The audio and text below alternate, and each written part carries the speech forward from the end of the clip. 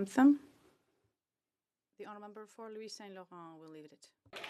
O Canada, our home and native land, true patriot love, in all thy dost commend, car ton bras sait porter l'épée, il sait porter la croix.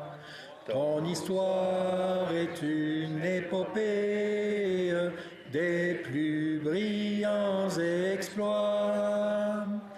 God keep our land glorious and free. O Canada, we stand on guard for thee. O Canada, we stand on guard for thee. Here, here. Que l'on ouvre les portes.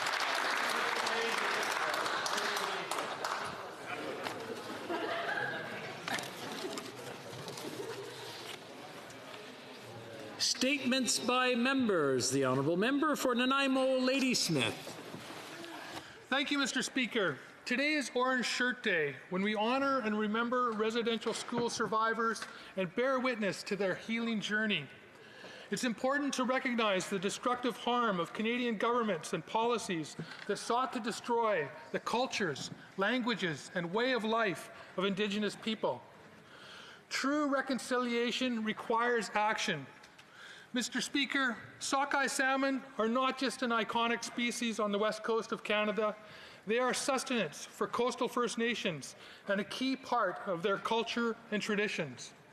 True reconciliation demands that we protect wild salmon, but this year salmon stocks have crashed to an all-time low. Today is also the deadline to implement Recommendation 19 from the Cohen Report. Despite overwhelming evidence that net pen salmon farming poses a risk to migrating wild salmon, the government has not shut down these fish farms. Mr. Speaker, it's time for the government to take action and protect wild salmon in BC. Thank you. The Honourable Member for Mount Royal. Thank you, Mr. Speaker. Monday was Yom Kippur, the holiest day in the Jewish calendar. As the Jewish New Year begins, there has been an alarming increase in anti-Semitic incidents across the globe, with most originating online. We need to find better ways to combat online hate. As such, we have launched the Interparliamentary Task Force to Combat Online Anti-Semitism.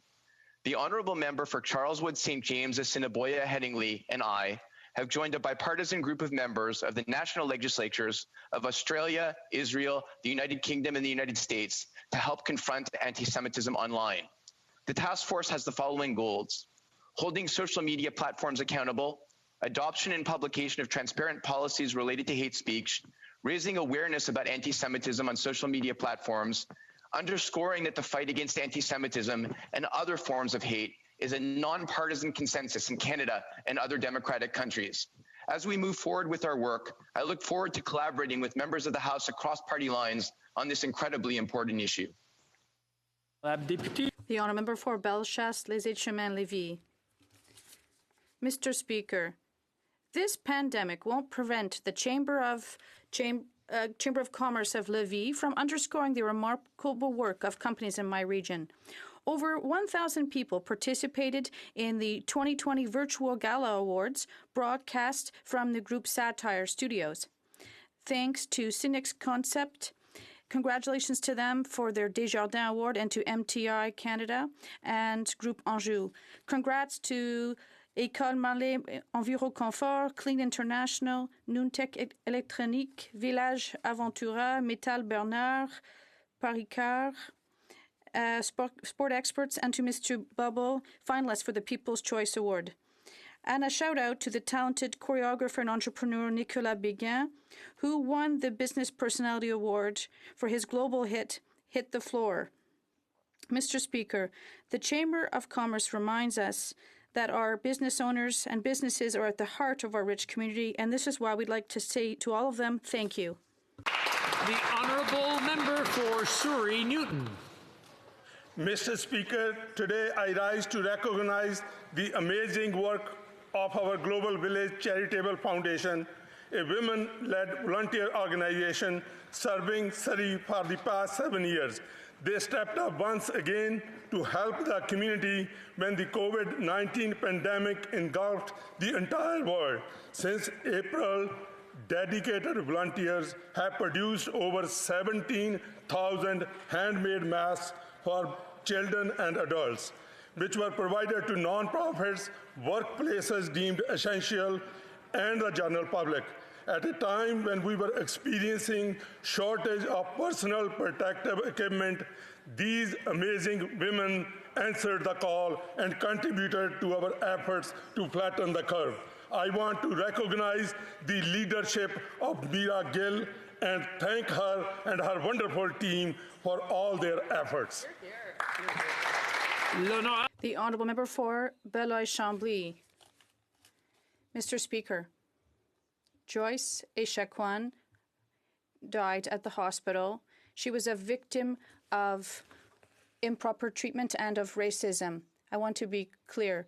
Without such racism, she may still be alive. The Bloc would like to offer its sincere condolences to the family, to the community of Manawan, and to her nation. Ms. Echaquan went to the hospital to receive help, and she received nothing but contempt. This is not a jurisdictional issue. There's nothing political here. I am indignant with this situation. It's a mirror of all of us, and we should all be ashamed. We have to take act of this terrible reality. When a nurse showed her contempt, and she took her hate out against this Indigenous patient. It's under our collective responsibility that this took place. Enough insincerity and symbolic speech. We have to have an equal relationship with this nation, and we must respect who they are. First and foremost, we need justice for Joyce. Thank you. The Honourable Member for Brossard-Saint-Lambert. Mr. Speaker, the pandemic that has hit us since the beginning of the year has demanded superhuman efforts of all of us. Today, I'd like to thank all the organizations and volunteers in Brossard-Saint-Lambert for helping those most affected by the pandemic. First, I'd like to thank the New Generation Mission at the Islamic Community Center, to the Maison des Aulniers, to the Sikh community and from the South Shore and the International Maison de la Rive Sud. They all continue to offer services and resources in person and remotely.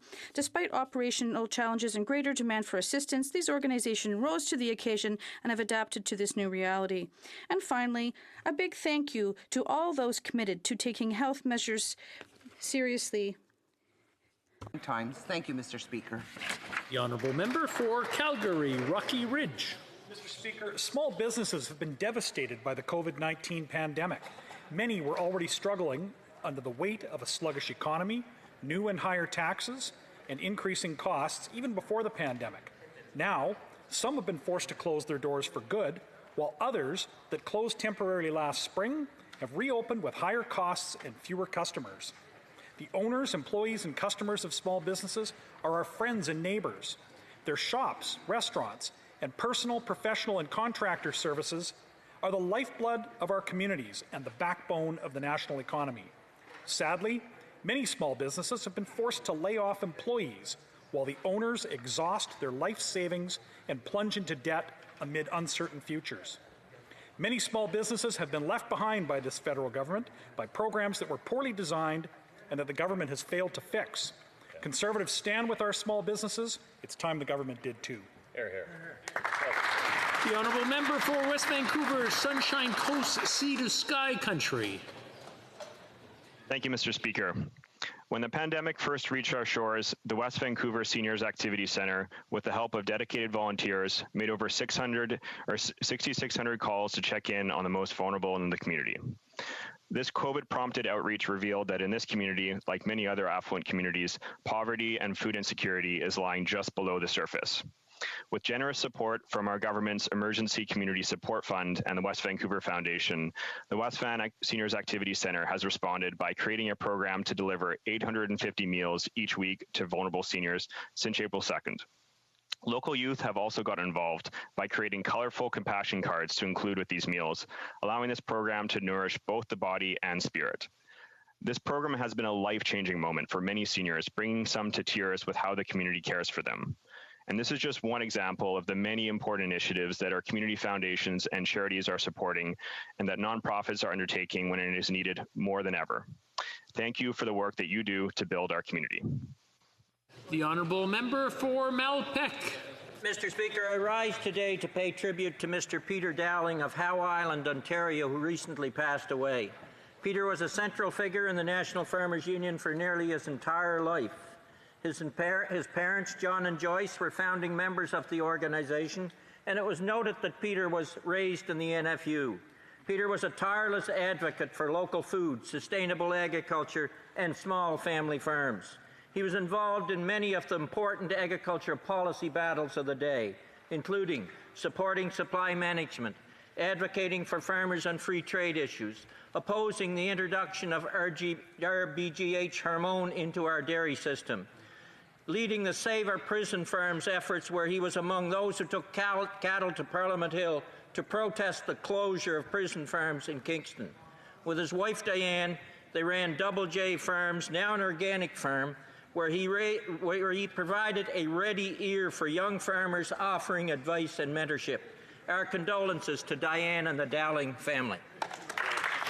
The honourable member for Carlton Trail, Eagle Creek. Mr. Speaker, the people in my riding are deeply concerned. They are concerned for their future. Will they be able to keep their businesses afloat or keep working? For those that aren't, will they be able to find a job or continue to support their families? Will their children have a chance at a normal life to live in a prosperous nation, or will they be burdened by the overwhelming debt of past generations? The Prime Minister had an opportunity to address these concerns. Instead, the speech from the throne was full of recycled promises and no real plan. A future with this government in power is looking bleaker every day. Every day I hear from constituents telling me that they don't have confidence in this Prime Minister. Mr. Speaker, I echo their concerns and I echo their verdict. We have no confidence in this Prime Minister. The honourable member for Sackville Preston Chiswick Cook. Thank you, Mr. Speaker. This summer I've travelled across my riding of Sackville Preston Chesapeake to visit local businesses and local organisations to hear their story of how they got through COVID-19. At almost every stop I heard stories of how our community of Sackville Preston Chesapeake championed the buy local mentality and rallied around businesses to help them get through the pandemic. Businesses like Kaiser Subs in Lower Sackville have adjusted to curbside pickup and have been busy since. The Eastern Passage, Jamie, the owner of Boondocks Restaurant, told me how impressed he was with our government's support programs for businesses. The extra 10,000 jobs, Canada Summer Jobs, helped many organizations in my riding, like the local organization Hope for Wildlife in Lawrencetown, or the Lake and Side Recreation Society in Porter's Lake. These are just a few of the positive stories of our activities, businesses and local activities and organizations are riding. Thank you, Mr. Speaker. The honourable member for Lévis-Lotbinière. Mr. Speaker, the Tampa Bay Lightning won the Stanley Cup with a player from Lévis-Lotbinière. It is with great pride that I congratulate the talented Yanni Gourde. You're a role model for us all, a role model of perseverance, hard work, and talent. It proves that we should all follow our dreams and never give up. Mr. Speaker, today we can all realize how proud his family and friends are, and we are encouraging him. We've all been behind him since the beginning of his career in Lotbinière. His determination has inspired a new generation of hockey players, and it shows that excellency always has its place in our society. A new page in history has been turned for Yannick Gourde. And imagine what comes next. I'm convinced he'll have a promising future, and as always, he will be a role model for courage and passion for our region and the nation he represents. Go, Yanni, go! The honourable member for Kelowna Lake Country. Mr. Speaker, nearly 800,000 Canadians have deferred their mortgages over the past 6 months, and this week the mortgage deferral window comes to a close, bringing many people close to the edge of a cliff. With businesses shutting down and workers being laid off, and going back to March, many people deferred their mortgages due to a lot of uncertainty. Now, with concerns in the second wave of COVID-19 and businesses and workplaces potentially facing closures again, the government has done very little to tackle this uncertainty. Mr. Speaker, I'm hearing from families in the Okanagan who are very concerned about making ends meet due to lost income and with mortgage payments coming due, giving extra stress to their families. I was disappointed to see that the speech from the throne did not even mention mortgage deferrals as an issue which is affecting so many people. British Columbia has some of the highest costs for home ownership in the country, and this just adds to the financial impact to everyday families. The government must give families and workers certainty and hope and outline clear paths to relaunch our economy. The honourable member for Victoria. Mr. Speaker, today I want to acknowledge the important work of the Victoria Sexual Assault Centre. I've spoken before about how the clinic provides confidential, trans-inclusive, and culturally sensitive clinical space. Recent survivors can access forensic exams, crisis support, and options for reporting to police. But the clinic needs stable funding. I also want to highlight one of the vital programs that the centre supports, the Indigenous Response Network. It's made up of local First Nations, friendship centres, Indigenous sex workers, and Two-Spirit folks. Indigenous people experience higher rates of gender-based violence, but they also experience higher rates of discrimination when accessing healthcare systems and the justice system. This network is so important in beginning the work of addressing the barriers that Indigenous people face, beginning to address the trauma of gender-based violence, but also the intergenerational trauma that so many Indigenous people experience. Also, today is Orange Shirt Day. And I want to recognize the work of Eddie Charlie and Kristen Spray in Victoria and thank everyone across Canada wearing orange today to honor the survivors of residential schools. The honourable member for Joliette. Thank you, Mr. Speaker. It is with great sadness that I offer my condolences to the family of Ms. Joyce Echaquan and to the entire Manawan community. My thoughts in particular go to her 7 children who have just lost their mother of 37 years. I'm full of sadness but of rage as well. The odious and unacceptable treatment that she received. She passed away in quite troubling circumstances. We need a true independent investigation with real answers. And we heard quite troubling testimony from the Vian Commission, and it doesn't stop here. From nation to nation, things have to change. Justice has to be served, and the system has to change. This must never happen again. My thoughts go out to Miss Echaquan's 7 children. I'm in mourning. Justice for Joyce. Desnate, Mississippi, Churchill River. Mr. Speaker, I rise today to recognize National Orange Shirt Day. In 2008, Prime Minister Harper apologized on behalf of the Canadian government for the residential school system and created the Truth and Reconciliation Commission of Canada, both important steps in the reconciliation relationship. In 2013, Phyllis Webstad provided the inspiration for this day by recounting her impactful story as a 6-year-old who had her brand new orange shirt taken away on her arrival at a residential school, never to be returned. The importance of this day can be seen in Desnate, Mississippi, Churchill River, and across the rest of Canada, where students of all ages will learn of the historic injustice of the residential school system. These discussions, questions, and activities that students are participating in will continue into the homes and around the supper tables of families across the nation, providing an opportunity for our younger generation to take a leadership role in reconciliation. Mr. Speaker, I hope all members will join me in recognizing that every child matters. The honourable member for Newmarket, Aurora. Mr. Speaker, today, September 30th, is recognized as Orange Shirt Day.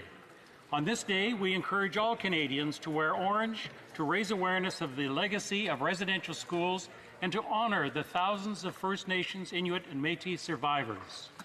As you know, there is no relationship more important to us than the one with Indigenous peoples. And that is why our government introduced a bill to establish a national day for truth and reconciliation on September the 30th. I would like to highlight that the NDP has seconded the introduction of this bill and recognize the work of Georgina Jolibois, former Member of Parliament for Desnette, Mississippi, Churchill River in this file in the previous Parliament. This bill will implement the 80th call to action in the Truth and Reconciliation Commission's report. Mr. Speaker, public commemoration of the tragic and painful history and the legacy of residential schools is vital in the path towards reconciliation.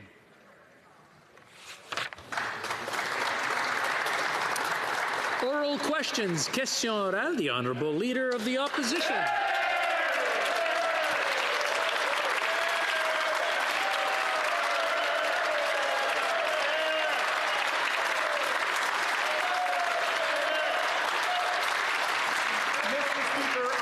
To start by thanking all colleagues and indeed thousands of Canadians for their warm wishes and prayers to my wife Rebecca and I as we recovered from COVID-19. Thank you, Canada. You can clap for that. Mr. Speaker, the Prime Minister's record when it comes to reconciliation is the same as his record in general. All talk and no action. Big announcements, zero follow-through. Indigenous communities need the Prime Minister to roll up his sleeves and get down to work. Can the Prime Minister advise this House why the government has not yet delivered its measurable goals called for in the 19th call to action as part of the Truth and Reconciliation Commission report? Prime Minister. We will have many opportunities for questions and answers, but I too want to begin by wishing the Leader of the Opposition welcome back to this House after the health scare he had, but seeing him in good health, seeing the Leader of the Bloc Québécois back in the House as well is a good thing. We all want good health for everyone. I look forward to exchanging, particularly on the topic of reconciliation. I think there's an awful lot we need to do across party lines on that, whether it's passing UNDRIP legislation, whether it's concretely delivering for Indigenous communities across the country. And I'm very encouraged to see the Conservatives lead off with a very important question. Honourable Leader of the Opposition. Mr. Speaker, I'll be very encouraged with an eventual answer. Monsieur le Président, le bilan. Mr. Speaker, this government's record when it comes to reconciliation is the same as all the rest. Great promises, like always, but no action. Indigenous communities need the Prime Minister to start to work. Why no action on the recommendations with regard to health in the from the Truth and Reconciliation Commission? The Right Honourable Prime Minister. Mr. Speaker, as I said, I'm very encouraged to see the Conservatives take interest in our relationship with the Indigenous communities and peoples. We have been working on this for the past 5 years. We are delivering by eliminating long-term boil advisories. We are delivering on new schools, new healthcare centers. We are delivering on new treaties and agreements. And when it comes to health, we have committed to putting forward legislation for Indigenous healthcare, and we hope we'll be able to work with the Conservative Party on that. Thank you, Mr. Speaker. The Leader of the Official Opposition. The United States has been proving rapid testing for months. The European Union has been approving them since spring. Our European trade agreement actually requires us to deem the processes for medical investigation to be equivalent to the EU. But Germany, Italy, and the UK have been having tests for months while Canadians wait hours in line. When are Canadians finally going to receive rapid testing? The Right Honourable Prime Minister. Speaker, from the very beginning of this crisis, we've worked with provinces and territories to enhance testing capacity. We've given more funds and resources to Health Canada to approve the new technologies coming on the market. Indeed, yesterday, Minister of Public Services and Procurement and the Minister of Health announced the purchase of 7.9 million rapid point-of-care tests from Abbott Rapid Diagnostics, pending Health Canada approval. Well, this afternoon, Health Canada authorized that Abbott ID. We can now be deployed to provinces and territories with deliveries coming in the coming weeks, Mr. Speaker. Honourable Leader of the Opposition. I guess, Mr. Speaker, where there's a will, there actually is a way. CETA is Canadian law, and it has been for 3 years, Mr. Speaker. We've recognized Italian, German, and British health product regulators as equivalent to Health Canada for 3 years. But thanks to the government, all of these countries and their citizens get access to rapid testing, and we do not. Mr. Speaker, the Prime Minister liked to say Canada is back. Why is he sending Canadians to the back of the line by not adhering to the CETA provisions to accept European rapid testing? Honourable Prime Minister. Mr. Speaker, from the very beginning, we've worked with all provincial authorities, all Health Canada experts, to ensure that the products we're approving here in Canada are done quickly, but are also safe for Canadians. We saw examples in the spring of approvals given that then had to be rescinded. We need to make sure that every step of the way we're putting the health of Canadians at the forefront. We will continue to work with partners around the world as we deliver the products and the technologies for Canadians that they need. Every step of the way, we promise to have Canadians back. We will continue to have Canadians back. The Honourable Leader of the Opposition. Mr. Speaker, on May 22nd, the Prime Minister said that rapid tests were necessary in order to keep businesses and schools open during a second wave. And now it's September 30th, and rapid tests are not yet available. Businesses need to close in Montreal. When will the Prime Minister take action to have rapid tests available for all Canadians? The Right Honourable Prime Minister. Mr. Speaker, I'm very pleased to confirm that yesterday the Minister of Health and Public Services announced 7.9 million rapid tests purchased to come to Canada. Once approved by Health Canada, these tests are being approved today by Health Canada, and we will be able to share these tests with Canadians in the coming weeks. At each stage, we have respected science, listened to experts, and put politics aside. We will do everything necessary to protect Canadians. The Honourable Member for Beloeil-Chambly. Thank you, Mr. Speaker. If I may congratulate the new leader of the official opposition, I wish you to be as good for Canada as the Bloc is for Quebec. A question for the Prime Minister. I've lost, I'm out of the habit with the interpretation being later. It's not what we know how to do, but what we can do and what we can do well. But we're also talking about jurisdiction. Healthcare is a provincial jurisdiction. Is the Prime Minister aware that healthcare is a provincial and Quebec jurisdiction? The Right Honourable Prime Minister.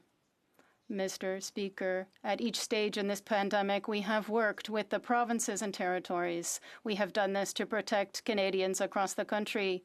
We have been there with healthcare transfers starting in the beginning of the pandemic of $500 million to help provinces. We were there for $19 billion to help Safe Restart, which includes healthcare transfers. We were there to help in provincial jurisdictions so that people can go back to school. We will always be there in partnership to help the provinces to protect Canadians from one coast to coast to coast. The Honourable Member for Beloeil-Chambly. And that question that we're asking the Prime Minister is one thing, and then he answers with a figure. Can the Prime Minister tell us how many doctors on the federal government's payroll are directly treating Canadians and Quebecers? How many nurses on the federal payroll are directly treating Canadians and Quebecers? How many hospitals in federal jurisdiction are directly dealing with Canadians and Quebecers, just for fun. The Right Honourable Prime Minister. Mr. Speaker, we respect the provincial jurisdiction when it comes to healthcare, but there are healthcare issues, that are federal, that is, providing medical services to Indigenous peoples and the Canadian forces. And we have expertise when it comes to delivering for the soldiers. We have been able to put our Canadian forces to work, have been able to put them to work in Quebec. We have provided expertise, and we have been able to offer this to Quebecers and to Canadians in order to help throughout the crisis. And that is what we're doing. We're helping each other as Canadians. The Honourable Member for Burnaby South.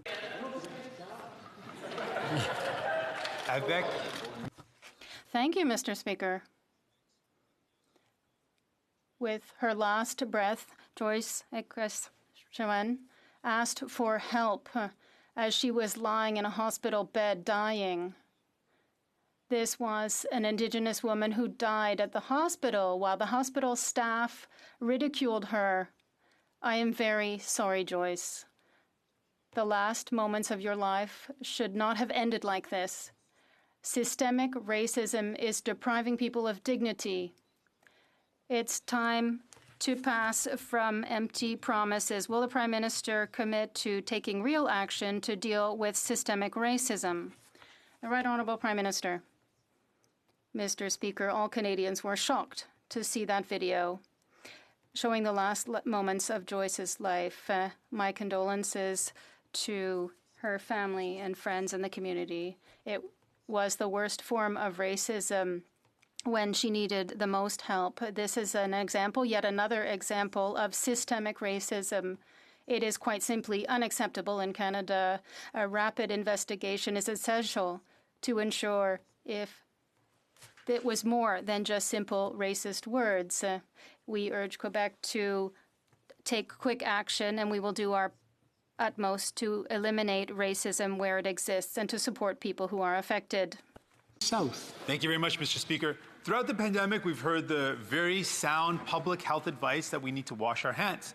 And in a second wave, this is all the more important. But for so many Indigenous communities, they don't have access to clean drinking water. They simply can't drink that water. They can't even use that water to wash their hands. Now, in the throne speech, the Liberal government mentions nothing about their 2021 deadline. There is no excuse in the time that we are, with the technology that we are, that there's no community, that every community in our country doesn't have access to clean drinking water. So will the Prime Minister commit to basic human rights and ensure that every Indigenous community in Canada has clean drinking water? Honourable Prime Minister.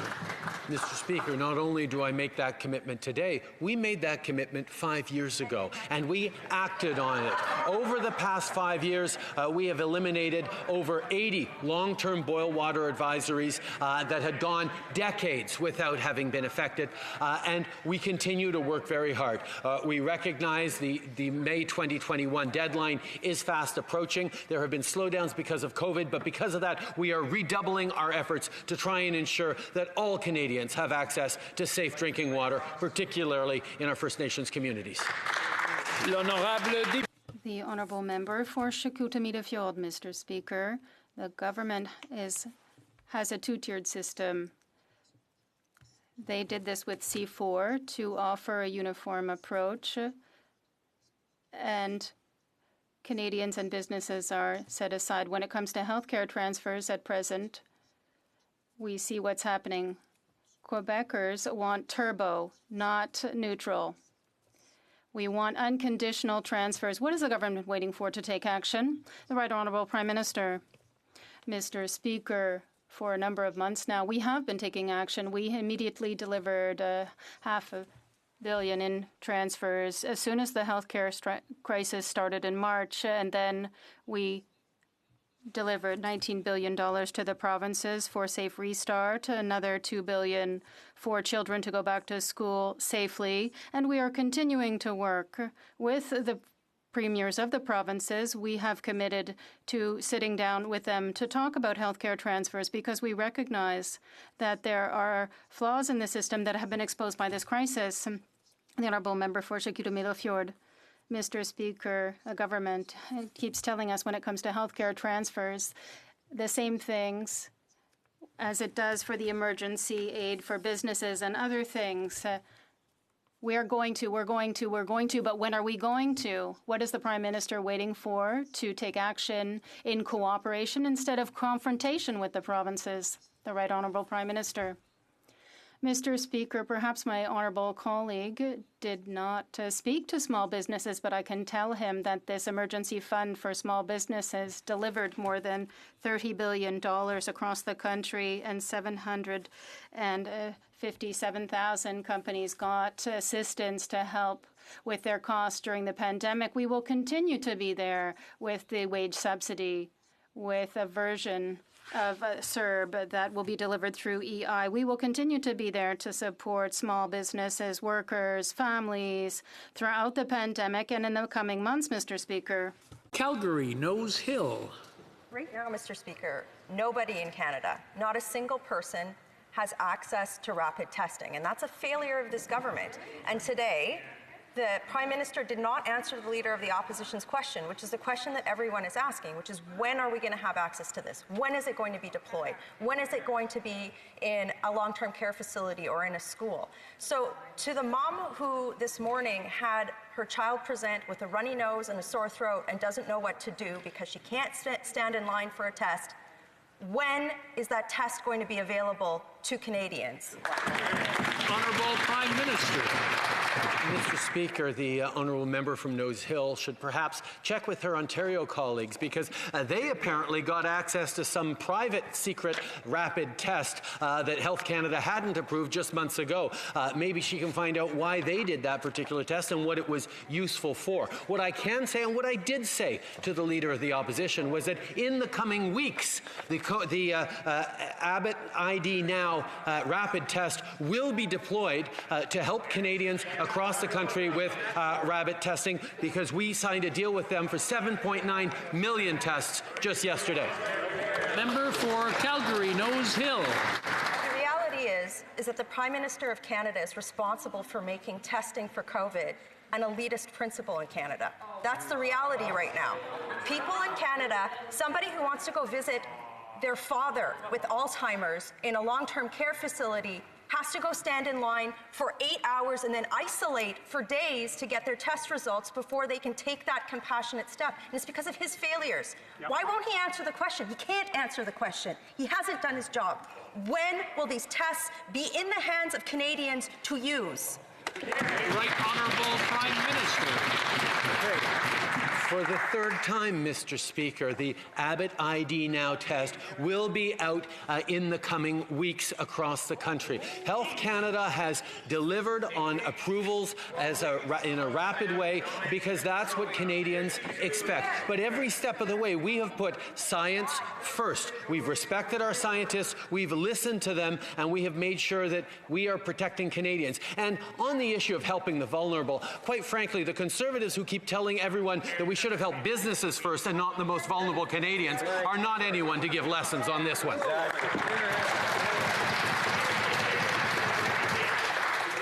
I understand the honourable members are concerned about social distancing, but shouting across is not the way to do that. So if they want to talk to someone, please go within 6 feet and talk to them at a level that would be respectable within the House. The honourable member for Charlebourg-Saint-Charles.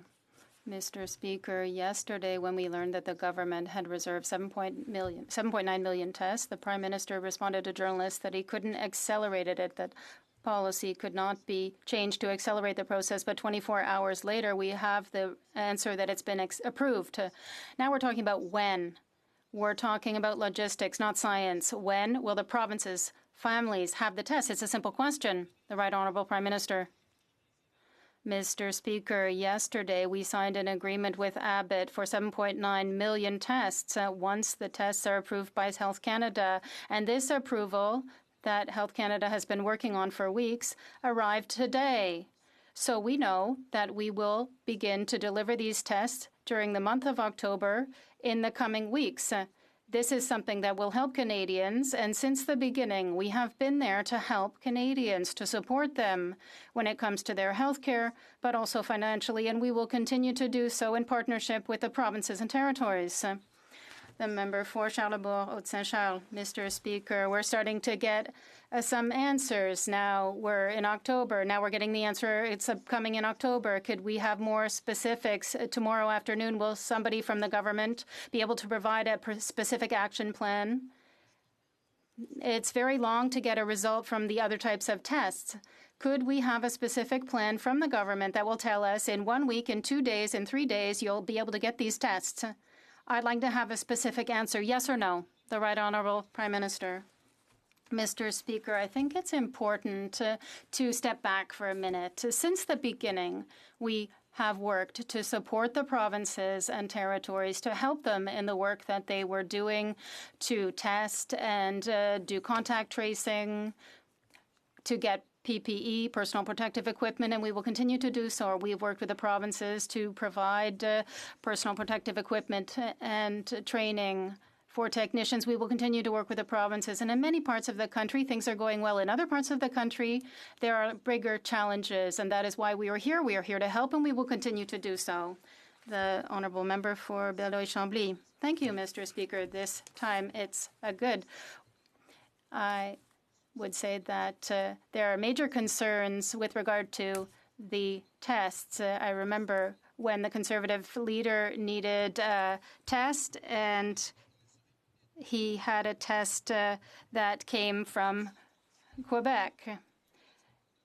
And now we're being told to respect Quebec and provincial jurisdiction, and I have the impression that he didn't even read the throne speech or write it. Is there a way to help the Quebec, the provinces, and seniors? There is. It's to unconditionally transfer money for healthcare to Quebec and the provinces and without interference. The Right Honourable Prime Minister. Mr. Speaker, we send $40 billion to the provinces every year for the healthcare system, and as soon as the pandemic began, we added more money still to help them.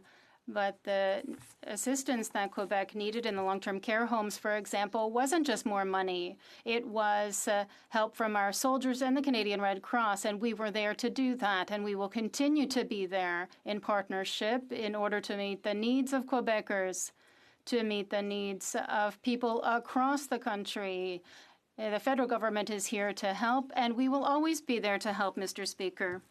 The Honourable Member for Saint-Jean. Mr. Speaker, 81% of Quebecers want the government to increase healthcare transfers. In Canada, we're talking about 73%. The National Assembly of Quebec has unanimously requested this. That's 100%, Mr. Speaker. All prime ministers in all premiers in all provinces want healthcare transfers to be increased. So everybody in Canada and Quebec want more money to beat COVID. There has been 25 years of reduced investments in healthcare. It's not just the Liberals, it's also the Conservatives. What is more important, Mr. Speaker, than to take care of people who are sick? The Right Honourable Prime Minister. Mr. Speaker, as I've said from the beginning, we will be there to support Canadians across the country. I spoke with Premier Legault and Ford a few evenings ago, and in cooperation with the provinces and territories, we have put in place an agreement on the Safe Restart worth $19 billion to restart the economy safely and support capacity in our healthcare system. This agreement is allowed to the $40 billion that we send to the provinces and territories for healthcare every year. We continue our cooperation with the provinces and territories in order to help Canadians to fight against COVID-19 and to maintain the strength of our healthcare system. Halton Hills. Mr. Speaker, I commend the government for reimposing sanctions on Belarus, sanctions which the previous Conservative government put in place in 2006, sanctions which we've been seeking for some time, sanctions which the government lifted in 2017. Now, China is violating human rights and international treaties like the Geneva Convention in its treatment of Canadians Michael Spavor and Michael Kovrig, the Uyghurs, and the people of Hong Kong. Will the government now impose sanctions on those responsible in China and in Hong Kong? Right Honourable Prime Minister. Minister. Speaker, first, in regards to Belarus, we will not be silent as the government of Belarus continues to commit systematic human rights violations. That's why, in coordination with the UK and in support of the people of Belarus, we're imposing sanctions against the government of Belarus officials, including Alexander Lukashenko. In regards to China, we continue to stand up for the interests and rights of Canadians. We continue to demand the safe return of the 2 Canadians arbitrarily detained by China for political purposes. We continue to raise the plight of the Uyghurs. We continue to express concern over Hong Kong and the 300,000 Canadians there. We will continue to work with the international community on standing up strongly. Member for Wellington, Halton Hills. Well, Mr. Speaker, that answer shows the government's complete incoherence on China. In July, the foreign minister tells us he's looking at sanctions on Chinese officials. The next day, the government tells Reuters that that's off the table. 2 weeks ago, the foreign minister tells the Globe he's abandoning free trade with China. The same day, Ambassador Barton says that we should expand trade and do more in China. When will the government get its story straight and get serious? When will it start defending Canadian interests and place sanctions on those responsible in China and Hong Kong? Honourable Prime Minister. Mr. Speaker, every step of the way, this government has stood up to defend Canadian interests, whether it was canola farmers, whether it was our beef and pork producers, whether it's standing up for the 2 Michaels who've been arbitrarily detained. We will continue to work with the international community on issues around Hong Kong, issues around the Uyghurs, and continue to express our deep concern with the direction that China is taking in its international diplomacy and in its international actions. We need to stand united as a world. We will do exactly that, Mr. Speaker. The honourable member for Richmond Arthabaska. Mr. Speaker, Quebec and Canada's economy is going through extremely difficult times. Our small and medium-sized businesses are trying to find workers. Farms are trying to save their crops. And people are waiting for their benefits. The Prime Minister meets at the meantime with Chinese investors to try to accommodate them, and behind closed doors. While our farmers and our small businesses are still waiting for the promised compensation. Why is the Prime Minister meeting with the Chinese investors? Right Honourable Prime Minister. Since the beginning, we have been there for Quebecers and Canadians, small businesses, vulnerable individuals and families, and we will continue to do so. We were there with the CERB for 8.8 million Canadians who benefited from it from the wage subsidy, which helped with 3.5 million jobs for more than 350,000 companies and $40 billion in support. The Canadian Emergency Benefit for Students, the Canadian Emergency Account, which represents more than $30 billion in subsidy in support, the commercial rent programs, which helped more than 120,000 companies. We continue to be there for Canadians. Thousand Islands and Rideau Lakes. Mr. Speaker, dairy farmers are being left behind by these Liberals. Farmers continue to wait for the Liberals to deliver on compensation for losses from trade deals, while senior Liberals, including top advisors in the PMO, are busy bending over backwards for China-owned food processors operating in Canada. In fact, the former government official who opened the door to China-owned firms is now sitting on the board of one. Smells a bit sour to me. When will this government stop catering to these well-connected insiders and start putting Canadian farm families first? The Right Honourable Prime Minister.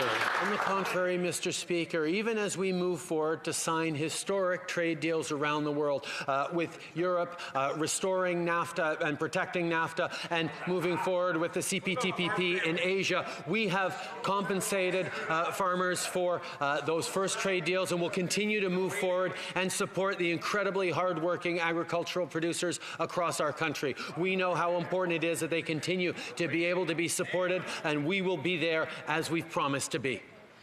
The Honourable Member for North Island, Powell River. Liberals announced their so-called national housing strategy. They promised that soon after would be a strategy that would finally address the horrific housing conditions of Indigenous communities across this country. Today, we are all wearing orange shirts to respect and honour the residential school survivors of our country. And here we stand in a House where the Liberals make mistakes again and again, promises again and again, and nothing ever changes. The member from Nunavut talked about houses that were described as mold boxes. Imagine during these times or any times living in a mold box. Housing is a basic human right. When is this government going to honour Indigenous communities and grant them that? Honourable Prime Minister. Mr. Speaker, from the beginning, we have demonstrated that we understand how important it is to work in partnership with Indigenous communities and close the gaps that existed. We closed the gap on education funding. We've made serious investments in infrastructure. We made serious investments in health and in ending boil water advisories. But of course, there's much more to do. But it is, quite frankly, irresponsible of the NDP to suggest that nothing has been done over the past 5 years, because the partnership that has been established and the leadership shown by Indigenous communities across this country on making things better is not to be ignored, even by the NDP. The honourable member for Timmins, James Bay. Today is Orange Shirt Day, and the Anishinaabe Education Institute is selling T-shirts to raise money for the defense of the St. Anne's residential school survivors. Now, this Prime Minister doesn't need to sell T-shirts because his government has spent millions of taxpayers' dollars trying to deny them justice. Government lawyers have suppressed evidence. They've ignored court orders. They've used every possible legal tactic to deny justice and wear down the survivors. But the St. Anne's survivors are not being intimidated. It's time to do justice. When will this Prime Minister end his government's legal vendetta against the St. Anne's survivors? Right Honourable Prime Minister.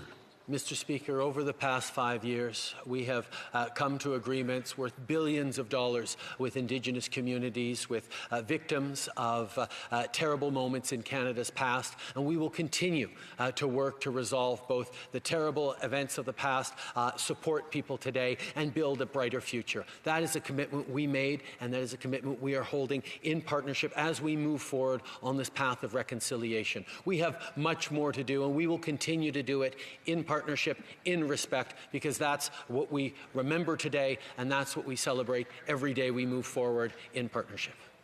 The honourable member for Orleans. Mr. Speaker. A lot of discussion lately about COVID-19 vaccines and when they might become available.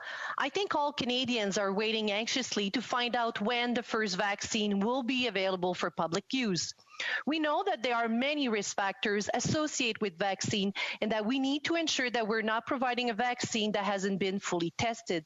Can the Prime Minister please tell us what the government is doing to ensure that Canadians have access to a viable vaccine when it is ready? Right Honourable Prime Minister.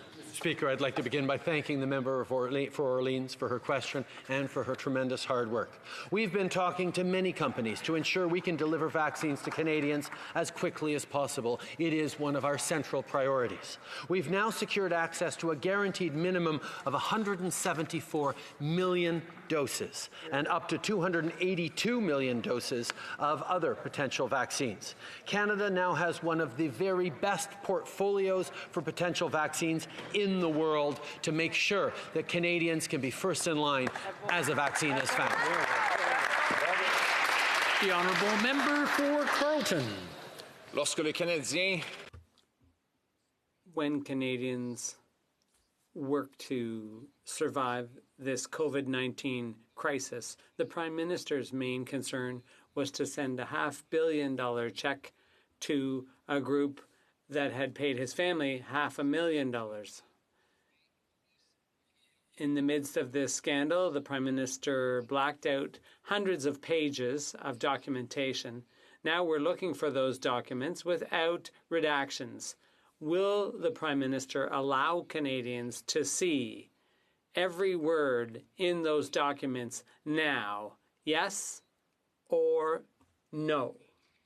The Right Honourable Prime Minister. Mr. Speaker, while the Conservatives continue to take aim at partisan issues and while they're looking for things that aren't there to be found, we're going to remain focused on the pandemic. We're going to continue delivering for Canadian families, for workers who've lost their jobs. We're going to continue to deliver the goods for small businesses. That's what we're focusing on. The Conservatives can do whatever they like, but we are going to remain focused on what's happening with Canadians and their health. The honourable member for Carleton. He was seeking to deliver for was his own. They're the ones that received $500,000 from this group, and then he turned around and personally intervened to give $500 million to the group that had paid his family off. And as for getting the work of Canadians done, he's the one that shut this place down for 6 weeks to make sure nobody could get at the truth. Simple question. This is a yes or no. There are hundreds of pages blacked out.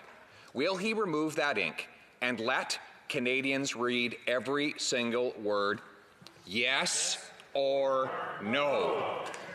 Right Honourable Prime Minister. Mr. Speaker, the enthusiasm the Conservatives have for this one issue, they can certainly continue to talk about the We Charity and spin conspiracy theories. We're going to stay focused on delivering for Canadians. And Mr. Speaker, the member from Carleton actually talked about the fact that he doesn't believe in big government programs. We know that from the Conservatives. However, the 8.8 million Canadians that received the CERB, the 3.5 million jobs that have been saved by the wage subsidy, these are the things we've been focused on, and I was very pleased to see the Conservatives unanimously endorse our plan to move forward last night and continue to support Canadians through this pandemic. Honourable member for Lakeland. Mr. Speaker, in April, Canadians were shocked at the rampage that ended 22 lives in Nova Scotia. 2 months ago, the Public Safety Minister told victims' families their losses were only worth an internal review. After a week of outcry, he finally agreed to a public inquiry. Anne McClellan agreed to lead the review, but backed out of the public inquiry because she couldn't commit the time, proving the Liberals never intended to do a thorough job for victims' families who are still asking how and why. When will the Liberals announce a replacement so the inquiry can start? Honourable Prime Minister.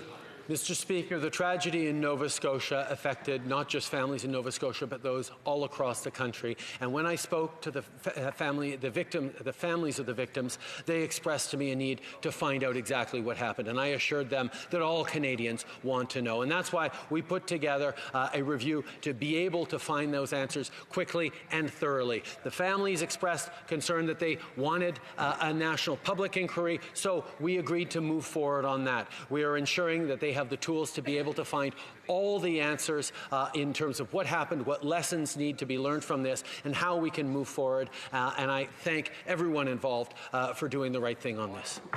The honourable member for Lakeland. Agreed. So the Prime Minister must answer my questions. It's been 5 months since people lost their loved ones. And 2 weeks ago, Nova Scotia's government said they have a replacement. But the Public Safety Minister's office said the process is ongoing. And the Prime Minister didn't just answer or give any details. Harry Bond, whose parents were victims, said, quote, "We're not... When we find something out, it's through the media. It's hurtful. You don't know what to believe." Mr. Speaker, families deserve answers. On what day will the road be filled? When will the terms of reference be set? And when will the inquiry start? Honourable Prime Minister. Mr. Speaker, I had the sad privilege of speaking to many of those family members, and I heard their anguish and I heard their desire for answers, and that's why we set in motion measures that are going to find those answers in a way that gives them comfort. We are working extremely hard on being able to move forward as quickly as possible, but I think the families also indicated that it needs to be done in the right way, and we are ensuring that it will be done in the right way. The honourable member for Saint-Hyacinthe-Bagotte. Mr. Speaker, in the speech from the throne, Ottawa says it wants to help industries that have been particularly hard hit by COVID, but not a word on aerospace. That oversight, by the way, is just Quebec's #1 export industry, 43,000 good jobs, $18 billion in sales, and the third largest aeronautics hub in the world. The Prime Minister is a Montreal MP, and the aerospace industry is at the heart of the Greater Montreal economy. Will Ottawa finally stop ignoring this leading-edge Quebec industry and come up with an aerospace policy? The Right Honourable Prime Minister. Mr. Speaker, the aerospace industry in Quebec and across Canada is an extremely important industry for jobs, for innovation, and for the future we're building here in Canada. We will always support that industry. A number of industries have been affected by COVID, and that's why we came up with things like the wage subsidy, the emergency benefit to help workers, to help those industries, and we continue to work with hard-hit industries to support them. We will always be there for the aerospace industry in Quebec and all across Canada. The Honourable Member. Mr. Speaker, we don't need talk or ad hoc, disjointed interventions. We need targeted programs and a comprehensive policy. There's nothing new about the Prime Minister's neglect of this industry. Back in 2016, he said, what's good for a Montreal MP isn't necessarily good for an MP from Toronto or Calgary. That's funny. When Toronto needs help for the auto sector, they get it. And when Calgary needs help for the oil patch, they get it. Where's the Prime Minister when Montreal needs an aerospace policy? The Right Honourable Prime Minister. Mr. Speaker, laughs from different parts of this room show how completely illogical that was. We have been there for all Canadians before, during, and after this crisis. We will continue to do whatever is necessary to create good jobs for Canada's long term, to protect the environment and support our natural resources. We will help manufacturing, including aerospace. We are going to be there to create a better future for all Canadians, Mr. Speaker. Nippy Churchill River. Hear, hear. Thank you, Mr. Speaker. Earlier this week, it was reported that the government is no longer planning to meet their March 2021 target to eliminate long-term drinking advisories on First Nations. As you can imagine, this has left many nations across Canada, including Minnesticwin in my riding and Bearskin Lake First Nation in Northern Ontario, wondering whether indeed they are a priority for this government. My question for the Prime Minister is, if not 2021, when will these long-term drinking water advisories actually be lifted? Good question. The Right Honourable Prime Minister. Mr. Speaker, some of these long-term boil water advisories have been in place for decades, which is absolutely unacceptable. That's why we made the commitment to lift all long-term boil water advisories on reserve by the spring of 2021. We are working extremely hard to reach that deadline. We've already eliminated well over 80 of those long-term boil water advisories and are working very hard on the next ones. COVID challenges have brought a bit of a delay, but that is why we are further accelerating our efforts and working extremely hard, not to meet some deadline, but to make sure that all Canadians have access to safe drinking water. The Honourable Member for Kamloops Thompson Caribou. Mr. Speaker, today the Prime Minister has been patting himself on the back for what he believes has been a quick response to the pandemic. Clearly, the Liberals think where there's a will, there's a way. But as of today, we have 61 long-term drinking water advisories with 2 more added over the weekend.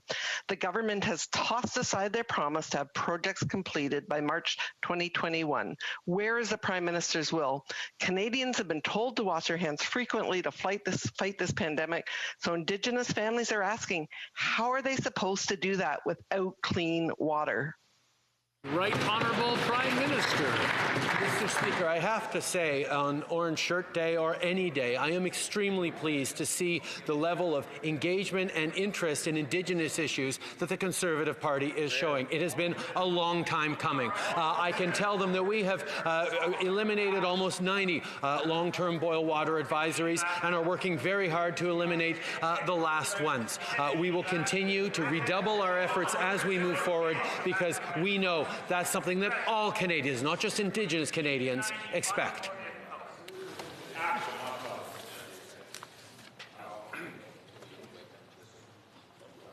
Okay, I think we're ready to continue. The Honourable Member for Dauphin, Swan River, Neepawa. Mr. Speaker, millions of rural Canadians do not have access to quality internet services. This means a lack of opportunity for personal and economic growth.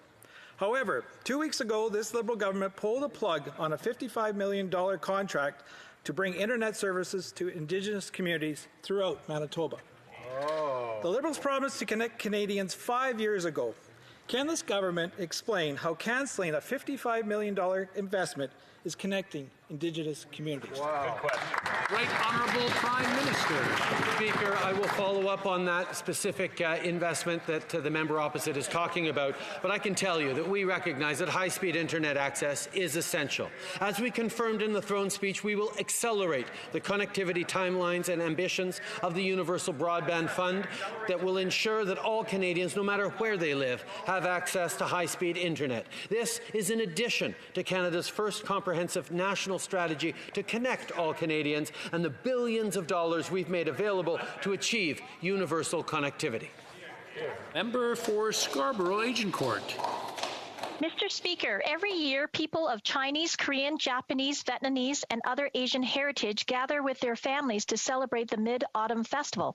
The festival marks the end of autumn harvest, and families use this time to enjoy the fruit of their labor, give thanks to the gods, and contemplate the full moon, believed to be a symbol of blessing and prosperity. Today, this 3,000-year-old tradition is celebrated all around the world and across our country. Can the Prime Minister tell this House how the Government of Canada is recognizing and celebrating Mid-Autumn Festival this year? Honourable Prime Minister. Mr. Speaker, I'd like to begin by thanking the member for Scarborough Agincourt for her hard work and her tireless advocacy for her community. It's a time to thank and remember the sacrifices of our ancestors, parents, and grandparents. This year in particular at the Mid-Autumn Festival, as we see an increase in anti-Asian racism all across the country, we're reminded of the importance to speak out against discrimination in all its forms, to celebrate our differences, and mostly to stay united. We join many Asian communities in Canada and around the world to celebrate this Mid-Autumn Festival. The Honourable Member for Calgary, Forest Lawn. Mr. Speaker, it's been 6 months since the World Sikh Organization reached out to the Liberal ministers about a prejudiced beard policy against Sikh and Muslim RCMP officers. No other jurisdiction in Canada, including the Peel region, has implemented this ridiculous policy. It is wrong, and they know it. But the minister refuses to stand up for ethnic minorities, simply saying it's under review. Why does he continue to drag his feet? And what date will he end this blatant discrimination against these Canadian heroes? Right Honourable Prime Minister. Mr. Speaker, both the Minister of Public Safety and I have been very clear over the past days that this is absolutely unacceptable. We have asked the RCMP to review its policies to make sure that this example of systemic racism is put aside. We need to correct the faults within our system. We need to make sure that these extraordinary law enforcement officers who step up to protect their communities do so with full respect of their human rights. Mr. Speaker, we will see action taken. The Honourable Member for Caribou, Prince George. Canada has two national health crises, COVID and opioids. The opioid crisis impacts 1 in 3 Canadians, and Mr. Speaker, it has impacted my family. My brother-in-law passed away due to an overdose, and in recent weeks, one of my brothers has OD'd a number of times. He's alive today because of our frontline heroes, police, fire, ambulance, doctors, and nurses, who unbelievably at times have to purchase their own naloxone kits and personal protection gear. The throne speech could have given families hope, but instead offered nothing. This is a national health care crisis. Why is this Prime Minister missing in action? Right Honourable Prime Minister. Speaker, COVID-19 is compounding the ongoing public health crisis of opioid overdose and death in far too many communities, and I'm deeply sorry to hear about my colleagues' families' losses. Our hearts are with those who have lost a loved one. To help people with substance use disorder, we've made it easier to access medication like Suboxone and Methadone. We've made it easier to set up overdose prevention sites. We've supported community-based products through the Substance Use and Addictions Program. We will continue to rely on science. We will continue to listen to experts. We will continue to use harm reduction and safe consumption sites as a way to move forward in protecting vulnerable people and respecting public health advice. The Honourable Member for Markham, Unionville. Thank you, Mr. Speaker. Illegal casinos, organized crime, shootings, murders, property theft, and robberies are all out of control across the GTA. We need more resources, not empty liberal promises that GTA residents are sick and tired of. The throne speech outlined hundreds of billions of new spending, but there was not a cent for the safety and security of people across the GTA. Mr. Speaker, why not? The Right Honourable Prime Minister. Mr. Speaker, I'm pleased to hear the concern of a GTA member from the Conservative caucus on gun control. That is why we have committed to stepping up on controlling the illegal importation and the use of military-style assault weapons in Canada. We've committed to working with provinces and territories and municipalities to further restrict handgun use, and I look forward to the support of that member of Parliament on moving forward to restrict handguns in the GTA and in other places across the country. I want to remind the honourable members, some of them have wonderful voices that really resonate, but they don't realize how strong they really are. And this is a smaller changer, so I just want to remind them to maybe keep it down a bit. The honourable member for Bourassa. Mr. Speaker, the government admits that a long history of racism, discrimination, and anti-black prejudice has had a major impact on this community. In order to get help, communities rely on informal support systems or community-based support they can count on, like family, friends, and other black business owners. This pandemic has laid bare and exacerbated the inequalities facing black business people every day. There's work to be done, and the throne speech acknowledged that. I'd like to congratulate my government for the initiative it has taken in announcing the new Black Entrepreneurship Program. Can the Prime Minister and the member for Papineau tell us how this program will help black entrepreneurs? The Right Honourable Prime Minister. First of all, Mr. Speaker, I'd like to thank my colleague from Bourassa for his outstanding work on behalf of his constituents and in fighting systemic racism. Our government has worked closely with black business circles in developing this program. This Black Entrepreneurship Program will provide a fund for loans to businesses, but it will also reinforce the ecosystem by working with black-run businesses, collecting disaggregated data on the experiences of black entrepreneurs and business owners in Canada in order to better guide policy development. Together with black-run businesses and organizations, we are recognizing that systemic racism affects business circles too, and that's why this program is important. The Honourable Member for Rosemont-la-Petite-Patrie. Before the pandemic, we were the only industrialized country without a national strategy for the aeronautics industry. Since, the entire industry has been in free fall. We're talking 240,000 jobs, most of them in Quebec. Layoffs are up, orders are down, and workers are concerned about their own and their family's future. Today, the machinists are sounding the alarm and calling for an emergency plan and a national strategy, which the NDP supports. The question is, for our aeronautics industry, is there anyone flying the plane? The Right Honourable Prime Minister. Mr. Speaker, this pandemic has hit a number of industries harder than others, like tourism, transport, including airlines and aeronautics.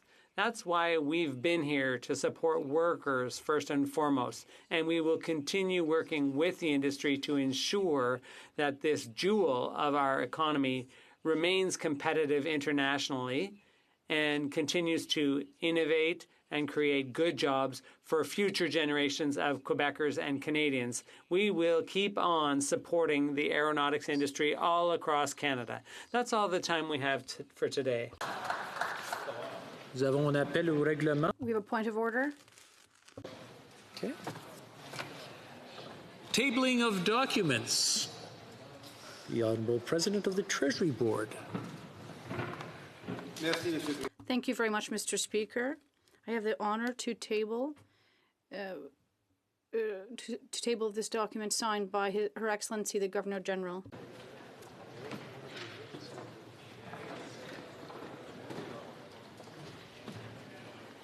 Merci beaucoup. Thank you very much. The Honourable Parliamentary Secretary to the Minister of Foreign Affairs. Oh, I'm sorry. Jumping ahead. Okay, very good. My apologies. We'll go back for one step.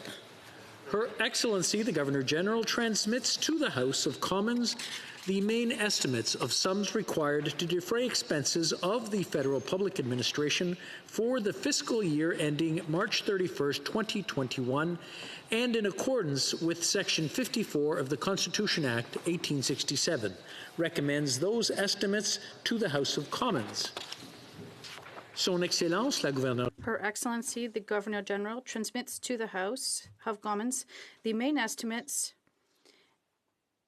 for the necessary funds for financing public administration for the fiscal year ending March 31st, 2021, and pursuant to Standing Order 54 of the Constitutional Act of 1867, she recommends this budget to the House of Commons.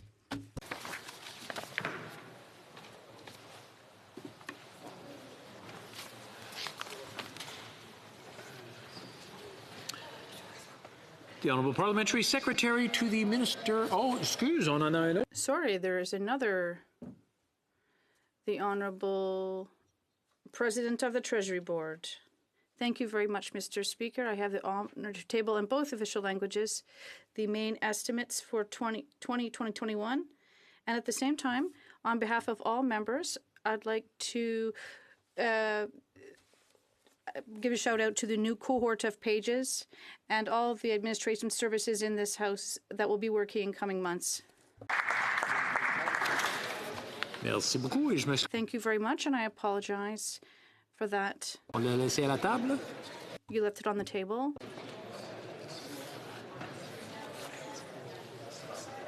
Et là, nous allons continuer with the now we're going to move on to the Minister of Foreign Affairs. Oh, there he is. Order 32.2, I have the honor to table in both official languages the treaties entitled 1. Annex 7 to the Rotterdam Convention on the Prior Informed Consent Procedure for Certain Hazardous Chemicals and Pesticides in International Trade, procedures and mechanisms on compliance with the Rotterdam Convention. Secondly, amendments to Annexes 1 and 2 to the 1998 Protocol on Persistent Organic Pollutants to the United Nations Economic Commission for Europe Convention on Long-Range Transboundary Air Pollution, and amendments to Annexes A and C to the Stockholm Convention on Persistent Organic Pollutants. Thirdly, agreement between the Government of Canada and the Government of the Commonwealth of the Bahamas on air transport. Fourthly, audiovisual co-production treaty between the Government of Canada and the Cabinet of Ministers of Ukraine. And lastly, amendment to the Convention on the Prohibition of the Development, Production, Stockpiling, and Use of Chemical Weapons and on their destruction. Thank you, Mr. Speaker. Now we'll proceed to the Honourable Minister of Justice and Attorney General of Canada. Monsieur le Président. Mr. Speaker, pursuant to 32.2, I have the honour to table in both official languages the 2018-2019 annual report of the Office of the Federal Ombudsman for Victims of Crime. Okay. Introduction of government bills. The Honourable statements by ministers. The Honourable Minister of Crown Indigenous Relations. Mr. Speaker, it is truly important today that I recognize that we are gathered here on the unceded territory of the Algonquin people, and that the spirit of their ancestors must guide our work here in Parliament. Aujourd'hui, le 30 septembre. Today, September 30th, Canadians across the country wear orange to raise awareness about the legacy, the tragic legacy of the residential schools, and to honor the thousands of survivors of these residential schools. Is a tragedy born of colonial policies that harm children, their families, and their communities. Orange Shirt Day was inspired by the story of Phyllis Jack Webstad, a residential school survivors. At the age of 6, Phyllis went to the St. Joseph Mission Indian Residential School wearing a new bright orange shirt bought by her grandmother. But on the first day of school, her new shirt was forcibly taken from her, along with her dignity and the pride in her language and her culture. Alors que nous continuons.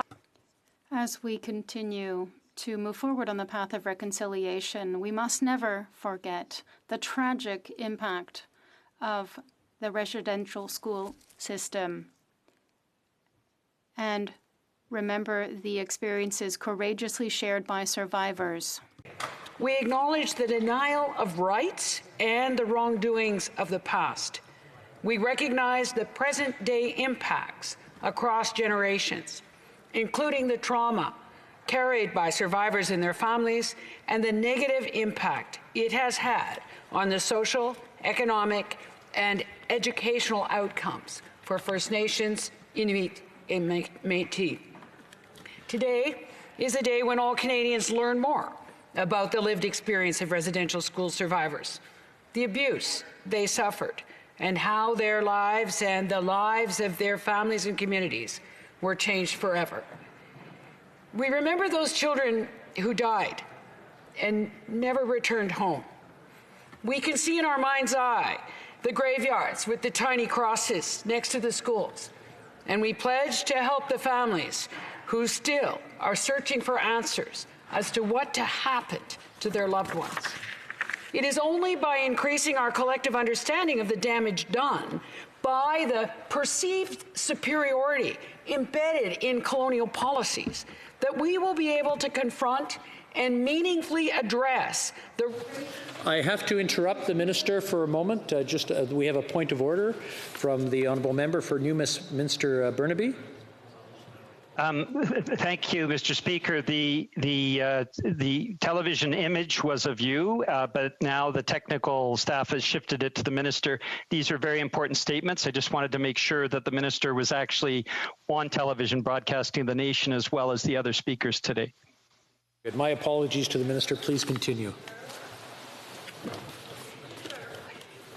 It is only by increasing our collective understanding of the damage done by the perceived superiority embedded in colonial policies that we will be able to confront and meaningfully address the racism towards Indigenous peoples that shamefully exists in all of our institutions in Canada. We encourage each and everyone to learn more about the process of reconciliation. Canadians to take time to read or reread the Truth and Reconciliation Commission's 94 calls to action.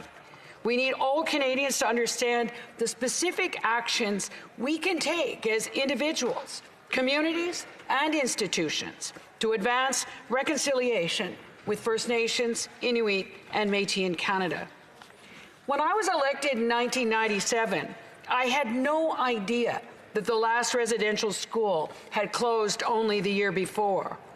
I have learned from the courage of parliamentarians like Ethel Blondin Andrew, Romeo Saganash, and Wilton Littlechild.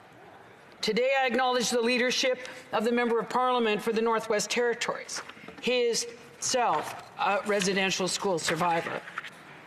Today is a day for all of us to learn more about our shared history, including the painful chapters. A day for each of us to determine what role we will play in making the changes necessary to build a better future that respects and better understands the beauty, the wisdom, and the importance of Indigenous knowledge and culture and an Indigenous worldview. As parliamentarians, we have an opportunity to pass legislation to honor the survivors of residential schools and survivors of other colonial and hurtful policies, the forced relocation of Inuit, the killing of their sled dogs, the execution of Louis Riel. We have a responsibility to understand what was almost lost with policies of assimilation and how Canada will benefit from listening to, learning from, and building with the new relationships with First Nations, Inuit, and Métis. Paternalism to a partnership built upon genuine respect. Nous continuerons de travailler. We will continue to work to move reconciliation forward and ensure nation-to-nation relationship between Inuit and the Crown and the Indigenous peoples and the government, founded on respect, cooperation, law, and partnership. Miigwech. Merci. The honourable member for Kamloops, Thompson Caribou. Mr. Speaker, today I have the honor to join you from my home in Kamloops in recognizing Orange Shirt Day. Like many across Canada, the first day of school for my children meant new shoes and new clothes. They returned home excitedly at the end of the day to share stories about their new teacher and who they got to sit beside. For many residential school survivors, the first day of school was often a day of horror and pain. Orange Shirt Day was launched in my home province of British Columbia, and it's based on the heartbreaking experience of Phyllis Webstad. She was 6 years old when she began attending St. Joseph Mission School in Williams Lake. On the first day, a bright new orange shirt that had been a gift from her grandfather was taken away from her. She wrote, "The color orange has always reminded me of that day, how my feelings didn't matter, how no one cared, and how I felt like I was worth nothing." As stated in the residential school apology, the Government of Canada built an educational system in which very young children were often forcibly removed from their homes, often taken far away from their communities. Many were inadequately fed, clothed, and housed.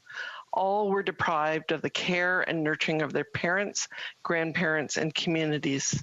First Nations, Inuit, and Métis languages and cultural practices were prohibited in these schools. Tragically, some of the children died while attending residential school, and others never returned home. The fallout from the residential schools continues to create tragedy and trauma. Clearly, Canadians continue to see horrific acts of racism towards Indigenous people, whether it be in our hospitals, as we saw the very troubling story this week, our justice system, education, and far more. Orange Shirt Day began in 2013 to educate students about the history and painful legacy of the residential schools. It has spread across the country in these few short years, now involving thousands of students and bringing this message home to their families and their communities. We join them today on the journey of reconciliation. Every child matters. Their traditions, families, communities, and dreams matter.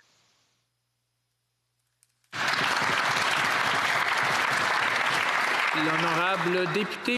The Honourable Member for Manicouagan.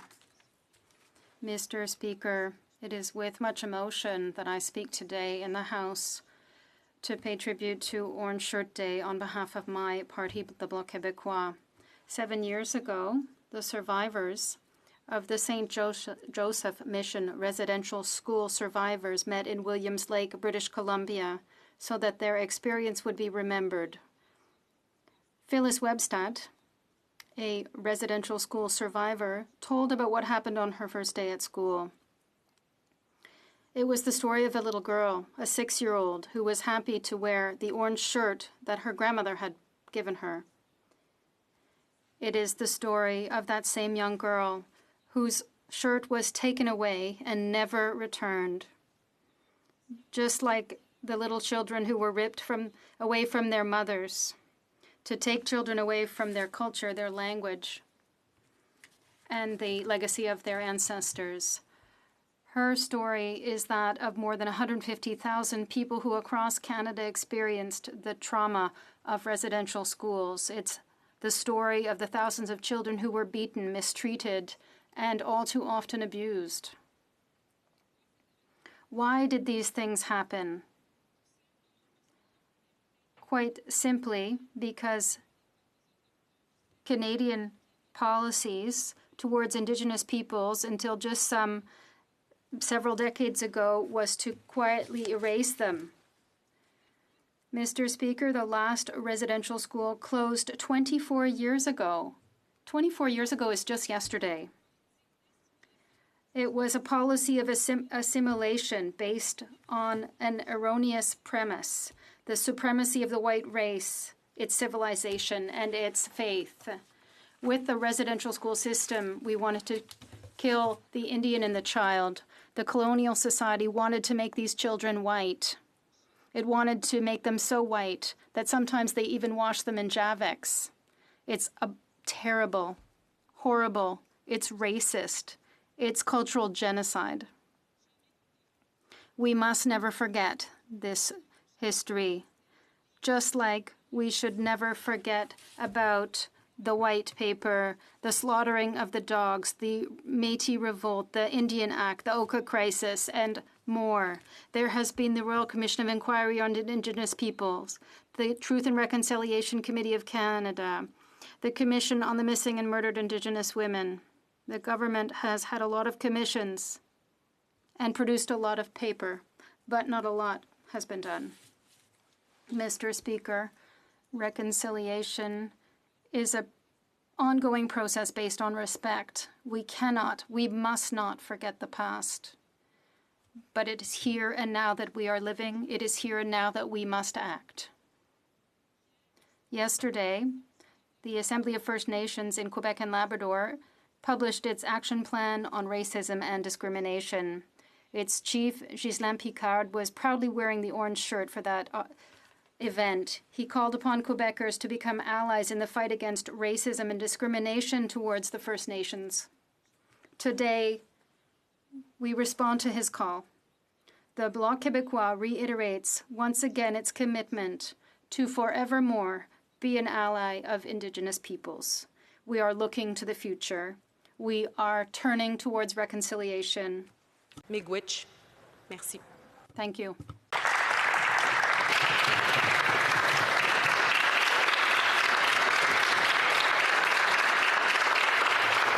The honourable member for Winnipeg Centre. Thank you, Mr. Speaker.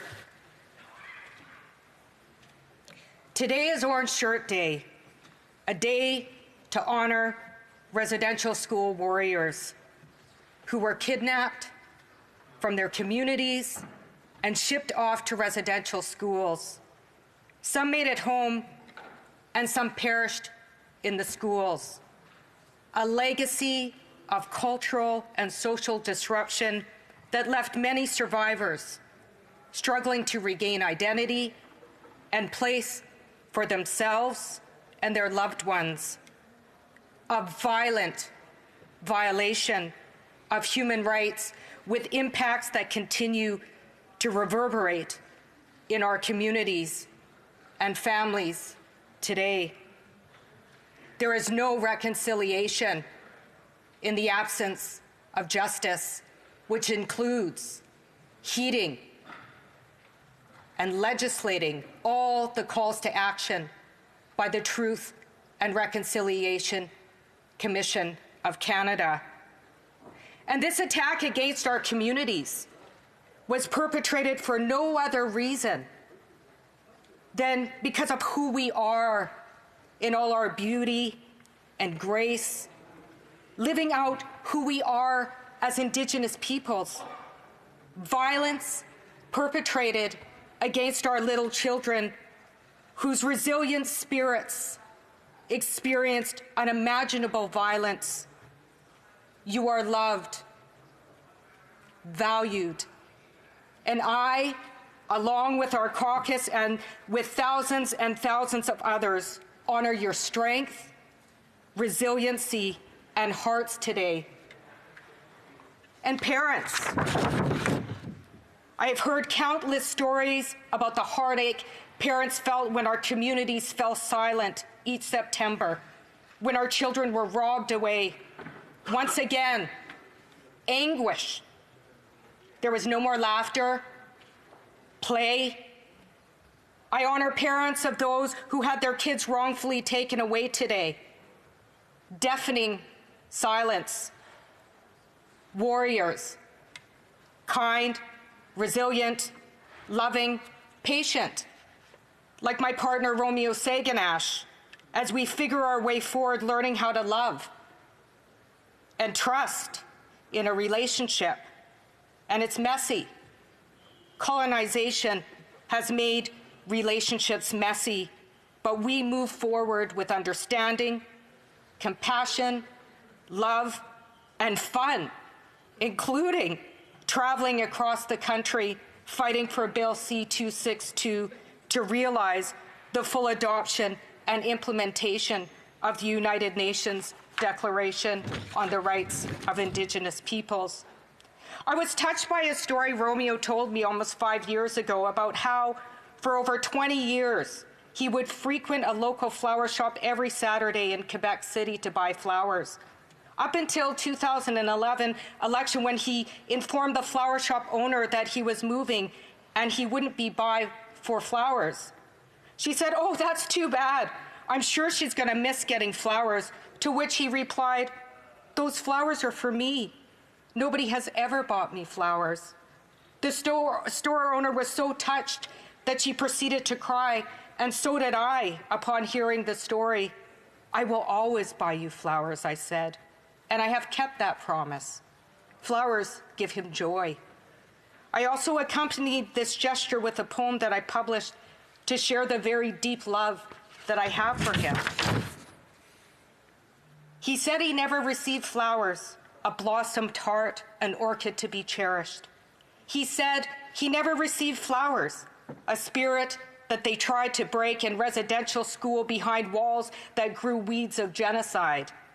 There were no flowers for an artist spirit whose creativity was born out of kindness. He said he never received flowers, a spirit so worthy to be embraced by kindness and love. So here is your flower. Let the smells fill the room with the beauty of your sacred heart. I extend my love to my partner, my relatives, my friends, all residential school warriors I have not had the honor to know, and to the attendees of residential school who never made it home from these schools. Here is your flower. Let the smells fill the room with the beauty of your sacred heart. Thank you. Miigwech, Kadamya.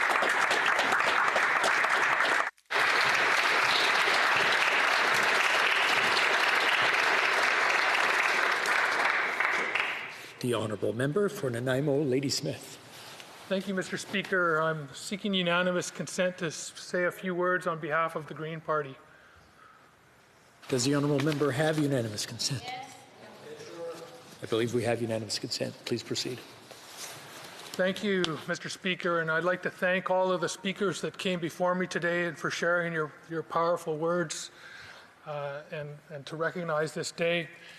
I recognize that we're on the traditional territory of the Algonquin First Peoples, and I stand here before you as the descendant of white settlers who are in part responsible for the actions of our government and our churches. Today is Orange Shirt Day, when we honor and remember residential school survivors and bear witness to their healing journey. It's important to recognize the destructive policies of governments of our past that have sought to destroy the cultures, languages, and way of life of Indigenous people in this country. I've had the honor and privilege as a filmmaker of working with First Nations elders in my community, the Snanawas, Staminas, Snanamo, to interview elders. I worked on a project with Halkaminum Health Hub for a film called Tatalatal, Getting to Know Each Other. And it was to educate people that went into the healthcare system in the Cowichan Regional District so that healthcare workers understood the history of colonialism in this country and how it affected people. Why Indigenous people didn't seek healthcare when they went in, when they were having health issues. And when I talked to those elders, they talked about the residential school experience that they had. They talked about the Indian hospital in Nanaimo, which has a horrible legacy as well.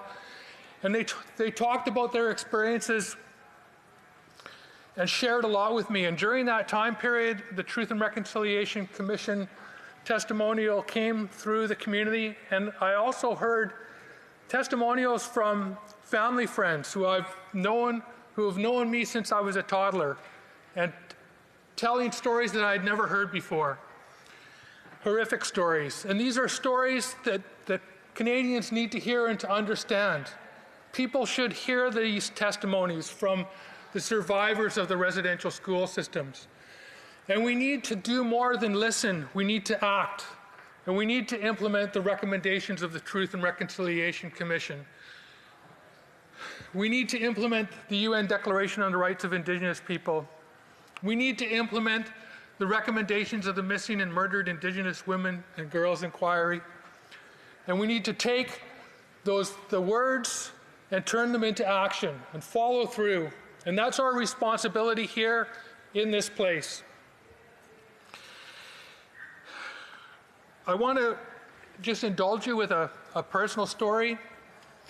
In 1959, my father became a United Church minister when he was a minister in a logging camp, but when he married my mother, Eva Manley, Jim Manley is my father, they moved to Kitimat Village, where that was his first calling and their first place together as a couple in Kitimat Village with the Haisla people. 6 years later, 5 years later, I was born, and 6 years later, my parents adopted my sister Heather, who is Indigenous. And we were surrounded by Indigenous family and friends who taught us about their culture and gave us the unvarnished truth about what happened to Indigenous people in this country. They taught us a lot. And at 2 years old, I was adopted because my grandmother on my father's side died when my father was 19. We were adopted by Granny Irene Starr, when I was 2 years old, and she took us into her arms. She was such a loving, caring woman that the kids in the village would just glom onto her. They were all attracted to her beauty and to her loving nature. And Granny Irene was somebody that I loved dearly. But she went to residential school, but she never talked about it. It wasn't an experience that she shared.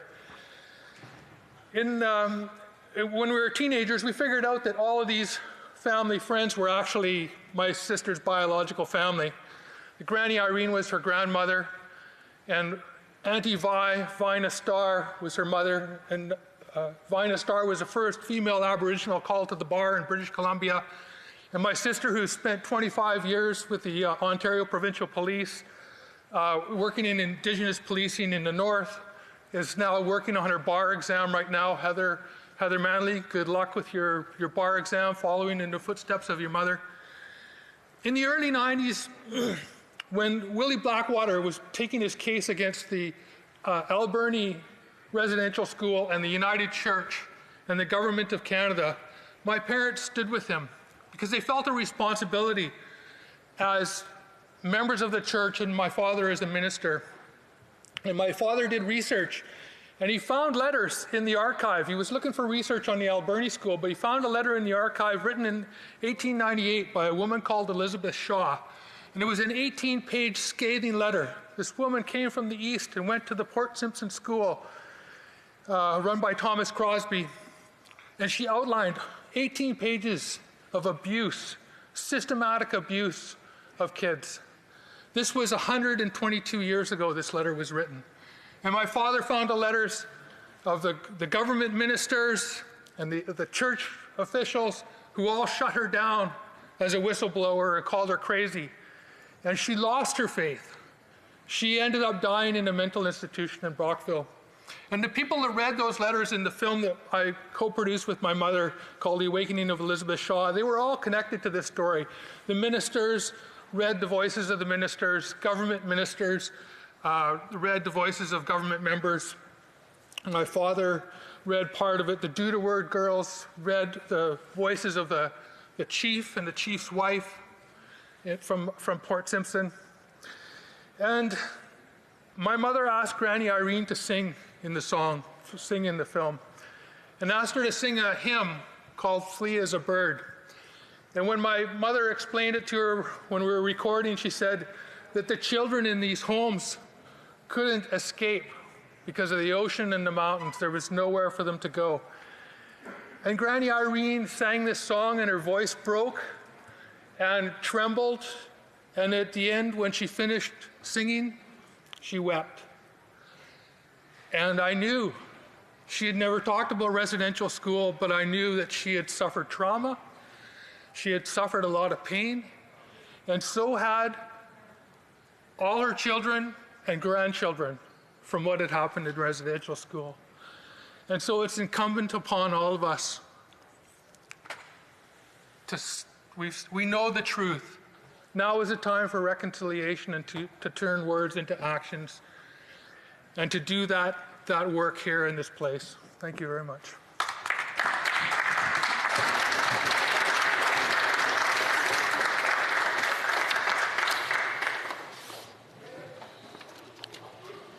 Rapport de délégation interparlementaire. Reports from interparliamentary delegations. Nous avons un appel au règlement. On a point of order, the honourable member for Manicouagan. Mr. Speaker, I'd like to raise a point of order to remind everyone of the rules of this place. If I'm not mistaken, the member of Malpeque was eating in the chamber when speeches were being made. And if I'm not mistaken, Mr. Speaker, thank you. Okay. Alors, the honourable member for Malpeque, did you want to respond? Mr. Speaker, my apologies. I did have a piece of a bar because I didn't have lunch. My apologies. He's been in the house. I just want to remind the honourable members that eating in the chamber is not permitted. Alors, seulement vous rappeler que. Just wanted to remind you that eating in the house is not permitted. Presenting reports from committees. Dépôt de projet de loi émanant. Introduction of private members' bills. Vancouver Kingsway. Okay. Thank you. One moment. I'm honored to read, and then we'll. Mr. Davies, seconded by Mr. Johns, moves for leave to introduce a bill entitled An Act to Amend the Income Tax Act and the Canada Student Financial Assistance Act. The motion is deemed adopted. The honourable member for Vancouver Kingsway. Thank you, Mr. Speaker. I'm honored to rise today to introduce an important bill to Parliament, the Post-Secondary Education Financial Assistance for Persons with Disabilities Act, with thanks to the honourable member for Courtenay Alberni for seconding it. This legislation will provide tuition-free post-secondary education for all Canadians with disabilities. This is not only fundamentally just, it is an investment in our citizens that will level the playing field and benefit our society. While there has been progress in broadening inclusion for students in Canadian colleges, universities, and trade schools, there is still much more work to be done. I hope that all parliamentarians will support this vital initiative to help Canadians with disabilities reach their full potential and share their talents, skills, and energy with us all, because, Mr. Speaker, when people with diverse abilities succeed, we all succeed. Mr. Davies, seconded by Mr. Johns, moves that the bill be now read a first time and be printed. The motion is now deemed adopted. First reading of this bill, première lecture de ce projet de loi. When shall the bill be read a second time? At the next sitting of the House.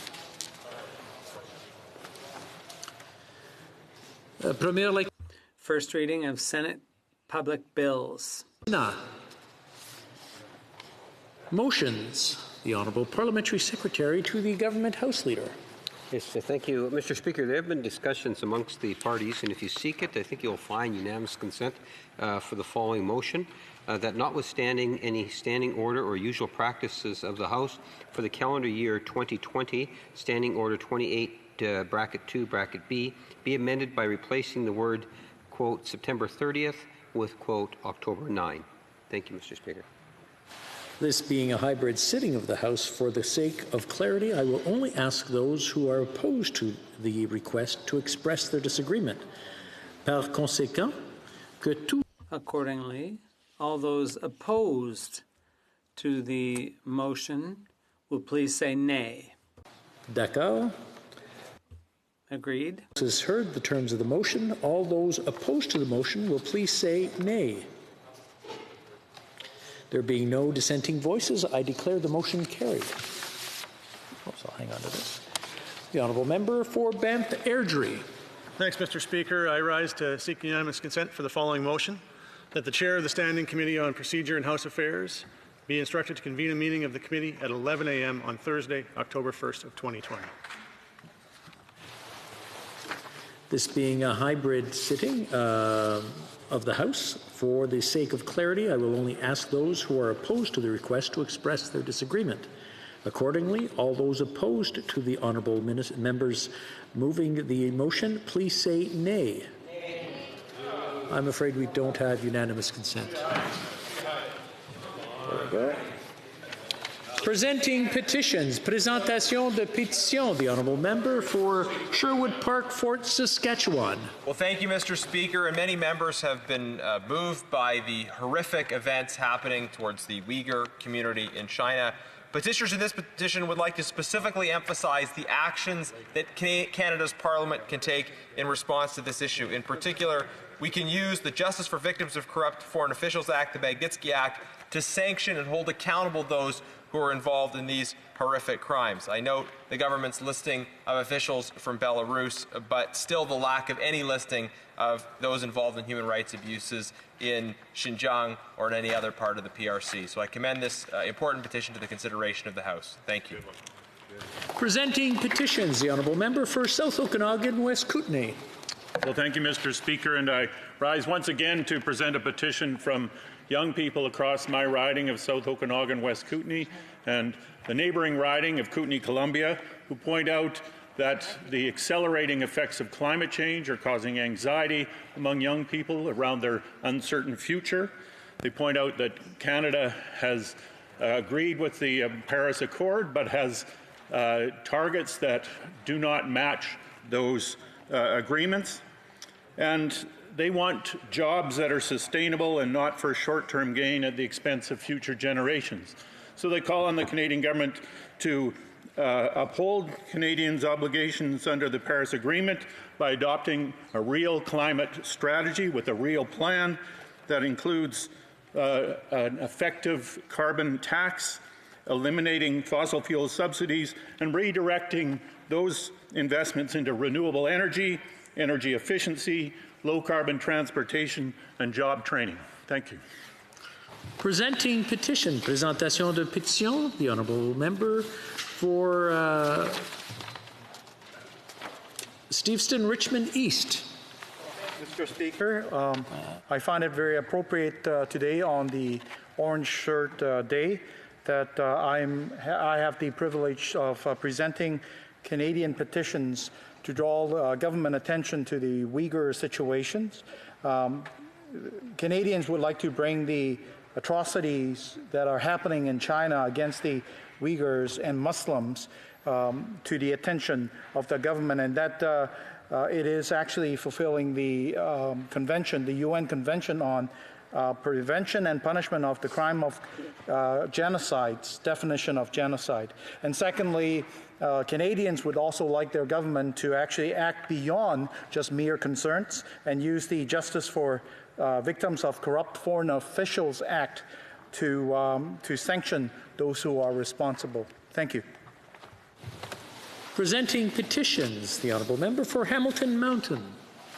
Mr. Speaker, and I'm here to rise today to present this electronic petition 2607 with 1,845 signatures on behalf of my constituents in Hamilton Mountain and many other Canadian residents, and it's regarding the situation in Kashuran. Thank you. Presenting petitions, the honourable member for Saanich Gulf Islands. Thank you. Thank you, Mr. Speaker. It's an honor to have the opportunity to present this petition today being September 30th. It's the day cited in the Cohen Commission report that came out 8 years ago. Recommendation 19 called for the removal of the toxic fish farms found in and around the Discovery Islands. These petitioners, Mr. Speaker, reference the significant crisis in the Pacific salmon populations. They call on the government to exercise the precautionary principle and implement urgently all 75 recommendations of the report of the judicial inquiry of Mr. Justice Cohen. Thank you, Mr. Speaker. Presenting petitions, the honourable member for Nanaimo Ladysmith. Well, thank you, Mr. Speaker. I'm pleased to present e-petition 2534. Almost 15,000 Canadians have signed this petition calling for the decriminalization of psychoactive plants and fungi that have traditionally been used for medicinal and ceremonial purposes by Indigenous people since time immemorial. The petition points out that there is a growing body of peer-reviewed evidence that these traditional remedies support recovery from addiction and help people suffering from PTSD, treatment-resistant depression, and end-of-life anxiety. And I'd like to thank the Minister of Health for giving an exemption for several people who are at the end of their lives for the use of psilocybin-assisted therapy. The petition calls on the Government of Canada to amend the Controlled Drugs and Substances Act, the Food and Drug Act, and regulations to distinguish and exempt these organisms when used for therapeutic practices, as adjuncts to medical care, for healing ceremonies, or solitary spiritual growth and self-development. And I'd like to thank Trevor Miller and MAPS Canada for bringing forward this petition. Thank you. Presenting petitions. Présentation de pétitions. Presenting petitions. Mr. Stroll already did present. Another one. The Honourable Member for Chilliwack Hope has another petition. I have a petition, Mr. Speaker. Oh, I'm sorry. I thought you already went. Please go ahead. Mr. Speaker, it is my privilege to introduce a petition on behalf of my constituent, Jocelyn James, whose son Stephen lives with cystic fibrosis. His access to life-changing new medicines has been put at risk by the government's proposed price restrictions, which have stopped new treatments from coming to Canada.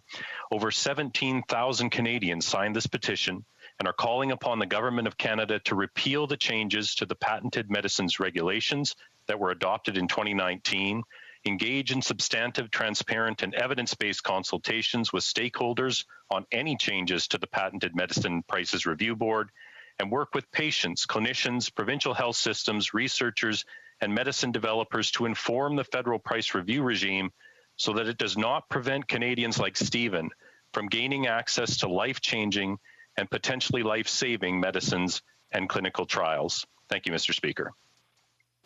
Thank you. Presenting petitions. Présentation de pétition. Okay, very good. Questions on the order paper. The Honourable Parliamentary Secretary to the Government House Leader. Yes, thank you, Mr. Speaker. I would ask that all questions be allowed to stand at this time, please. Agreed. Good, thank you. I would like to inform the House that because of Minister's statements, government affairs will be prolonged by 27 minutes this evening. We'll go on.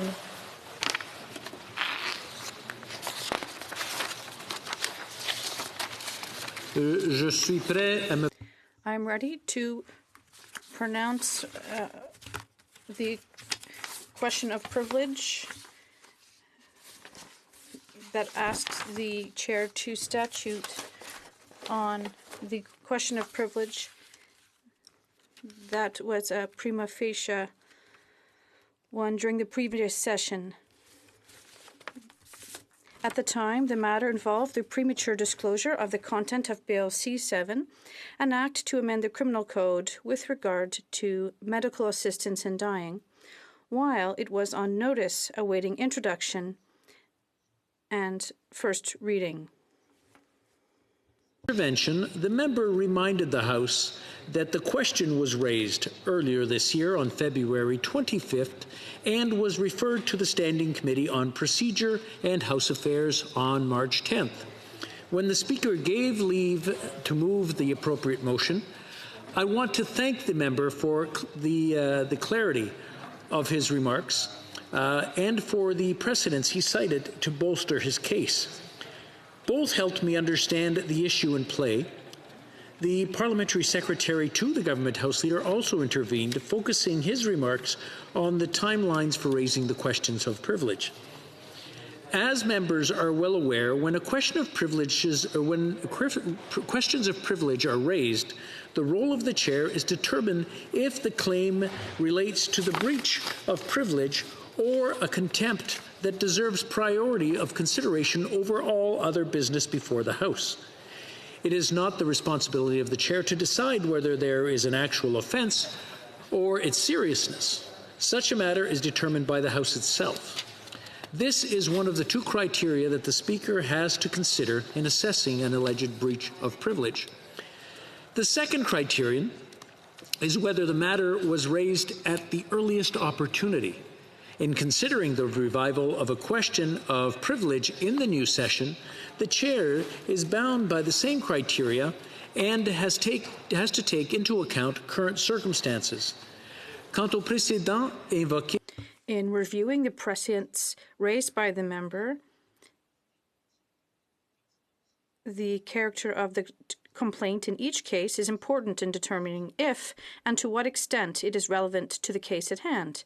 For example, in his ruling of February 6, 2004, Speaker Milliken was considering the extent of privilege afforded to a member who called before the courts as a witness, more specifically, the immunity from testifying in court during a parliamentary session.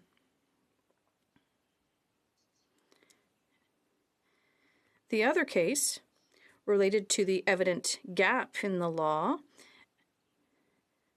and the practices of the House relating to members found to be in contravention of the Canada Elections Act. Both cases had far-reaching implications that were not bound by the limits of the session. For this reason, the Speaker accepted that the House should have the opportunity to examine these questions and agreed to find, again, that they met the prima facie threshold. The circumstances involved in the issue before the House are now substantially different. Bill C-7 is no longer before the House, nor is the infraction of this premature disclosure.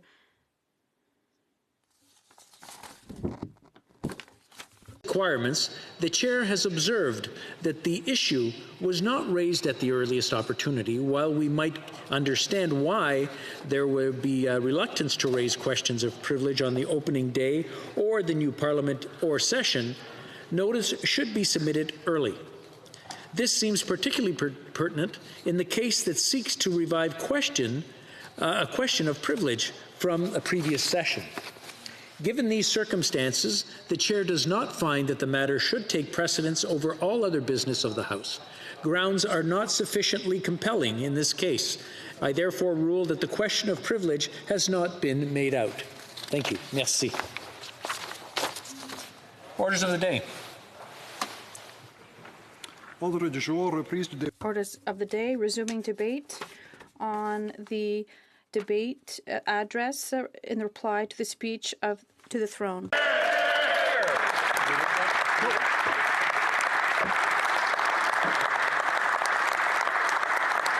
Merci, Monsieur le Président. Thank you very much, Mr. Speaker. I'm happy to be back here in the House again with my colleagues, and I'm happy to speak to Canadians about my plan for their jobs and their families.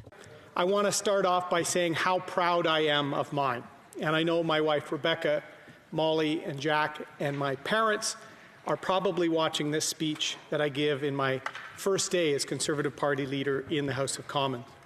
What an honor it is for me to represent Durham in the House, the area I grew up as a member of Parliament, now to stand and represent them, and to be the leader of the party that founded this great country. What an intense honor for me, Mr. Speaker, and I will try to live up to that incredible precedent before me. I also want to start off by thanking the thousands of Canadians who reached out and said good words, sent prayers, and their best thoughts for my family as Rebecca and I were overcoming COVID-19.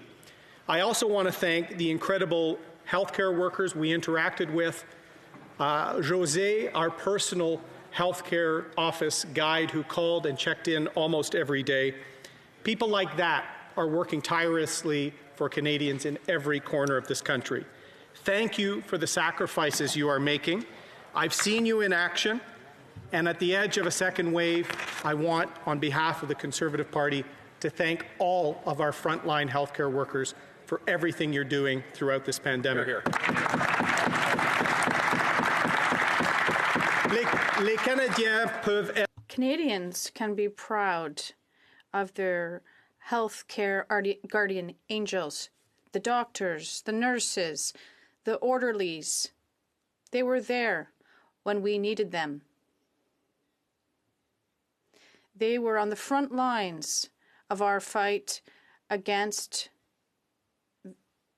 the virus that our country didn't see coming. Canada wasn't ready, but they were. They were ready to risk their health for us.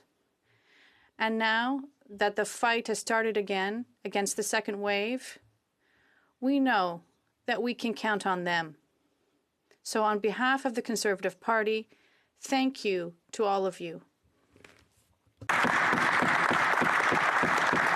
2 weeks ago, my wife Rebecca and I bundled the kids, Molly and Jack, into a car and went and waited hours in line for COVID testing, just like thousands of other families did across this country the very same day. We waited for hours only to be turned away, Madam Speaker. The healthcare worker who was managing the line and going through and apologizing to each family as they were sent away wanted to tell us where to go to get another test. But he said every testing site was so busy that places weren't even answering their phone. That dedicated healthcare worker looked more disappointed than we were that day because there was no hope or news they could provide to those families. Now, we went home. We're fortunate. We called around. I have an office now that helps me call around, and I found out that my workplace provided a test. And a few days later, our family took advantage of that test. But as we did that, Rebecca and I talked about all of those other hundreds of families in the line with us that day. How many of them did not have a workplace that could help them out of days and days of waiting? How many of them had to take more days off of work because their children couldn't return to school without a clear test? How many of them had to change plans for taking care of an ill neighbor or a grandparent? How many were left stranded, Madam Speaker? That is all we could think about as we were fortunate to get tested. After all, just a year ago, if we were experiencing some of these cold or mild flu-like symptoms, we would have just powered through. Many Canadians actually take pride in never having taken a sick day, always stepping up for their classes, always stepping up for a shift, and not letting a cold or flu hold them back. I admire these work characteristics, Madam Speaker. This is the sort of hard work and perseverance that built this great country. But in a pandemic, those same characteristics can also cause public health challenges. That same approach, Canadians should realize, could spread the coronavirus to other Canadians. So times have changed, and we have to be cautious and change with them. And we think about the people that don't have options, the single mother who may be working a few jobs to make sure all the bills are paid and can't risk missing one to have to take care of a child at home. A new Canadian who may have been in their new job just for a few years. They're worried about potentially missing work, wanting to keep their coworkers safe and healthy, but knowing they need to make the next rent payment. There are millions of Canadians like that new Canadian family, like that single mother, who were left out of the throne speech last week, Madam Speaker. There was nothing but empty words in there for them. And a throne speech, particularly after prorogation, which this Prime Minister said he would never do to avoid a scandal, that prorogation, that throne speech could have provided a clear and distinct plan on the eve of a second wave of this pandemic. It failed to do that, Madam Speaker. One way the Prime Minister could have given these Canadians more peace of mind is through rapid testing, particularly for asymptomatic patients, particularly for families to avoid the lines. The Prime Minister knows this, Madam Speaker. In fact, the Prime Minister himself has said, I quote, "We know that massive testing has been part of the solution in places that have managed to contain or slow the spread of COVID-19." End quote, Madam Speaker. The trouble is, the Prime Minister said this in March, in the first wave of the pandemic. And like many things, when the TV cameras go off, when the tweets have been sent, there is no follow-up. There is no leadership. There is no accountability, Madam Speaker. And in this speech from the throne, we saw an absence of leadership at a time Canadians, thousands in line, waking up at 3 in the morning to line up, are desperate for some leadership, Madam Speaker. All they get with this Prime Minister is disappointment after disappointment. 15 other countries, developed countries, our closest allies, already have available rapid test options that give their citizens answers in minutes, Madam Speaker. As I said today, the Prime Minister doesn't seem to realize the CETA, the European Trade Agreement, that my friend from Abbotsford actually negotiated, thank you very much, actually allows for us to recognize the regulatory approval for medical kits, diagnostic tests from those countries. They talk about it, they tweet about it. Where was the action, Madam Speaker? Just more disappointment. Half a year after the Prime Minister said rapid testing was important, $500 billion later, Madam Speaker, there are tens of thousands of Canadians in line forgotten. Canadian families deserve better than this. They were looking for some answers. They were looking for a second wave plan in the throne speech. They heard nothing, Madam Speaker. And they also had no sense of purpose for the economic recovery for our country. In fact, because they prorogued all of the programs from the CERB to the rent assistance were expiring, they decided to prorogue to avoid difficult questions from some of my colleagues on the WE scandal, rather than get Parliament to diligently work towards a plan for small businesses, for families, for the second wave. Madam Speaker, hashtags and photo ops do not prepare this country for a crisis, Madam Speaker. And that is why the Conservative government in waiting will start to offer that plan to Canadians. And let's look back, Madam Speaker, because we've still not got an answer from the Prime Minister or the Health Minister, who most Canadians lost faith in early March. We've still not been told why in May of 2019 they closed the early pandemic warning system, the Global Public Health Intelligence Network. They cut it, closed it, no answer, and experts have shown that could have helped not just thousands of Canadians, it could have helped the world with a better response to COVID-19. The government was warned of risks in December of last year, in January of this year, and Madam Speaker, I'm aware of at least 5 departments of the federal government that were aware of the pandemic risks to Canadians, including health and economic risks, in January. In January, Madam Speaker. And by then, with no response, no plan, they were already letting hundreds of cases into Canada. By February, they had already sent critical personal protective equipment to China at a time their own departments were being warned that Beijing was trying to rally global supply of PPE, while they weren't being transparent on the full extent of the outbreak of the coronavirus, while departments were warning them of the inadequacy of our own supply. They were sending supplies and once again tweeting rather than planning.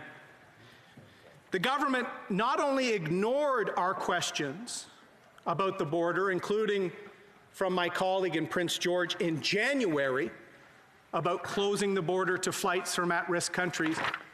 They accused the opposition of being intolerant, Madam Speaker.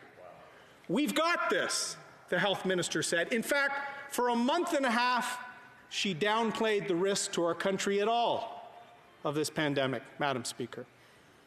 That's what I say. Most Canadians had already lost faith in the health minister by that point. Conservatives propose using the EI system to prepare the economy for outages. Later on, when that wasn't used, we asked the government to push from a 10% wage subsidy program to a 75% so we could preserve jobs, so there was something to return to after the closures of the first wave. Unfortunately, we proposed this, we proposed the GST remittance, faster and more direct rent relief to the small businesses, not to the big landlords who took their time to often opt out. The Liberals sadly got most of their programs slow or wrong, Madam Speaker. They had to introduce not one emergency bill, but two emergency bills, because the first one was insufficient. Now, we were all working hard. The whole world were responding, Madam Speaker. But Canadians expect their government to also work smart. They expect their government and their Prime Minister and their Health Minister to learn the lessons when they drop the ball in the first round. When the Prime Minister says in March that rapid testing is Canada's priority, we should be rolling out hundreds of thousands of rapid tests today, Madam Speaker. That's right. Today. Who is accountable there? Who is accountable? 5 departments of the federal government knew in January. The Prime Minister pledged to be prepared for the first, let alone the second wave. And just yesterday, they bought a rapid test and approved it the next day, Madam Speaker. Rather than competing for the bottom, we should be looking to see how New Zealand, how Taiwan, how Australia, how Vietnam responded, and learning the lessons. Not just looking at the poor response and the poor results in the United States, Madam Speaker. It reminds me of my land survival training in the Air Force, and one of these wise old trappers in Hinton, Alberta, was asked a question when we were put out into the wilderness to survive as young Air Force officers. And somebody asked, how do you survive a bear attack, Madam Speaker? And the old wise trapper just said, well, you just have to run faster than your friend. That seems to be the Prime Minister's self-assessment of his response from COVID.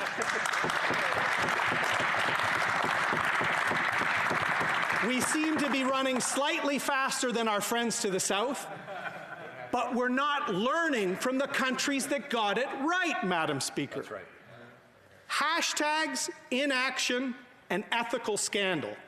Those are the consistencies we see with this Prime Minister. Canadians, particularly in the biggest crisis of all of our lifetime, expect more. That's right. They expect a plan, and they expect a response when families are worried about a second wave.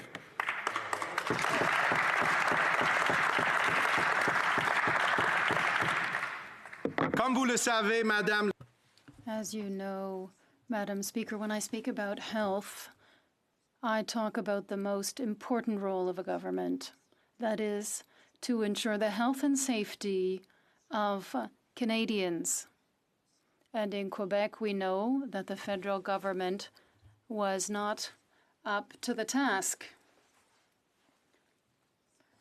Presenting CERB before it had a wage subsidy program, this risked jobs, waiting months to have rapid testing, but refusing what our allies are doing.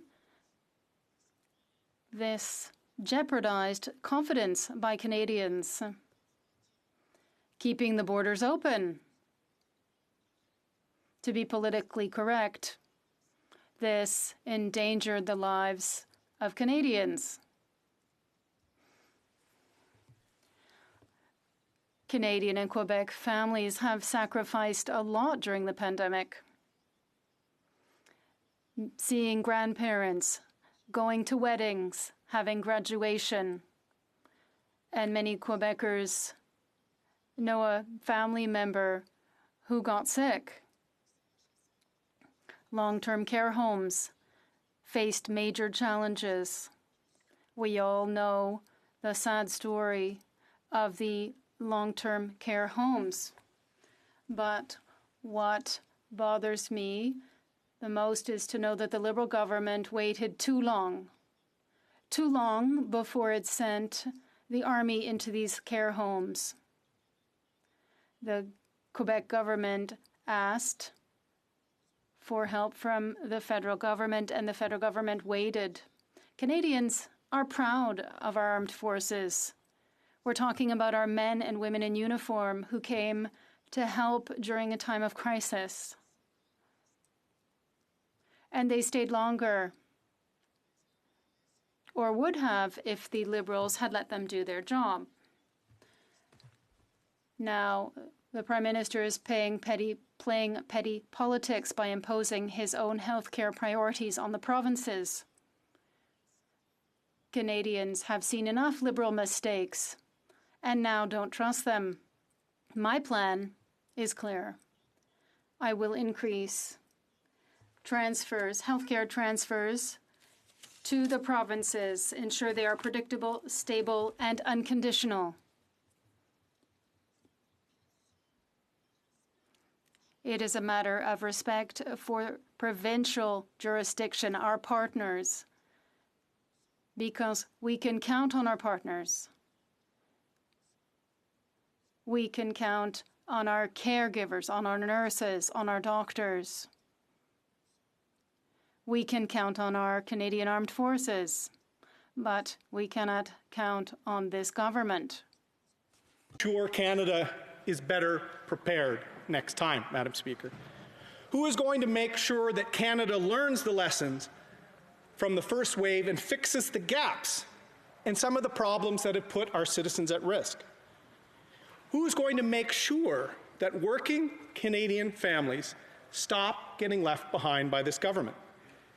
Now, Canadians are still getting to know me as the new leader of the Conservative Party and leader of the official opposition. Only the most dedicated political animals saw my speech live at 1:30 in the morning, Madam Speaker. My second big speech from my doorstep, through adversity to the stars, Madam Speaker. As more Canadians get to know me, they will know that I set high standards for myself and this incredible team. We are a government in waiting, Madam Speaker, and we do not accept the poor response and the lack of lessons learned by this government at a time of crisis. That's right. They will also get to know that I have tried to spend my entire life standing up for this country. I was not born with a sense of entitlement to lead the country, but I've worked hard my entire life to serve Canada and its people to earn the chance to lead. That is what we need in public life when we face a national unity crisis, a pandemic, economic rebuilding, and uncertainty on the global stage. Someone who will fight to ensure that no Canadian family gets left behind. Someone who understands the importance of service and community. Many Canadians know I'm very proud to be a veteran, Madam Speaker. I'm also proud to be a Legion member and a Rotarian. In fact, in this House, there are probably dozens of Lions and Legion members and Knights of Columbus, Kinsmen's, Optimists, Kiwanis. For decades, service clubs, faith organizations, community groups have been the pillars of strong communities, Madam Speaker, allowing Canadians to come together to accomplish great things together. Service above self, Madam Speaker. As a kid who grew up in a General Motors family, I also know that one of those organizations that helps build strong communities are unions. Organized labor helps build strong communities, Madam Speaker. Unions foster community and workplace cultures where workers know that someone has their back. Someone's fighting for them, as opposed to just agreeing with whatever the government says, like that member, Mr. Speaker. Someone that will fight for you when you're sick, someone that will fight for you to avoid the steel and aluminum tariffs that this government allowed to get applied on our hardworking families across the country. That's right. Madam Speaker, I grew up on a street where neighbors looked out for one another. I've talked personally about when my mom was ill as a kid. My family, our neighbors, were there to help. They were there for the meal. They were there to ask to make sure the kids were okay. Strong communities take care of each other and foster a culture that values the health and well-being of those in their community. They value you, Madam Speaker, and everyone. Conservatives do not believe that big government programs are the solution to all problems. In fact, big and massive government can sometimes be part of the problem. Government can, by its very nature, Madam Speaker, stand between people. A government can give you clemency, but a government can also give you dependency. Only a community and your belonging to it can give you solidarity. The Prime Minister doesn't understand the challenges facing our country because he's never had to understand the challenges facing the average Canadian family. That's right. Under this government, Canada has become less united, less prosperous, and less respected on the world stage. And a large reason is because our Canadian community is being weakened under this Prime Minister. The Prime Minister likes to preach that we're all in this together, but Canadians have seen time after time with this Prime Minister that that is not true. Millions of Canadians were already left out of the throne speech. They aren't all there, as the Prime Minister likes to say. In fact, they have seen many times that all in it together for this government means the friends and family of the Liberal Party first and regular Canadians second. Connected lobbyists for big corporations first and the Attorney General in their own caucus second. The family of the Prime Minister benefiting and the Finance Minister arranging a program for the charity that helped the family. In the middle of a pandemic, they're helping their friends and connected insiders. In the middle of a pandemic, they were suppressing the ability for Parliament to oversee spending while they were creating a multi-million-dollar plan to pay volunteers. Madam Speaker, when I talked about that sense of community earlier that we see in unions, we see in service clubs and faith communities, the great thing is the altruism. They don't have to be paid, Madam Speaker. How novel is that for the big government and connected insiders party? Canadians are left behind if they're not a Liberal insider with this government. They gave a sole source contract to an MP whose seat was hardly cold because he just left the seat, Madam Speaker. They're applying national security exemptions to cover up decisions made related to tendering during the pandemic, Madam Speaker. Think about that. The government's claiming national security grounds so Canadians don't get to see who got contracts for hospital gowns or N95 masks, Madam Speaker. Is national security actually at risk? Or are the Liberal re-election chances at risk, Madam Speaker? That's right. The Prime Minister has built his electoral success on dividing Canadians. Province versus province, industry sector versus industry sector, rural versus urban, friends of the Liberal Party, the Laurier Club versus everybody else. Now the Prime Minister continues that approach with the throne speech. He's not made Canada more stronger, resilient. He hasn't shown we've learned lessons from the first wave of the pandemic, yet he's leaving people out of his vision for building back better. Demonizing Canadians because you work in the resource sector or that you grow up hunting with your family. Canceling out people because of their difference of opinion or their religious faith. Groups that were doing summer jobs programs to grow that sense of community cut off because it was associated with a church, a mosque, a gurdwara, or a synagogue. How is that bringing people together, Madam Speaker? You may not always get along with your neighbor, but in the winter, when they shovel your walk before you get home at the end of the day, you're grateful for them. When they take your recycling bins in or offer to walk your dog, you know they're there and you feel that sense of community. Rebecca and I have seen that on a daily basis as friends and neighbors drop off meals. Her best friend, Dawn, dropping Tim Hortons, ringing the doorbell, and driving away. That is what keeps a country strong. That is what gives people hope on the edge of a second wave. Because Canadians know that community means you return the favor if they get into an entanglement or if they're in lockdown because of COVID-19. And wouldn't most Canadians help that neighbor just like ours helped me when I was a little kid or our family this week?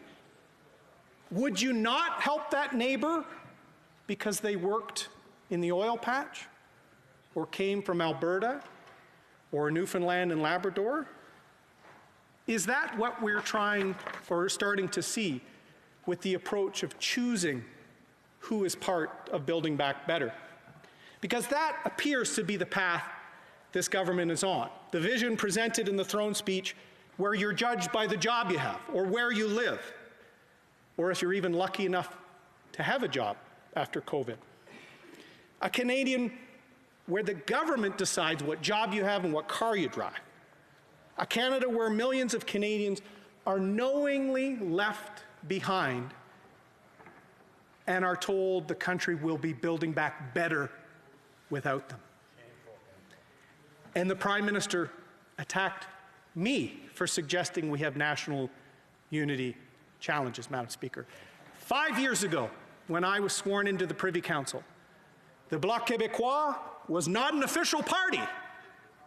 There was no such thing as the Wexit movement, Madam Speaker. Now there are more members signed up for an email looking into separation than there are members of the Liberal Party of Canada, Madam Speaker. That is the Prime Minister's record. And we are going to be holding him to account. Because as I said in my first conversation with him, the most important job of a Canadian Prime Minister is supporting Canadian families and keeping our Federation united. And what we should do is respect the inherent dignity that goes into working, whether in the forestry sector in Western Canada or Quebec, in the oil patch, in manufacturing, aluminum in the Saguenay, when you use your sweat equity and dedication to save for your home or your children's education, there's a fundamental aspect of your character attached to the nobility of work. You believe you're part of something bigger than yourself. Your vision of work gives you value and dignity that is far greater than a paycheck. It's time that government thought this way and valued tax dollars, valued Canadian workers and the work they do rather than the sector they're in. Les libéraux semblent toujours l'oublier. Always seem to forget, but the federal government has an ally when it comes to managing the pandemic, an ally it knows well, who knows well the needs of the people and who's working hard to educate, care for, and put people to work. This ally is the provinces. The Liberals continue to govern as if it was their birthright to be in power. The Prime Minister is an example of that. When you're the natural governing party of Canada, you govern by way of confrontation, not collaboration. But the Liberals are wrong. Our country's a federation, an alliance of provinces that share a common destiny as well as a shared dream. And the Prime Minister of Canada must be the link. As Prime Minister, I will be a partner, not a paternalist. This is my vision of federalism. Decentralized federalism, where we trust the provinces, where we encourage resource development in the West, and that respects the Quebec nation.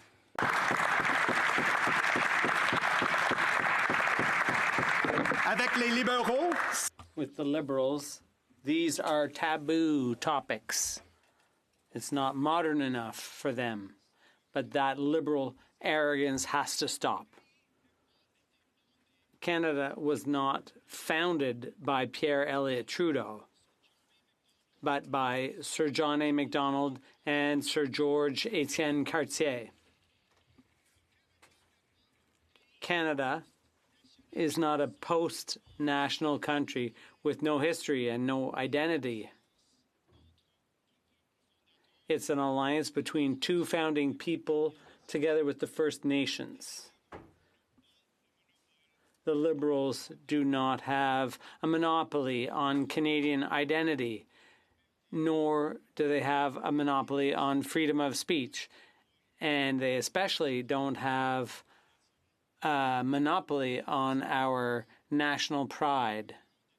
The Prime Minister likes to scaremonger when talking about right-wing discourse. He likes to fan the flames of Western separatism, and now the Bloc Québécois is back in force, all because of the arrogance of this government. It's time that we had a Prime Minister who would unite Canada, because we cannot afford to be divided. We have a country to rebuild. Dignity of work has taken a blow with the impacts of COVID-19, particularly on family-owned small businesses. Going back to strong communities, often small businesses, entrepreneurs are at the core of that sense of community. Like the music store in downtown Belleville, Ontario, Pinnacle Music, owned by Janet and Ken Hardin. They just closed their door after 25 years. At their peak, they had 600 students taking music lessons every week. Great Big C's Alan Doyle would drop by when he was in town. They played a major role in bringing people together through music and community. Their supply chain was devastated by COVID-19, and none of the government's programs worked for a small, family-owned business like theirs.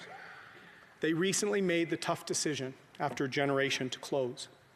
Other places, like the legendary Ranchman's Cookhouse and Dance Hall in Calgary, synonymous with Western culture for half a century.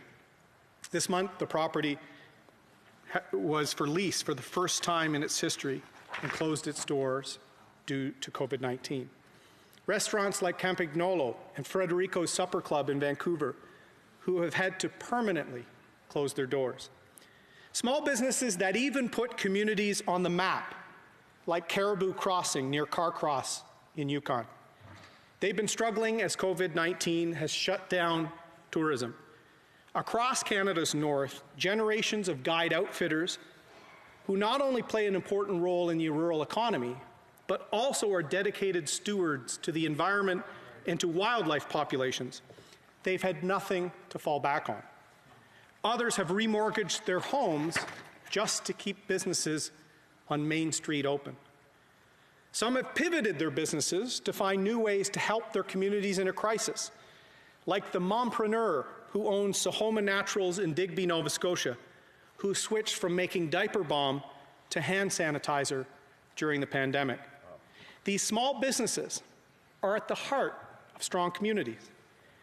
Canada doesn't need them to build back better.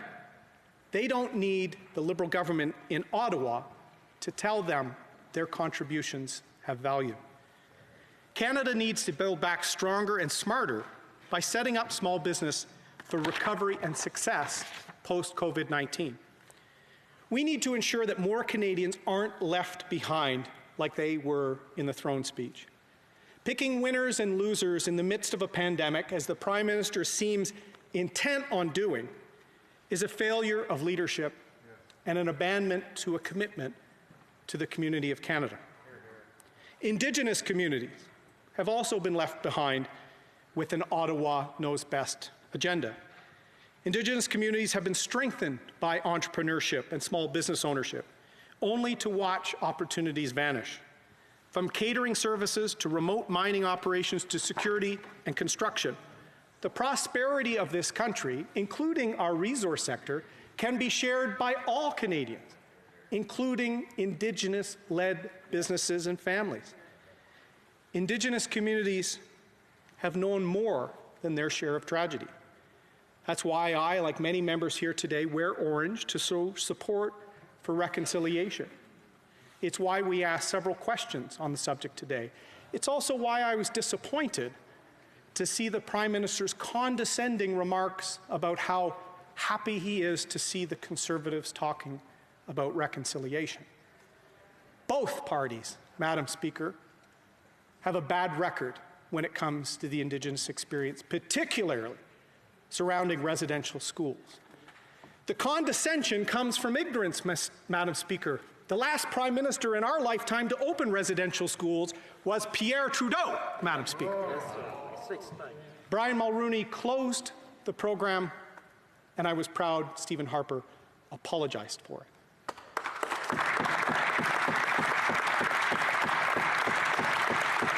We have a lot to do on this side, Madam Speaker, but they certainly have a lot to do as well. That's right. And Indigenous Canadians are tired of the photo ops, of the hashtags, and the inaction on progress. Because to Conservatives especially, and to Indigenous entrepreneurs, reconciliation means opportunity, means collaboration, means participation in the Canadian economy. Encouraging Indigenous businesses, building strong economies in Indigenous communities, developing Indigenous supply chains, and giving Indigenous young people brighter futures is part of our commitment to reconciliation, Madam Speaker. Indigenous businesses are hiring local workers and reinvesting in their communities. Yet they still don't have access to compete for procurement and federal government contracts. This, too, was not addressed in the throne speech.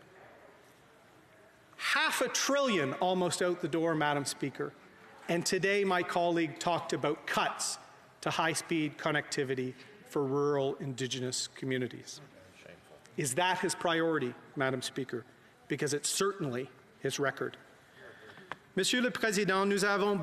Mr. Speaker, we need a serious government, a government that saves in good times to prepare for bad times, a government that encourages growth, economic growth, a government that offers peace, order, and good governance with integrity. That's what our ancestors always did. That's what the Conservatives will continue to do. And that's what I will do as Prime Minister. In a time of crisis and uncertainty, this is not the time to experiment, to conduct social experiments like those announced in the throne speech. As if just providing good jobs for Canadians wasn't glamorous enough for this Prime Minister. As if had hashtags and tweets were necessary, as if it was necessary to look good at the UN, as if it was necessary to work for a tech firm to be happy. Perhaps the Prime Minister should meet some real people. Perhaps the Prime Minister should meet some small business people who've risked everything for their business. Businesses like La Normandie restaurant in Saguenay, a family business that's been around for 30 years, and they had to close their doors because of the pandemic and poorly organized federal assistance. Montreal institutions like l'Entrecôte Saint-Jean and the Librairie, which suffered too greatly from all the uncertainty. Between taxes and paperwork, small and medium-sized businesses are fed up, and yet the Liberal government continues to embark on another spending frenzy, Madam Speaker. They even kicked out the finance minister because he did not want to mushroom the debt. If the money were at least going to Canadians instead of Liberal cronies in the WE scandal, if our children and grandkids, if nothing's done, they'll have to pay the tab. This is not imaginary. When the Liberals refuse to develop our resources, when they refuse to fight for softwood, when they refuse to put an end to illegal blockades, they put the survival of our safety, our social programs in danger. Same thing when it goes to our hospitals, our universities, and our seniors' pensions. All these things are endangered by the Liberal debt. Yes, Madam Speaker, it's time for a serious government. The country needs one. Prime Minister of Canada, when they represent our country abroad, is to stand up for the national interest and our values as a country. We must also foster strong communities with our allies. Putting the national interests first doesn't mean we have to go alone. For the last 3 decades, an uneasy compromise has existed with the engagement of non-market economies and countries who resist democracy and rules-based diplomacy. Our belief as conservatives in free markets and the positive influence of capitalism has fought for equal position with our commitment to international freedom and democracy when it comes to communist China. As conservatives, we normally believe that tariffs are bad for consumers. Free trade is supposed to lead to more free nations and greater prosperity as the market allocates economic resources to places that allow for goods to be produced and marketed for the greatest benefit of the greatest number of people. I still believe in free trade, Madam Speaker, but I also believe in fair trade where countries follow the rules. Free trade amongst free and democratic nations. I believe in free markets, free trade, even free movement with the UK, Australia, and New Zealand and Kanzak, Madam Speaker. I also believe that we have to resist the protectionist instincts of our American friends, because we do more than $1 billion of business with them every day. Because the aluminum in Kitimat and in the Saguenay has been a North American enterprise that helped win the Second World War. Because since the 1960s and the Auto Pact, we have had an integrated manufacturing and steel industry in North America, and we have to remind our American friends about that, and sadly, we have to remind this government about that. I even believe we should build new relationships, particularly grow our relationship with India and establish closer economic ties with the democratic regime in Taiwan. But the price of market outcomes is too high when it comes to the communist regime in Beijing. The price for Canadian auto workers, steel workers, and aluminum workers is too high. The price for access to safe and reliable PPE and medical products in a pandemic is too high. The price for Canadian communities and the Canadians being left behind is too high. China has ignored almost all of the conditions under which it entered the WTO. Its interference through its state-owned enterprises would not be tolerated from any other WTO member. For more than a decade, the chief economic exports from China often has been IP infringement, counterfeiting, and digital privacy. I saw this firsthand when I worked in the private sector fighting the rise and export of dangerous counterfeit goods from mainland China. And all of this before we even raise the terrible ethnic cleansing of Uyghur Muslims, Madam Speaker. The establishment of a police state in a once-free Hong Kong under a one-country, two-systems agreement. The rapid expansion of their military into the South China Sea. The assertion of China as a near-Arctic nation, and the suppression of Christian communities in China. Let there be no mistake, Madam Speaker, I'm in favor of free trade, but the cost of market outcomes with Beijing is simply becoming too high, and the approach of this government is simply out of touch, Madam Speaker. Do we continue to ignore re-education camps in Western China to grow our exports? Or do we open new markets, work with our allies, and rebalance global trade to show the Communist Party in Beijing that the one thing not for sale is our values? To do this, we must help Canadian businesses grow new market opportunities, particularly in the Indo-Pacific, and break dependency with China. We must also show a commitment to free trade alongside the value of freedom. Under the Prime Minister's leadership, Canada has become less united, less prosperous, and less respected on the world stage. Tonight I've talked about some of the tens of thousands of Canadians left behind in his throne speech. Our communities are becoming weakened, families are worried, and our confederation strained. Le Premier Ministre divise notre... The Prime Minister is dividing our country east and west, is erasing our history, and is embarrassing us internationally. After being attacked as tax cheats 3 years ago, family-owned enterprises were largely left out of the COVID response, and now tens of thousands of them are teetering on the edge of insolvency. They don't need to build back better, Madam Speaker.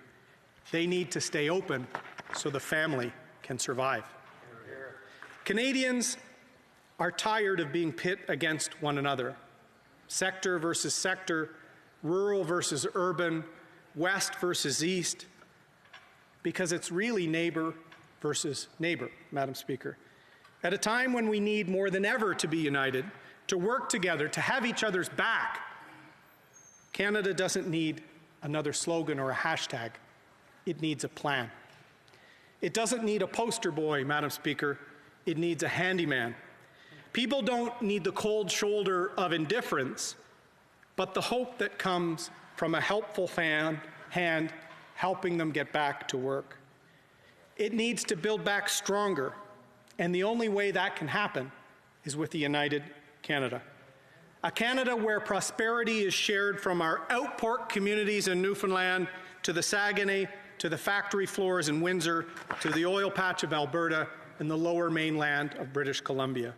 A Canada where no Canadian is left behind. Le Canada has besoin. Canada needs to be a place for those who work hard and are proud of that. Canadians, with a plan for all of Canada, not just the parts where the Liberal government finds its votes. Canada is a great country, Madam Speaker, built on the communities that have always had one another's back without question.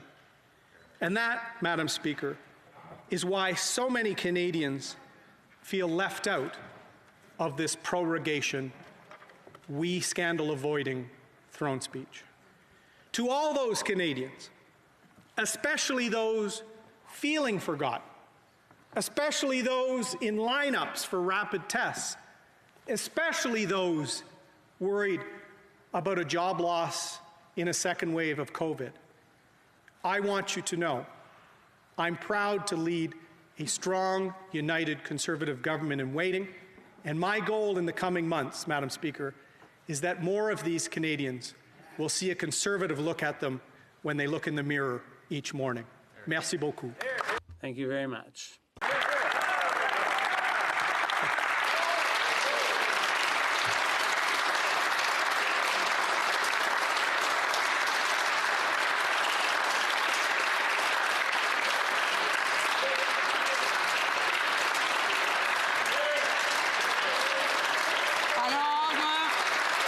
Order. Order.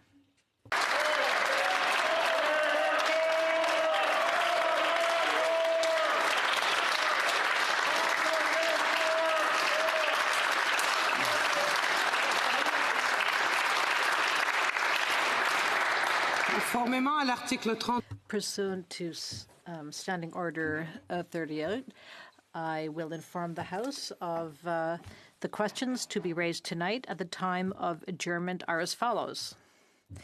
Veterans Affairs, and second, Foreign Affairs for the member for Sherwood Park, Fort Saskatchewan.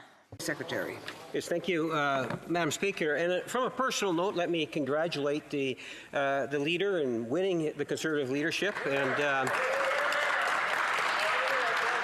well, having said that, I hope he's the leader for many years as leader of the opposition. Madam Speaker, you know, it's interesting. The leader of the Conservative Party says that when he met with the Prime Minister, he emphasized 2 points. One was that as a government, we need to be there to support Canadians. Two, that we wants to see the role of the Prime Minister is to keep the country together. Madam Speaker, with the rollout of all the many programs to support Canada at a time in which we needed to be there in a real and tangible way, we have actually supported Canadians through CERB, almost 9 million people. Through businesses, through the wage loss program, tens of thousands of jobs have been saved. We're talking into the millions of people affected.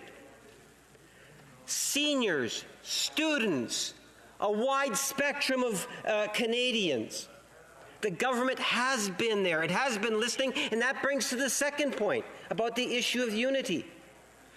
Madam Speaker, this government has worked with all levels of government. We have a phenomenal grouping of stakeholders, of provinces, municipalities that have come together to combat the COVID-19 crisis. Let me very quickly give a specific from the Premier of the province of Manitoba, which deals with the first 10 minutes of the Leader of the Official Opposition's speech, and that is testing. Here's what the Premier of Manitoba, Progressive Conservative Premier, said in regards to the Safe Restart Agreement. This federal funding will support work already undertaken by the government of Manitoba to increase daily testing capacity, a baseline of 1,000 tests, to more than 3,000 tests per day. We heard from the Prime Minister earlier today in response to the Leader of the Official Opposition. Find the Honourable Parliamentary Secretary to make it a statement, maybe a comment, but short, please. The Honourable Leader of the Official Opposition. Thank you, Madam Speaker. I haven't been up in the House in many months. I might have been a little rusty, but the one thing that hasn't changed is the Deputy House Leader is still talking a lot, Madam Speaker. Let me correct him a little bit on my conversation with the Prime Minister who called me the day after I won the leadership. I raised 2 issues. Unity of the country, because I'm worried about it, and I love this country. And the second thing was the return of committees. You seem to leave that out, my friend does, Madam Speaker, because with prorogation, was the prorogation really about writing this speech that has been widely panned? Or was the prorogation to stop my friend from Carleton from asking difficult questions, or my friend from Rideau Lakes for asking difficult questions, Madam Speaker? What was most disappointing is, of course, this Prime Minister promised, now this is broken promise 28 or 9, Madam Speaker, that he would never prorogue Parliament to stop embarrassing questions from happening. I think that's his quote. The final thing I'll say that the Liberal Deputy House Leader raised is he wanted to give us binders full of stakeholders that they've talked to throughout this pandemic. Of course, Parliament was suppressed, wasn't sitting. They starved the Auditor General of a budget to really look over the extent of the spending. They're using national security exemptions to hide what countries won some of the tenders. And with such minimal information out there, we already found out about the Kielburgers, and we already found out about their old pal Frank, who got a contract at Baylis Medical just months after leaving as an MP, Madam Speaker. The stakeholders of the Liberal government are Laurier Liberal Club donors, Madam Speaker, and Canadians are tired of being left out of the elite inner circle politics of this Prime Minister.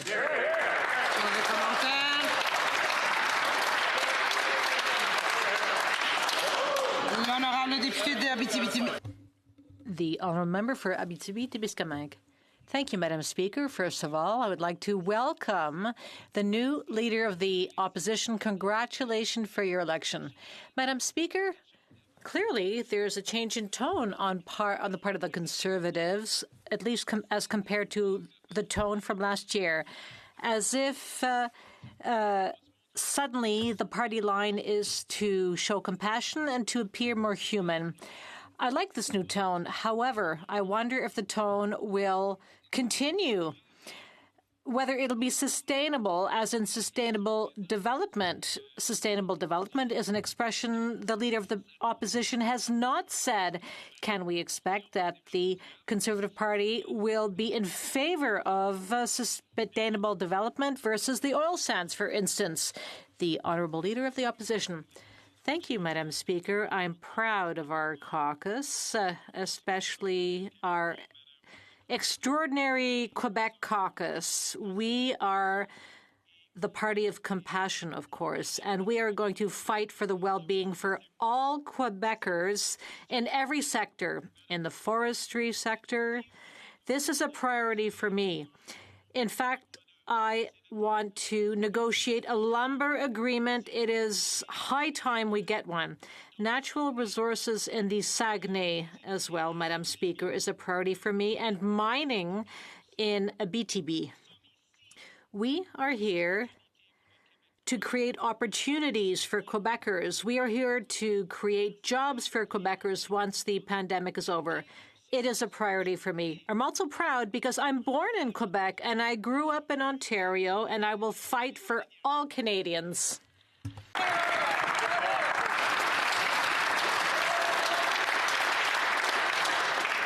Questions and comments. I'm sorry, member for. No. Powell River. Sorry. North Island Powell River, thank you, Madam Speaker. And I would like to take this opportunity, of course, to congratulate the new Conservative leader on his first speech in this role in the chamber. I also want to speak on behalf of all New Democrats and hopefully everyone in this House to say how pleased we are to see him in good health and wish the very best to his family. Today we're here, of course, and I'm wearing orange because we're recognizing the residential school survivors of Canada. And I want to take this opportunity to recognize my husband, who spent a large part of his childhood in 2 different residential schools and has many very sad stories to share and a lot of realities in our life together that we all face as a family. So one of the concerns that I have, and I would love to hear from the member on this, Madam Speaker, is when Stephen Harper was in government, and I want to remind everybody here that this member was, of course, a minister of that government, that the formerly Aboriginal Affairs Department, who was there to deliver at that time all the services to Indigenous communities, held back about $1 billion of social spending between 2010 and 2015. And when I look at the history of this country and I look at the realities today, and the Liberals can take a fair side of their challenges and their lack of action, but I want to wonder to this member, Madam Chair, how any Indigenous community can trust this member in a role in this country when that money was taken. And I think about what that $1 billion could have done over that 5 years to help alleviate the concerns that are desperate in those communities. Thank you. The Honourable Leader of the Opposition.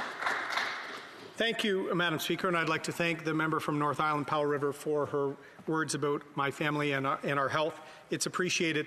And one of the first cancellations of COVID was my trip to Vancouver Island, a very special place in this country that I look forward to having a few more blue spots on it in the near future, Madam Speaker. And I appreciate her sharing her own family perspective, Madam Speaker. I said quite frankly in my speech that our party has to work on reconciliation. The Prime Minister's arrogance seems to make him think he does not have to work on reconciliation, Madam Speaker. It's a commitment I've made and tried to live up to before I became a parliamentarian. It's a commitment I made when I was a minister, and I met with Chief Atleo, I met with Chief Bellegarde in my capacity as a Minister of the Crown, as I've spoken to Minister Bellegarde several times, and he knows of my time doing pro bono work with the Canadian Council for Aboriginal Business, because unlike the Prime Minister, I want real progress, not just photo ops. And I think that's what we owe Indigenous communities, particularly on a day when we're wearing orange. We owe a commitment. And I said to Chief Bellegarde how disappointed I was when the last bill in the last Parliament from this Prime Minister was the Child Welfare Bill, Madam Speaker. If you read the Tina Fontaine report from Manitoba, multiple levels of government failed that Canadian. And the Prime Minister crammed it in the final months of Parliament, had to use closure for its passage, and hadn't even done proper consultations. That is not serious reconciliation, Madam Speaker. More Canadians, including Indigenous Canadians, the more they get to know me, they will know I want serious progress and less symbolism, Madam Speaker. Resuming debate. Honourable member for St. Madam Speaker, splitting my time with the member from Sackville, Preston, Chesapeake. Thank you for the opportunity to speak today in favor of the speech from the throne, one that I hope that my colleagues across all party lines will support, because it will allow our government to continue supporting Canadians in what is probably one of the most difficult times of their lives. Over the last 6 months, Canadians had to deal with an unprecedented and unique situation. COVID-19 has completely changed our lives and affected Canadians in many ways. Thousands of families have lost family members to COVID-19. People living alone are dealing with mental health problems, and thousands of people have lost their jobs, and companies they've built and invested in have also disappeared. Parents are anxious and afraid when they send their kids to school. And even though the pandemic put us in an unprecedented situation, from the very outset, our government has done everything it could to support Canadians. With the rapid spread of the virus and our economy at a still stand, our Liberal government has done everything it could to quickly bring about measures to help all Canadians. Madam Speaker, this pandemic has exposed some of the major flaws that exist in our social systems. Perhaps the biggest disappointment and devastation of them all is what happened in our long-term care facilities, dans nos CHSLD. Madam Speaker, for all of the aforementioned reasons, I am in favor of the throne speech because I see it as the quickest way to bring help to Canadians who need it during these uncertain times. Canadians and their businesses need to know that their government will be there to support them in their times of need. Before I go on, Madam Speaker, I'd like to take a moment to express my gratitude on behalf of my constituents to all of our guardian angels who bravely fought on the front lines in order to keep Canadians safe and healthy. A big thank you to everyone who went to work every day amidst this public health crisis, whether you work in the public health sector, in a grocery store, in food production, or in any other essential service. It is thanks to you that we got through the first wave, and together we will get through the second wave. Et malheureusement, unfortunately, the second wave has hit many areas in the country, including Quebec, my home province. We expect this wave to be even worse than the first one, but fortunately, we know a lot more about the virus today, and we're much better prepared. wearing a mask, physical distancing, and following public health rules will help us keep COVID-19 under control, which means we will not have to lock down the economy again. And this is why our government has invested and will continue to invest in PPE, personal protective equipment. By making sure Canadians are safe and protected, and by making sure we have enough personal protective equipment, we will give our economy the best possible chance to get back on its feet when the situation improves again.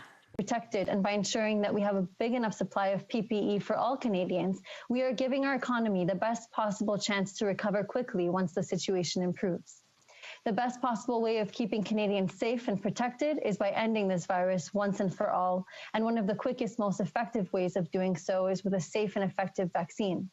From the very beginning, our government has been advised and guided by our brightest public health officials. And in a similar way, we are being guided by the best scientific minds through the Vaccine Task Force and the Immunity Task Force. We've made investments in Canada's capacity for vaccine distribution and have secured access to vaccine candidates while also investing in manufacturing right here at home. En attendant qu'un vaccin fiable. Until a reliable vaccine is available, our government will help the provinces increase their screening capacity so Canadians will not have to wait days to get tested. We are also looking into new technologies and other options to make sure that the tests are quicker. This will help to limit the spread of COVID-19 and will also help many sectors of our economy to stay open. Further, the COVID app was developed to improve contact tracing, and I'm happy that Quebec has finally decided to come on board because it will help us to limit the spread of the virus. As we're inundated by emails from worried parents expressing their fears of sending their kids back to school, we invested $2 billion in the Safe Return to Class Fund to keep teachers, students, administrators, and support staff as safe as possible as they begin their school year. This fund was given directly to provinces so that they can improve the protection measures for our schools in the best ways that they see fit. I was thrilled to see that in Throne Speech, we've committed to setting new national standards for long-term care so that our seniors, the members in our society who have contributed so much and who have spent their lives helping build our country, get the support that they need. They deserve to live and be cared for with dignity. We will also help seniors stay in their homes for longer, as home care is often the best and preferred option for them.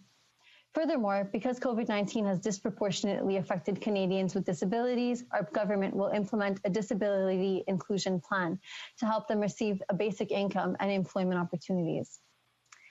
Mr. Speaker, we know that COVID-19 has not only had an impact on our health and healthcare systems, it's taken a major toll on our economy as well. Businesses, big and small, had to shut down for months due to public health regulations.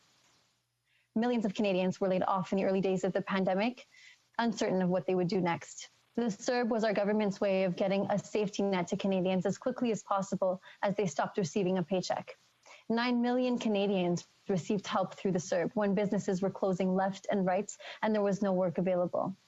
Now that our economy has started up again, CERB recipients will be supported by employment insurance, and for those who have never qualified for EI in the past, the government will create a transitional Canada Recovery Benefit. Afin d'aider les entreprises ayant to help businesses authorized to remain open during the months of quarantine, or businesses which quickly adapted to remote work so they could keep on operating and keep employees on the payroll, we created the Emergency Wage Subsidy Program, which helped to maintain 3.5 million jobs across the country. This speech from the throne announced the extension of this program, which so many companies are counting on to stay open. I was happy to see that this program will be extended until next summer. In Wave, we will be expanding the Canada Emergency Business Account in order to help more businesses with their fixed costs. The government will also work to target additional financial support to businesses which have temporarily shut down as a result of local public health decisions and those that have been the hardest hit. But Madam Speaker, we know that this is not enough. The unemployment rate is high. It's women, racialized Canadians, and young people that have been the most affected by job losses across the country. To help Canadians land good, reliable jobs, the throne speech mentioned that the government would launch a campaign to create over 1 million jobs using a range of tools at its disposal. We will be directly investing in the social sector, in infrastructure, and in training programs to give workers the skills they need to take advantage of new opportunities. We will also be scaling up the youth employment and skills strategy to keep our young people active and working. Finally, we'll create an action plan for women in the economy to ensure that women and their realities are taken into account in our recovery plan. As much as this pandemic has taken over our lives, we cannot lose sight of our very important priorities, whether they be protecting our environment, making Canada a fair, more inclusive place for everyone, or making Canada stronger on a global scale. This pandemic has exposed our weaknesses and the gaps in some of our systems, such as our healthcare system and our social systems. We should use this major setback as an opportunity to build back better for a stronger and more resilient Canada. We have an opportunity to rethink our future and ensure that everyone is included in our recovery, so that in the future, our economy can benefit all Canadians. So we have an opportunity now to align ourselves and to align our recovery plan with our ambitious climate change goals so that future generations can have a chance at a normal life on this planet. Thank you, Madam Speaker. Before proceeding, I would like to remind the honourable member for Saint-Laurent to please use the language button when she switches languages. It's easier for the interpreters to follow. I know it's Alberta, and I know it's Battle River Crowford, the honourable member for Battle River Crowford, my former chair of the Public Accounts Committee. Thank you very much, Madam Speaker. A number of changes have been made to the CEBA, Canada's emergency bank account available to small and medium-sized enterprises. And those changes have increased access to this important program. However, many of my constituents are still left with questions when they were turned down without clear expectations and faced long questions. Officials went further and told the staff in my office that there was no way that a member of Parliament could assist in the process of finding answers related to that. Can this member answer the question as to whether or not their government can commit to making sure that MPs' offices can get the services that are required to ensure that their constituents are well served by programs like CEBA? The honourable member for Saint-Laurent. Thank you, Madam Speaker. I'd like to thank the member for his question, and through you, I would like to let the member know that obviously CEBA has been expanded in order to benefit even more businesses. Of course, in the beginning, the government wasn't exactly sure how long this would last, and tried to help as many as possible, but we saw that there were many that fell through the cracks. And that's why in this throne speech, we've committed to making sure to help some of the businesses that were the hardest hit and the ones that haven't necessarily received much help up until now. And for sure, I will be mentioning it to members of my caucus, to the Prime Minister and to our ministers to make sure that we could find a way to get MPs' offices more resources in order to help the businesses in their ridings. Questions and comments? The honourable member for, l'honourable député. The honourable member for Drummond. Thank you, Madam Speaker. During my colleague's speech, I was asking my colleague from Jonquière the following question: what's more empty? An abysmal emptiness or a liberal one? I mean, it's just this feeling I get when I hear the speeches from our liberal colleagues for the last while. I mean, the speech from the throne was such a void. People want to hear what's happening, but there are things that we are still waiting on. For example, high-speed internet in our region. It's an essential service. It's an essential need to restart our economy. The provinces and Quebec are still waiting to find out what's going to happen with the money that was promised by the government to make sure that we can get access to these services more quickly. Can my colleague get past this void and tell us when that money for high-speed internet will be coming? The honourable member for Saint-Laurent. Thank you, Madam Speaker. I'd like to thank the member for his question. I clearly can't give you an exact date or anything like that, but it was one of our objectives in the throne speech. We know that with COVID-19, many Canadians are working from home. In order to continue getting their paycheck, they are doing most of the work from home. It's very important for everybody to be connected. It's very difficult for certain regions to be connected across the country, but our government has made it one of its priorities, and I'm sure that the ministers in charge will be working very hard on that. The Honourable Member for Windsor West. Thank you, Madam Chair. And to my colleague, I want to thank her for her work on Industry Committee, and as well, too, just in front of me, you probably can't see the camera, a member from the Bloc as well, who has done wonderful work on the Industry Committee as well, too. But as she knows, prorogation killed our reports and work at that committee, including a study on fraud that all members in this House worked on with a special component for COVID and COVID fraud. I'd like to know from her whether the Liberals will support a unanimous motion to restore that work. Otherwise, we will lose 6 months of work, tens of thousands of dollars, including witnesses and so forth. Most importantly, recommendations that are ready to be tabled in this House. Will she support that, and will the Liberal Party support that? Thank you, Madam Chair. A very quick answer from the Honourable Member for Saint-Laurent. I definitely believe that we will be supporting that. I can speak for myself anyways. I know that I would support that because I know that we did great work during the summer. And thank you for, I'd like to thank the member for the work that he put into the committee as well, and for that, and for initiating the study on fraud. Thank you. Reprise du débat. The Honourable Secretary to the Minister of Veterans Affairs and Associate Minister of National Defence. Merci beaucoup. Merci beaucoup, Madame la Ministre. Thank you very much. Thank you very much. And as you can imagine, good start here. As you can imagine, I'm very pleased to be here today for the 43rd Parliament, the second session. It's very important for us to be able to examine the throne speech, which was so important, and I believe it is paving the way to success for the next few years. Question that we had to look at really the areas faced with this pandemic, how we could make sure that Canadians were protected and safe. The most important thing. The second thing we had to do is how can we help them get through this pandemic? Extremely important. Thirdly, how can we make things better, because the turf underneath our feet have changed because of the pandemic.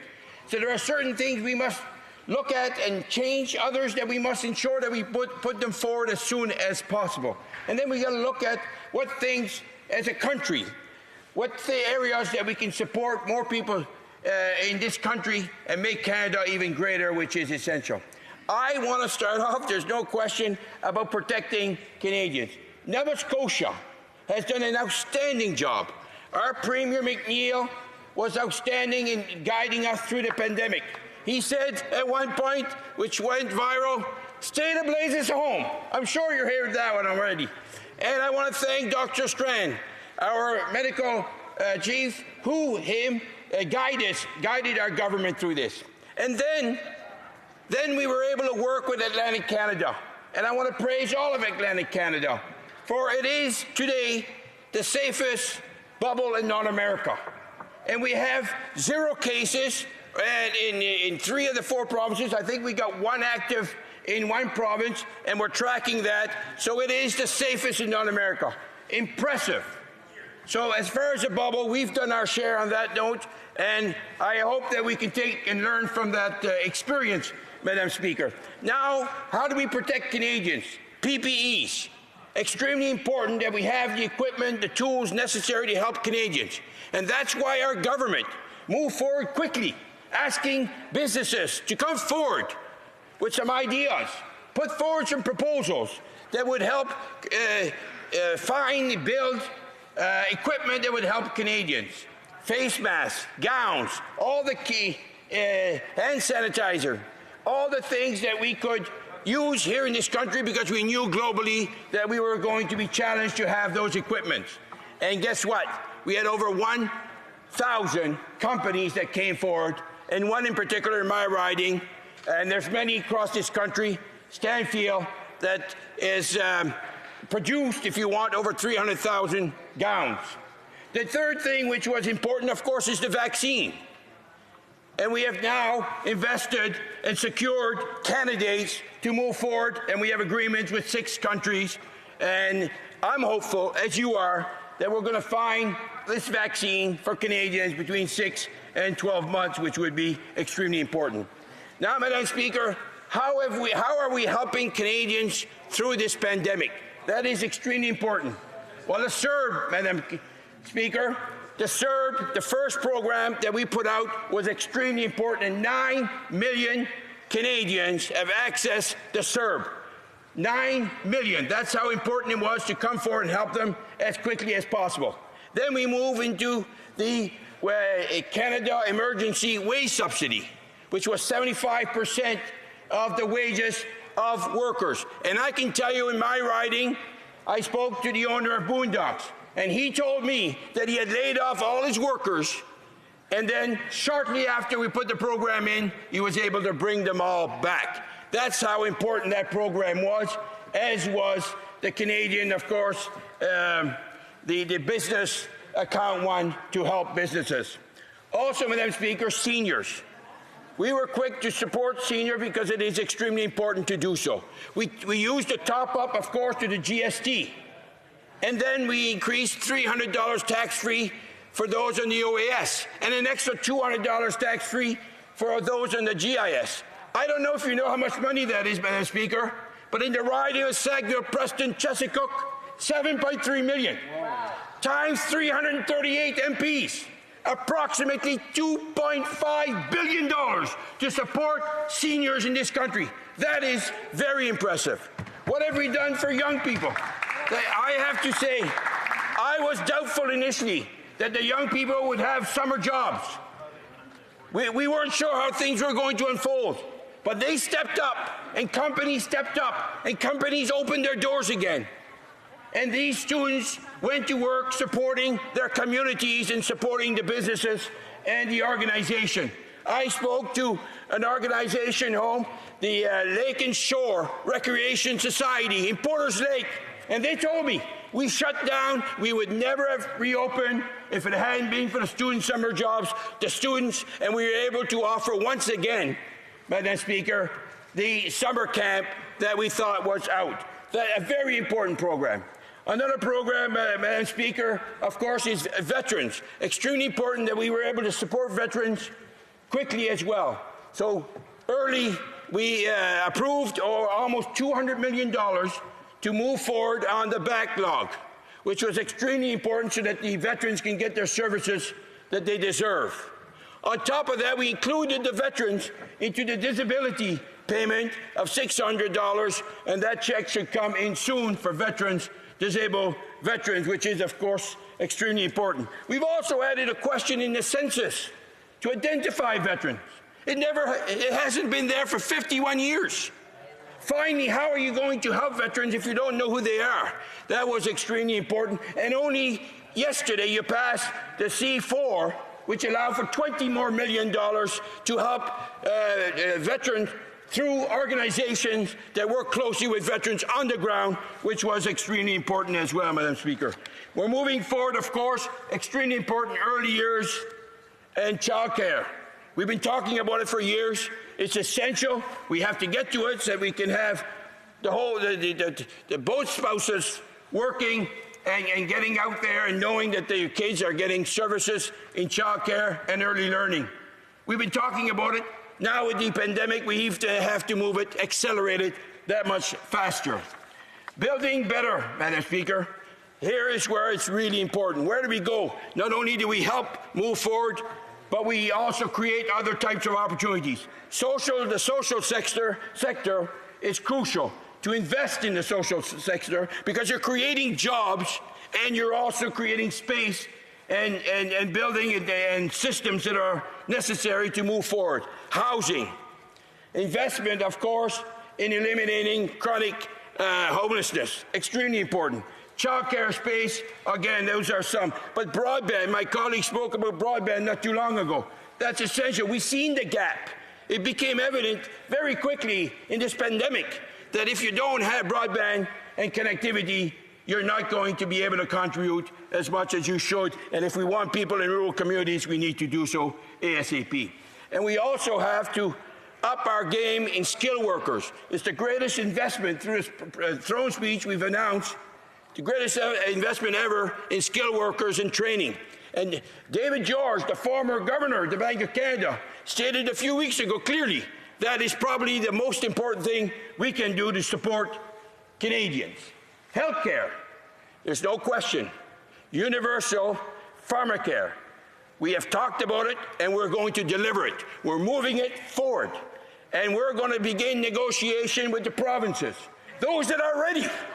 There are lots of them ready to go, and they will be quick to the door to accept that challenge. And that will show all Canadians, including the Conservative, that is doable. That is doable. They never mentioned that in the speech. Also, Madam Speaker, we also seen the gap in long-term care. And that is why we're bringing forward national standards. National standards, which is crucial to make sure that seniors from one coast to the other will have the same services and help as is required, Madam Speaker. And on climate change, I noticed the opposition leader gave a very good speech. Interesting. For a while I thought it was the liberal philosophy he was describing. But one thing I noticed he missed, he never talked about the climate. Climate change, it's real. And you're going to have to add that to his next speech, please, Madam Speaker. I also want to talk about what we're doing for climate change. We're going to legislate net zero emissions by 2050. We're going to exceed our 2030 targets. We're going to invest in green retrofit businesses and clean energy fund as we have the Atlantic Loop that we do so. Madam Speaker, I'm very proud of a business in my company, in my riding, which are leaders, if you want, in open mapping. They received $361,000 to retrieve and dispose. Sure, the member will be able to continue his speech. I'm sorry, the Honourable. I would ask members maybe to look for the little signs that I give them that their time is running out, and stop speaking when I give them the signal that it has run out. I'm sure that the honourable member will be able to add to his speech based on the questions and comments. L'honorable député de Barrie. The honourable member for Barrie-Innisfil.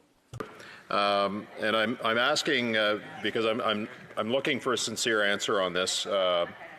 Now, I know during the throne speech the word veteran wasn't mentioned once, and on the heels of the throne speech, the parliamentary budget officer came out and said that the caseload within Veterans Affairs for adjudication and claims is approaching 50,000. A couple of years ago, all parties supported an NDP motion that would call on any money that was left on the table in Veterans Affairs to be used to work on those backlog of claims.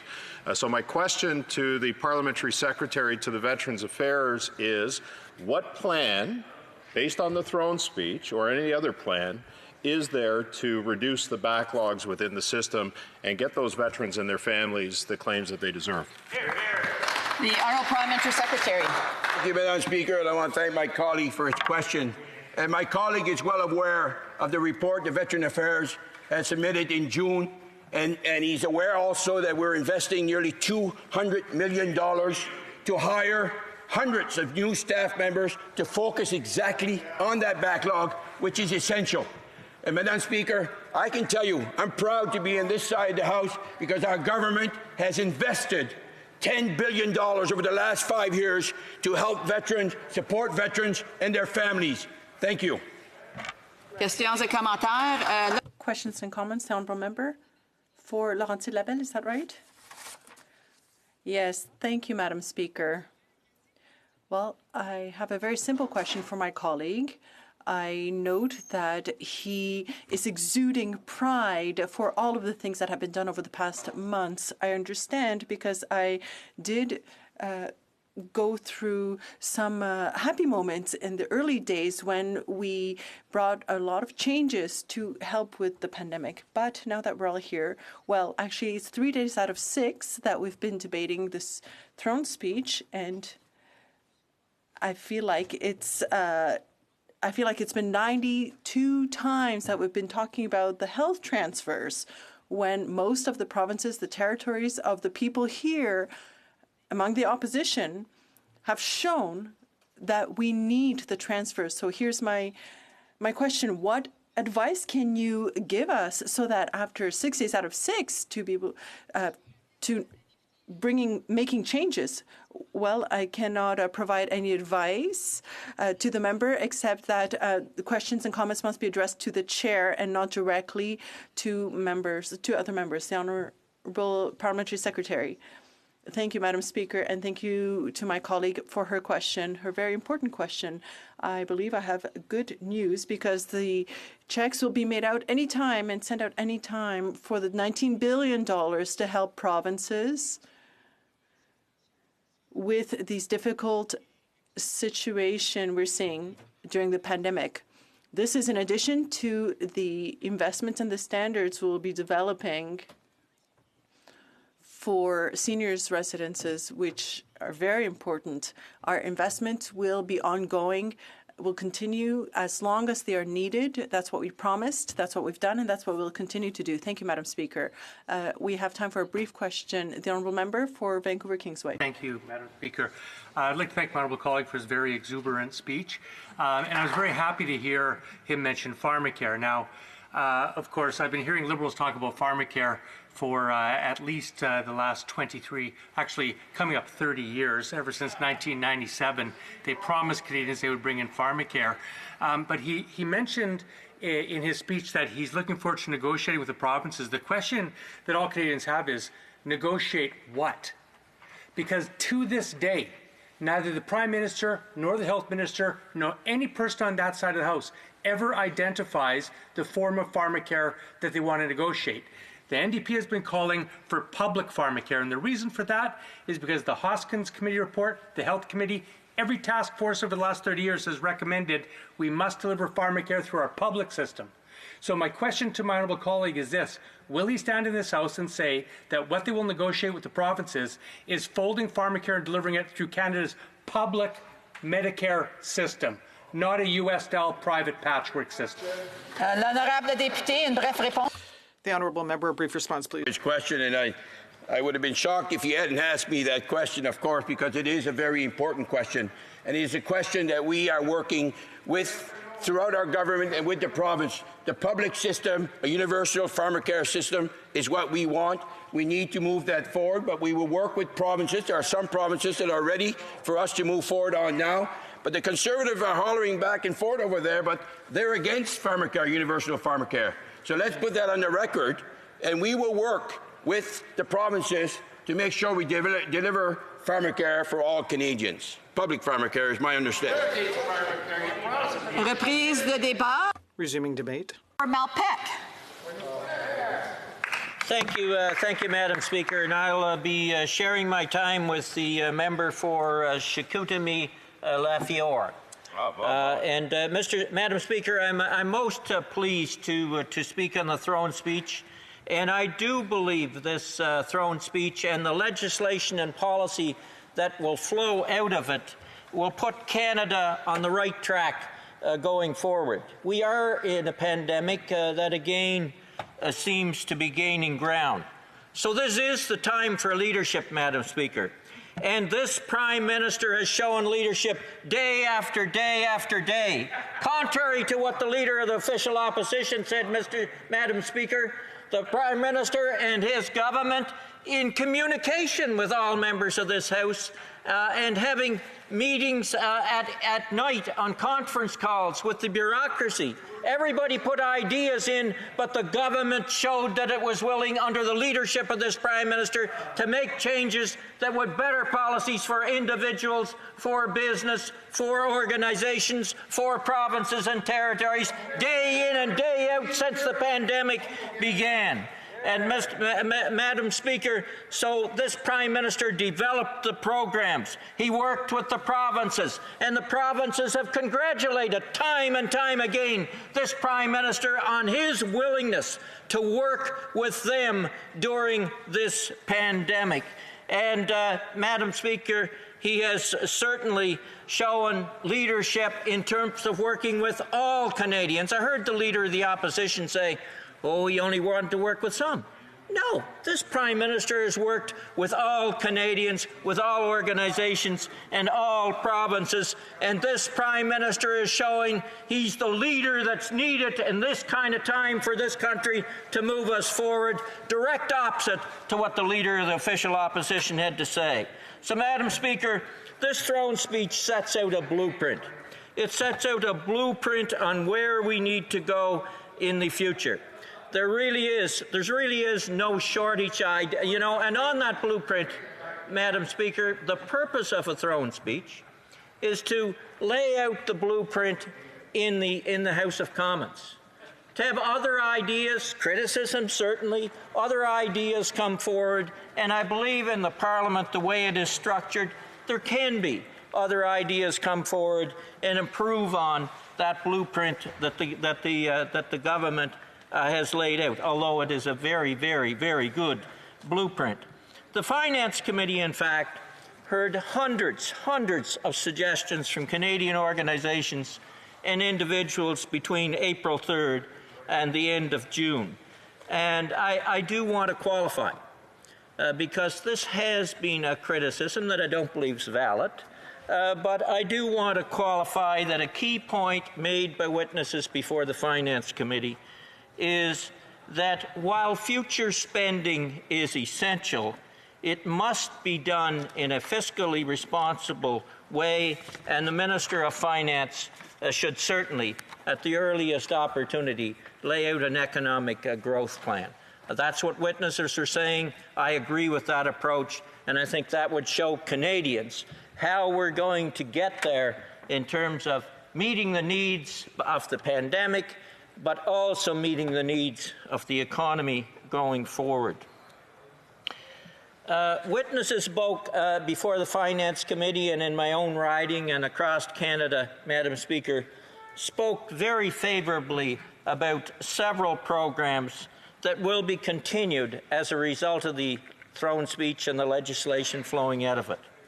The Canadian Emergency Wage Subsidy offered 75% subsidy for businesses and will be extended right through to next summer.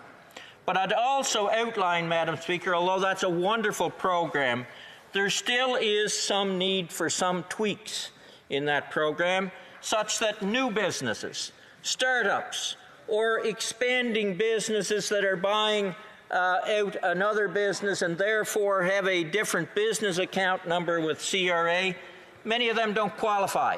We have to fix that problem, because those businesses are important to our economy. They're the backbone of our economy, and we need them. Second major program that's announced in the throne speech, Madam Speaker, is the Canadian Emergency Response Benefit. Very important to ensure families that they have the funds to put food on the table and have some security for their families as a result of jobs lost as a result of COVID. That program is rightly being rolled into an improved EI program and is absolutely necessary going forward. That's a commitment made by the Government of Canada in the throne speech, and in fact, legislation has already been put in this House through C2 and C4 that ensures that the benefits of CERB will remain as we work to restart our economy. For those in the tourism industry, Madam Speaker, who were only able to find limited work this summer, the fact that the reduced hours as announced that will be required to gain EI is extremely important. And the throne speech mentions, and legislation has passed really through here once, on the Canadian Recovery Benefit to support workers who are self-employed or not eligible for EI, the Canadian Recovery Sickness Benefit for workers who must self-isolate due to COVID-19, and the Canadian Recovery Caregiving Benefit for Canadians who must take care of a child and are unable to work. That's extremely important for people moving forward, Madam Speaker, to help them out. Another area we heard a lot of positive feedback and comments on is the CEBA, the Canadian Emergency Benefit Account. And in the throne speech, it states this, Madam Chair.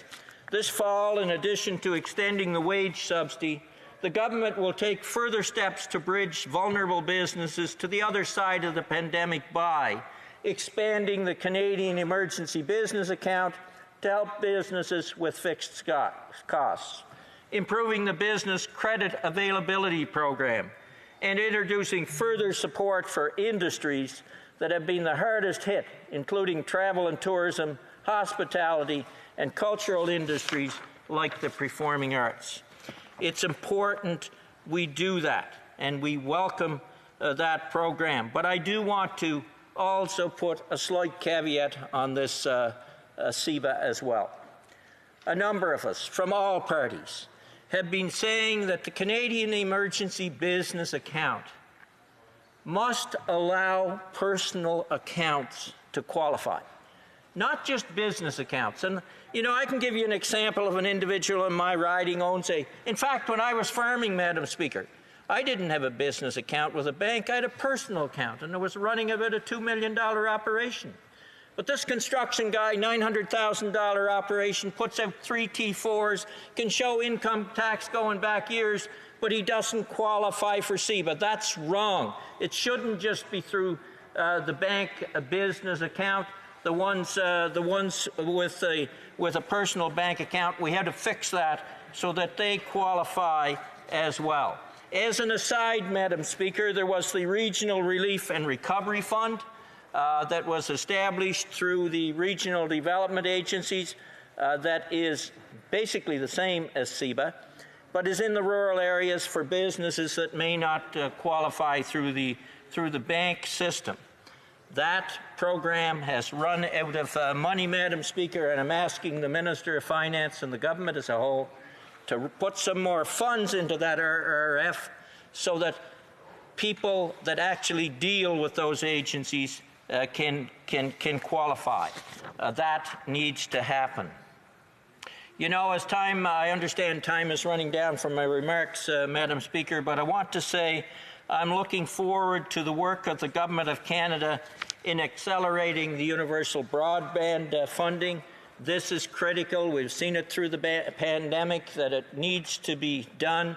I'm encouraged by what it said in the throne speech about the Atlantic Loop in terms of what we may be able to do in terms of energy between Atlantic Canada, Quebec, and how that may flow throughout the system. And we really use Canadian resources to help Canadians and build Canadian industries.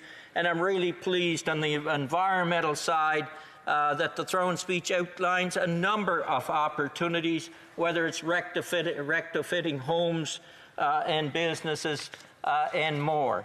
And Madam Speaker, we've learned through this pandemic that we have to supply ourselves locally, and we need to move forward on that as well. Thank you. Questions and comments? Questions et commentaires? The honourable member for Cowichan-Malahat Langford.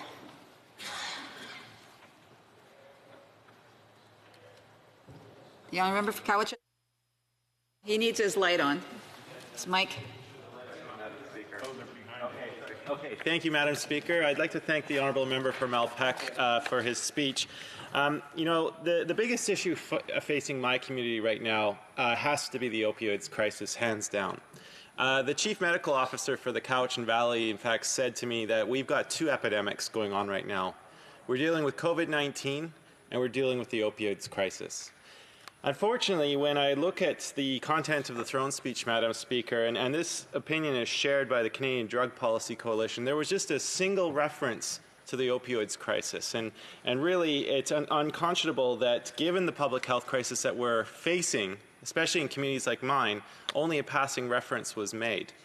What I need to hear from this member, Madam Speaker, is that this government needs to redouble its efforts to fight this crisis, to make sure we're not losing hundreds of people to overdose deaths each year, and to make sure that communities like mine are not going to continue being ravaged by it into the future. We have lost far too many people. The honourable member for Malpeque. Thank you, Madam Speaker. And you know, yes, there is mention of the opioid crisis in the throne speech, but the throne speech just basically outlines a roadmap. I agree entirely, 100% with the member and the concerns that he raised. My seatmate in many parliaments is also from Vancouver.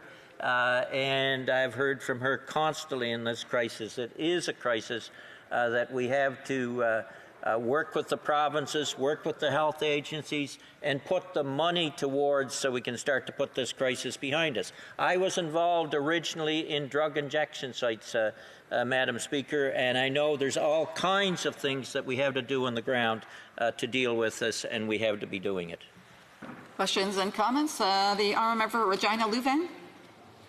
Thank you very much, Madam Speaker, and I appreciate the opportunity to rise and take part in this debate with such an experienced colleague from Prince Edward Island. I was able to see him in action back in 2008 when I worked here on Parliament Hill, and it's nice to be able to be here with him on the floor. Hopefully I can learn a little bit from his experience. But going through the throne speech, one of the biggest issues we're hearing in Western Canada and in Saskatchewan and my provinces, how are we going to get the energy sector, the oil and gas sector back to work? And I will read the one line in here and just ask him if he agrees with this, is support manufacturing, natural resources, and energy sectors as they work to transform to meet a new net zero future, creating good paying jobs and long-lasting jobs.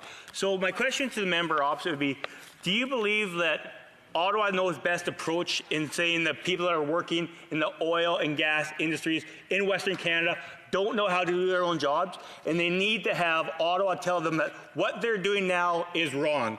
How you put food on the table for your family is not right, and they need to come forward with a new Ottawa Know Best approach, because the men, women working hard in the energy sector aren't good enough for this Liberal government. The honourable member for Malpeque. You know, after those compliments in the beginning, Madam Speaker, I really hate to disagree strenuously with the member opposite, but I have to. The fact of the matter is there is not an Ottawa Knows Best approach here.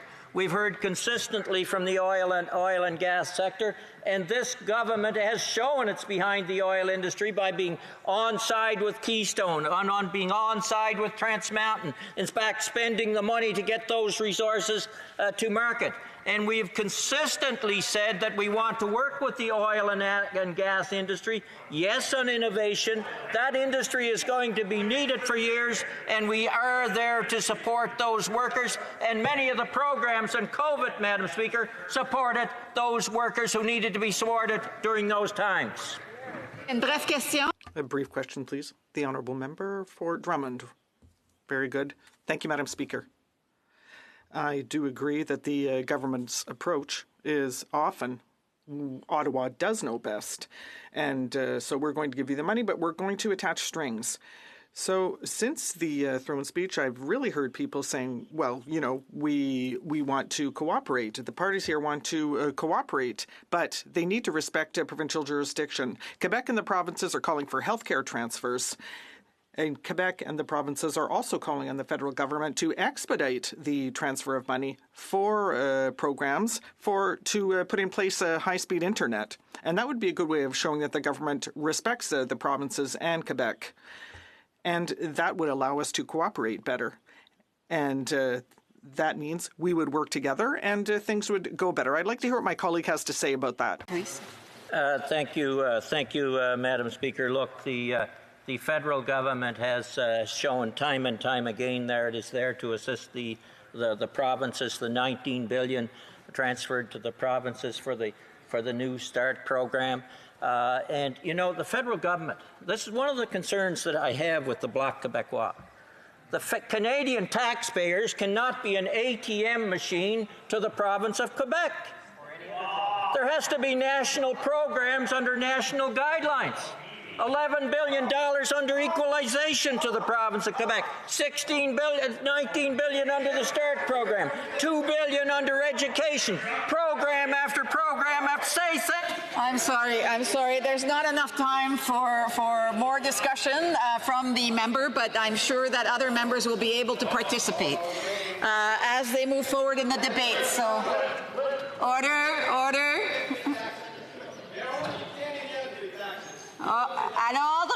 Order, please. There are other people who would like to participate in the debate, and they need the respect of this House, please. Resuming debate, the Honourable Member for Chicoutimi-Le Fjord. Order.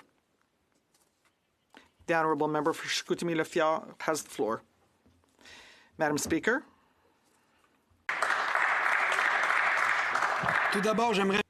First, I'd like to thank my colleagues and especially my leader, the leader of the official opposition and member for Durham, for my appointment as Lieutenant for Quebec. And it's with great pleasure and great passion that I intend to fulfill my mandate to represent the interests of Quebecers in this House.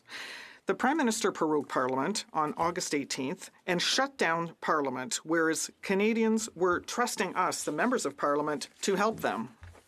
On August 18th, the government literally abandoned Canadians, whereas our citizens needed leaders to support them and to lead the way in the economic recovery. The government thought only of itself and the fact that it was mired in ethical scandals. The truth, Madam Speaker, is that the Liberal government turned its back on Canadians in a selfish fashion simply to shut down parliamentary work on We Charity. During that time, there was growing concern across the country. For example, in my area, my region of Saguenay-Lac-Saint-Jean, there was a study carried out that showed that it was the hardest hit region in Quebec by this crisis. My region saw its GDP drop by 6.2%, and it also shed 18,000 jobs. The people in my region have a great deal of hope in the Quebec LNG project, and its environmental hearings just started last week. But the thing everyone in Chicoutimi-Le Fjord is talking about is healthcare. People are worried and they're wondering whether the provinces have the resources to overcome this crisis. They expect the federal government to transfer money to the provinces because that's where healthcare decisions must be made. But they're worrying about the delay in all of this. They're wondering whether Ottawa, or rather why Ottawa is holding back these funds and yet is spending recklessly. But, you know, the Liberal government doesn't have time to worry about the well-being of Canadians because it has to protect itself from yet another ethical scandal. Now, in its defense, the Liberal government claimed that it wanted to reset its priorities. But that is simply not the case. Its priorities are simply a repetition of all the Liberal policies that were announced since 2015 and that have not yet been put in place. Here is my question. Besides duping us, what has the Prime Minister done during this 30-day prorogation? Because clearly he did not listen to the recommendations from the provinces. What all the provinces are calling for, what all Canadians are calling for, is increased federal funding for health care with no strings attached for the provinces. Now, how can the leader claim that he's leading a strong country if the provinces don't have the tools they need to reach their full potential? Now, the government is not only ignoring the provinces, but encroaching on their jurisdiction by dealing with long-term healthcare centres. Now, this hostility among the Federation rapidly boiled up. It took only a few minutes for the Quebec Premier to speak out against the excessive interference by the federal Liberal government. Now, I understand why Quebecers are dissatisfied. Farmers are still waiting. Farmers and dairy producers, rather, are still waiting for their compensation. The Davie Shipyard is still not the third national player on the Canadian shipbuilding scene. And our aerospace cluster is quickly dropping out of the group of world leaders. There's nothing to reassure our forestry workers, our steel workers, our aluminum workers, and yet those are the people who we ask to slow down their productivity and freeze their salaries. Strategic infrastructure like our ports and our airports are not being developed.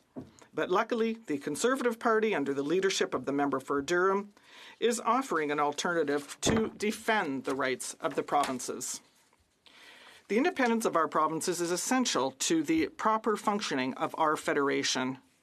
And that is what our party, the Conservative Party, is offering as an approach to our great country. The Liberal government is blaming all the problems that we've suffered recently on the pandemic. And that's what the people in my riding are saying. This is an irresponsible attitude. The government is racking up debt, but that wasn't caused by COVID. There's been constitutional squabbling among the provinces. There's been a lack of productivity in our economy, but that's not COVID's fault either. This crisis is something that should have brought us together. It should have allowed opposition parties to work together, but all the Liberal government wants to do is sow division. It refuses to consult. It imposes its own agenda. COVID is just an excuse for the government to surreptitiously put forward policies that will limit provincial powers and limit as well Canadians' economic freedom. Now, obviously, we had to act quickly in spring. That's true. But the throne speech was the opportunity to tackle more deep-rooted societal problems, to better tailor our social safety net by helping people in difficulty instead of taking a one-fits-all approach. Also, Madam Speaker, we must remember that a safe social safety net costs money, and it's not by using a credit card that we're going to have a sustainable and lasting system. If we develop our natural resources fully, we will be wealthy enough to build a strong social safety net. If our policies put steel, aluminum, lumber at the heart of a national environmental strategy, the planet would be better off for it, and we could offer lasting, sustainable jobs. If we work together to improve things instead of sowing division and halting our growth, Canada would be able to undertake far-reaching projects. If we had a tax system that incentivized work, then we wouldn't have to have this mishmash of federal programs. If the government wished to cooperate with the provinces, there wouldn't be all this constitutional squabbling.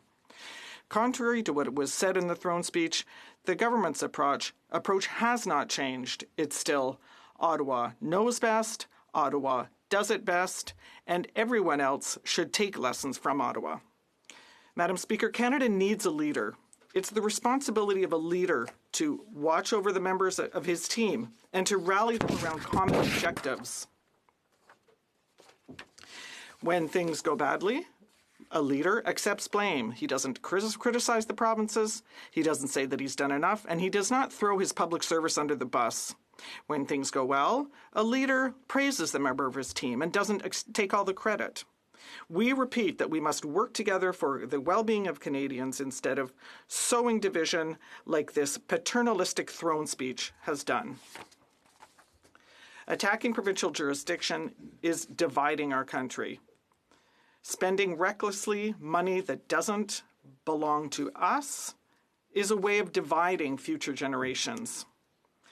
We can see today that the government simply does not care about the provinces, and yet the Prime Minister should know that the strength of our Confederation lies in the strength of our provinces. And if he will not listen to them, if he will not act like a leader, like a statesman, then he should ask himself, is he in the right seat? Is he in the right position? Thank you. Questions and comments? To the Government House Leader. Madam Speaker, I absolutely totally disagree with what it is that the member's putting on the record. We have clearly demonstrated, with the exception of the Conservative Party here in Canada, that there's been a very strong Team Canada approach at combating the COVID-19. And my question to the member would be, has he even looked at the Safe Restart Agreement? You know, I have in my hand a letter, Madam Speaker, and I'll put it down because I don't want to use it as a prop, from the Premier of the province of Manitoba saying all sorts of positive things in terms of how the federal government is actually working with the province to help out. And I'm from Manitoba.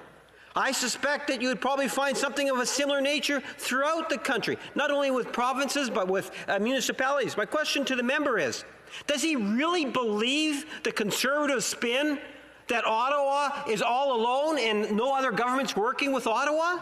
That's silly. The honourable member for Chicoutimi-Le Fjord. Thank you, Madam Speaker. I'd like to thank my colleague opposite for the question. The government prorogued Parliament for 6 weeks. And in that time, we could have talked about new measures, the CERB, the economic recovery. We even asked to work on a Sunday so we could put forth the best measures possible, because we've saw that mistakes were made when the original measures were brought about, and we didn't want those mistakes to be repeated. The commercial rent assistance program was flawed.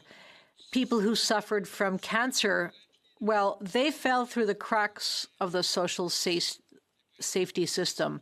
The government has to work with the opposition. We feel that's not happening, and that's why the government cut down debate down to 4.5 hours only instead of 14 hours. The honourable member for Jonquière. Thank you, Madam Speaker. I'd like to thank my colleague for Chicoutimi-Le Fjord for his speech. I also listened to him during question period when he talked about healthcare funding. Well, this is a problem which has existed for a long time. I'm a sovereigntist. I won't hide that fact. But in 2013, the parliamentary budget officer, who at the time of the Conservatives were in power, said that if nothing was done, provinces would accumulate deficits year after year, whereas the federal government would have surpluses. So I'd like to ask my colleague if he's serious. There's a motto in our region which is, well, you've got to walk the talk. So, my friend, if he is serious, if he truly represents Quebecers, is he willing to respect the 35% of funding asked by the government of Quebec and an increase of 6% in healthcare transfers? If he's serious, he will support those positions. The member for Chicoutimi-Le Fjord. Well, as far as we're concerned, it's important to increase healthcare transfers to the provinces. Yes, that's important. However, you can't make a commitment to a percentage because the Conservative Party might be in power soon, so we have to be responsible. Now, when it comes to the budget, we haven't heard anything from the Liberal government, so it's all very well and good for the members of the Bloc to send numbers out. But we know that they will never, ever table a budget. Thank you, Madam Speaker. And the honourable member for Nanaimo, Ladysmith, a brief question. Well, thank you, Madam Speaker. My question is really simple. During the pandemic, the 6 months of the pandemic, 20 of the richest people in this country increased their wealth by $37 billion. Now, 2 of those people own most of the grocery stores in this country, Galen Weston and Jim Pattison. They earned $1.6 billion and $1.7 billion each during that 6 months. And when the numbers were, when the $2 an hour wage increase was cut off by them to their workers, their stock and shares increased. Now, I'm wondering, would the honourable member approve or support a wealth tax for people who are earning money like this when their workers are struggling during this pandemic? The member for Chicoutimi-Le Fjord, briefly, please.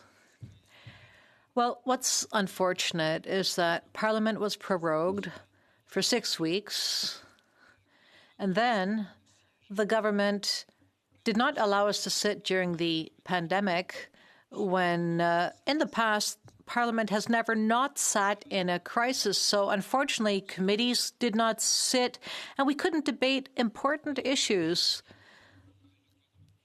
Thank you. Debate. The honourable member for Winnipeg South Centre. Madam Speaker, it's my pleasure to share my time with the member from Brampton South. Madam Speaker, remarkably, it's been more than a year since I have spoken in this chamber. Circumstances and life have intervened. It was an exciting night for me in October 19th, 2019, when the people of Winnipeg South Centre sent me back to the House of Commons, and I want to thank them for that. The next day was less happy. I was diagnosed with a blood cancer, multiple myeloma, and my kidneys were pretty well shot. But here we are, less than a year later, and I'm feeling strong.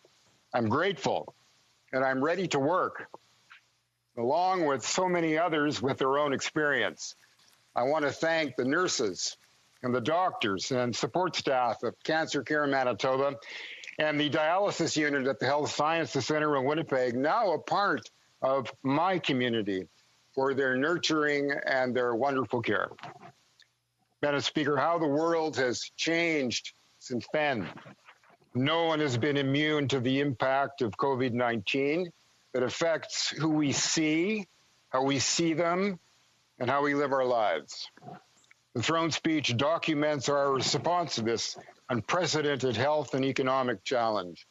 Investments of billions of dollars to cushion the impact of the pandemic for people, businesses, institutions, and communities. We understood that speed could mean imperfection. Adjustments have been made and continue to be as we learn and adapt to the evolving landscape of this pandemic. La pandémie a démontré que lorsque la The pandemic showed that when all governments work together, the best outcomes happen. Canadians do not want their leaders to denigrate each other or democracy. In fact, democracy does encourage differences, but this is what makes our system strong. But we become vulnerable when debates break down. Work together, better results happen. And it's worth remembering that there have been 18 meetings between first ministers since the start of the pandemic. Canadians do not want their leaders to bicker. They don't want them to name call, and they don't want them to denigrate. Today, more than ever, democracies by their nature encourage dissent. And that's what makes our system strong. But it weakens when the debate turns nasty, as we have seen recently in other places. Among government's big jobs is to determine the pace of change. Whatever we do, it's not enough for some and it's too much for others. Trying to satisfy everyone will satisfy no one. What we do know is that social policy and economic prosperity are partners in nation building. Without childcare, creating jobs and generating economic growth are slowed. If our citizens are unwell, unable to work, or denied education or training, our communities cannot reach their full potential. The pandemic is the most important health and economic crisis in Canada's modern history. But we will come out of these turbulent times, well positioned to write the next chapter of the Canadian economy and the country's history. The Prime Minister, who has led the Canadian effort with empathy, with sensitivity, with intelligence and grace, has asked me to be his special representative to the prairies. Madam Speaker, I'm a prairie guy, born and raised through and through. This is the part of our country that shaped my values and an appreciation for staying close to the ground. Winston Churchill was in Winnipeg on January the 22nd, 1901, nearly 120 years ago. It was the day Queen Victoria died. Churchill happened to be in Winnipeg giving a lecture to earn a few dollars as a newly elected member of the British Parliament, recently returned from covering the Boer War as a journalist. Churchill looked out the window of his hotel room, gazed towards the west, and said, "Someday this land will feed the world." How could Churchill have known that not only are we feeding the world with the crops he had in mind, but we're producing what the world needs and what the world wants today? Energy, agriculture, plant and animal protein, artificial intelligence, community building, repairing relationships with Indigenous peoples. In many ways, the prairies are leading, not only in Canada, but globally. And this leadership will only be more important as nations look for stable partners producing what they need, what all of us need. This is the platform already built by those who came before and enhanced richly by today's talented scientists and academics, by the work ethic of producers all across the regions of the prairie and indeed right across the country. We are poised to come out of the pandemic to accelerate trade, to create more wealth, enabling us to distribute that wealth fairly, inclusively, and justly. Madam Speaker, as Minister of Natural Resources and as Minister of International Trade Diversification, I had the honor of representing Canada worldwide. In my experience, unfailingly, we are seen by the rest of the world as a leading nation, a stable democracy financed by an abundance of resources, natural and human. We are humbled by size, challenged by geography, and motivated by values that bind. We will get through this pandemic, and when we do, the prairie provinces of Alberta, Saskatchewan, and Manitoba will help lead the way.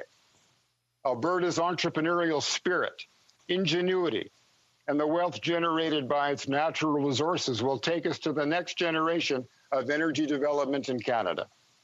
Already, we see this happening, making the adjustments necessary to navigate a changing energy landscape worldwide. They will be on the leading edge of transformation, using the resources we have now to help ease the transition to the new energy reality. Saskatchewan is blessed with fertile soil, passionate producers, traders, entrepreneurs, and community builders on the leading edge of research and discovery. Saskatchewan is a trading province, more diversified in its trade than any other. And in my own province of Manitoba, Madam Speaker, celebrating its 150th year, swift flowing rivers produce our electricity. Great cultural achievements have made Winnipeg a city attracting the finest creative talent. We have welcomed immigrants from every corner of the globe who have enriched our communities and our economy. And we continue the essential work of reconciliation enthusiastically, supported by Manitobans. As our Prime Minister said to the United Nations General Assembly, quote, for First Nations, the Métis Nation and Inuit peoples in Canada, those early colonial relationships were not about strength through diversity or a celebration of our differences, unquote. Today, children are observing Orange Shirt Day, witnessing and honoring the healing journey of survivors of the residential school system, our national shame. We should never forget what Indigenous peoples have taught us. And without their teaching and protection, many of our earliest immigrants to the Red River Valley would not have survived. Indigenous peoples' respect for land and water and air is a sacred trust. What riches this region enjoys, and what an opportunity for all Canadians to move forward with all the potential that is the Prairie West. Its rich diversity is, and to say we know it, but it's a formidable challenge to weave it together, to be a national fabric out of all of this material. This has been the national project from before Canada became a nation. I am proud to be a part of this team. And when I say this team, Madam Speaker, I do not just mean my colleagues on this side of the House. I mean all parliamentarians who share our aspirations for a strong and prosperous Canada. There will be a brighter day ahead, and we will face the challenges together. Thank you, Madam Speaker. Questions and comments? The Honourable Member for Laurentides-Labelle. Oh, sorry, for Louis Saint Laurent. And I appreciate Laurentide Labelle. I'm from Louis Saint Laurent. Madam Speaker, it has been a real pleasure for me to watch and to listen carefully my colleague from Winnipeg, the Honourable Minister, because I have a lot of respect for him and very pleased to see him talking to us in good shape, and I wish to see him here in Ottawa pretty soon. It's fun also, Madam Speaker, to hear a Cabinet Minister talking positively about natural resources in Canada. And I wish the Prime Minister will get inspiration from his colleague from Winnipeg. The colleague talked about Churchill. Speaking of Churchill, Madam Speaker, we have seen in a tweet this week, a tweet from the Honourable Andrew Leslie, former general in the Canadian Army and former whip of the Liberal Party, who said, "I wonder what the great prime ministers of the past might think. During the entirety of the Second World War, neither British Churchill nor the Canadian Mackenzie King PM ever sought to limit debate, especially on matters involving financial appropriation." Does the honourable colleague from Winnipeg, from the Liberal Party, agrees with his former colleague who said, "Why shut down Parliament to have debate about spending money?" The honourable member for Winnipeg South Centre. I appreciate the kind words from my friend, and I do mean my friend, and to congratulate him for his new responsibilities. There will be ample time to debate the speech from the throne and ample time to debate legislation. As I said in my remarks, Madam Speaker, for many people there's too much time, and for other people there isn't enough time. There has to be a balance between what's available and the competing pressures on that time. I know that my honourable friend, though, is so efficient with language that he'll use whatever time there is to best advantage. And comments. The honourable member for Esquimalt Saanich-Sooke. Thank you very much, Madam Speaker. And I, too, would like to welcome the member for Winnipeg South back and to see him looking so well, and also to honor his strength. Madam Speaker, COVID has devastated the tourism business in my riding, from Butchert Gardens on the eastern boundary to small family-owned sport fishing and tourism businesses in the west, including Wilson's Transportation that provides key charter bus services, 7 golf courses, dozens of hotels and restaurants, all representing several thousand jobs in my riding. So, Madam Speaker, my question is, given the heavy dependence on U.S. tourism in my riding, given the fact they've lost their spring, they've lost their summer, and now they've lost their fall season. I know the member for Winnipeg South is an influential member of his caucus. Will he join me in pressing the government for a tourism-specific recovery strategy? Otherwise, we'll risk losing important parts of our tourism infrastructure permanently. Honourable member for Winnipeg South Centre. The short answer, Madam Speaker, is yes. And there is a reference in the throne speech to tourism, and we all know in our own personal lives and in our families and communities just how hard hit that sector has been. And the tourism sector means airlines, it means airports, hotels, restaurants, cultural industries. The entire Canadian economy has been so badly hurt by the pandemic. And we know that some industries have been hit harder than others. The member is right. Tourism is among them. And yes, I will add my voice. Questions et commentaires? Questions and comments? The Honourable Parliamentary Secretary. Thank you, Madam Speaker, and thank you to the member for Winnipeg South, who is just such a great Canadian, and he inspires us every single time we hear him speak here in the House. I know so many members felt very emotional hearing him speak in such a way.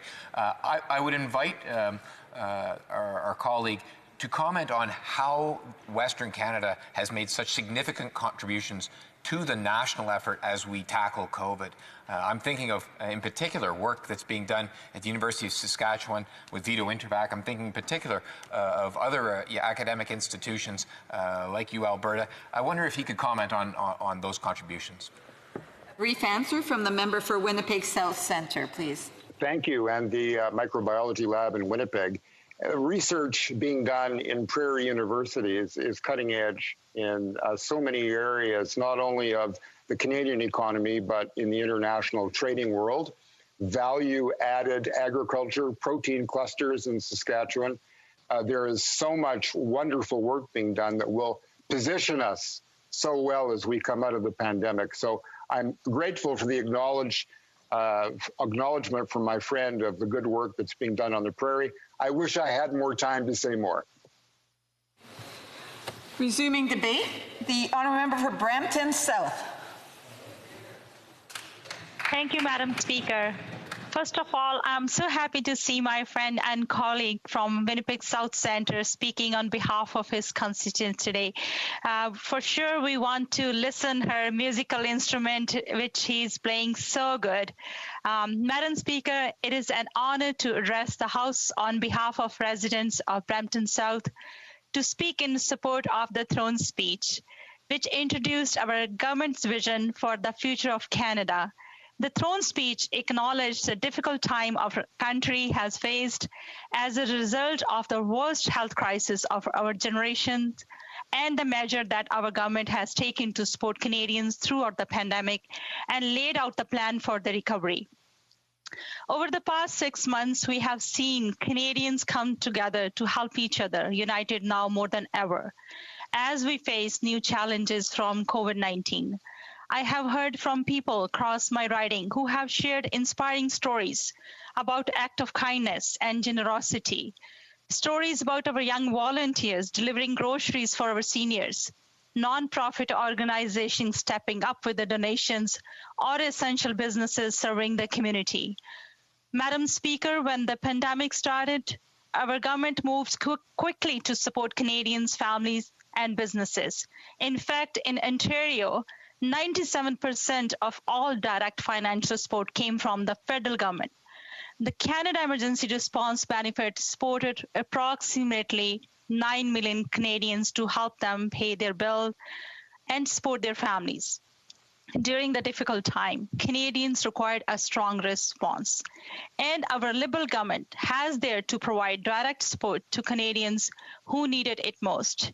Over 9,500 seniors in my riding received a one-time GST payment. Thousands of workers were supported by the Canada Emergency Response Benefit. Many businesses were supported through the wage subsidy, the Canada Business Account, and more. Vital community organizations have also received much-needed funding.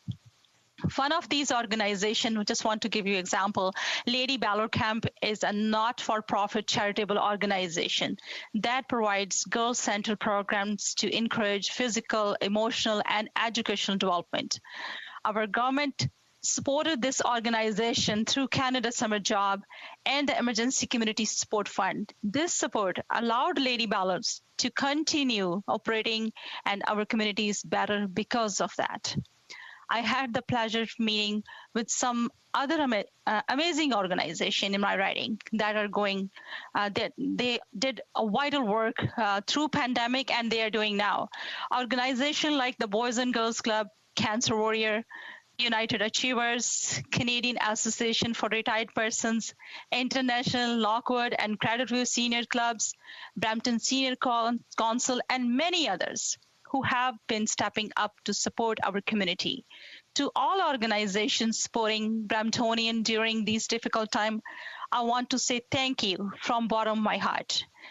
In this spring, my team and I worked tirelessly to reunite families of Brampton South who were struck abroad.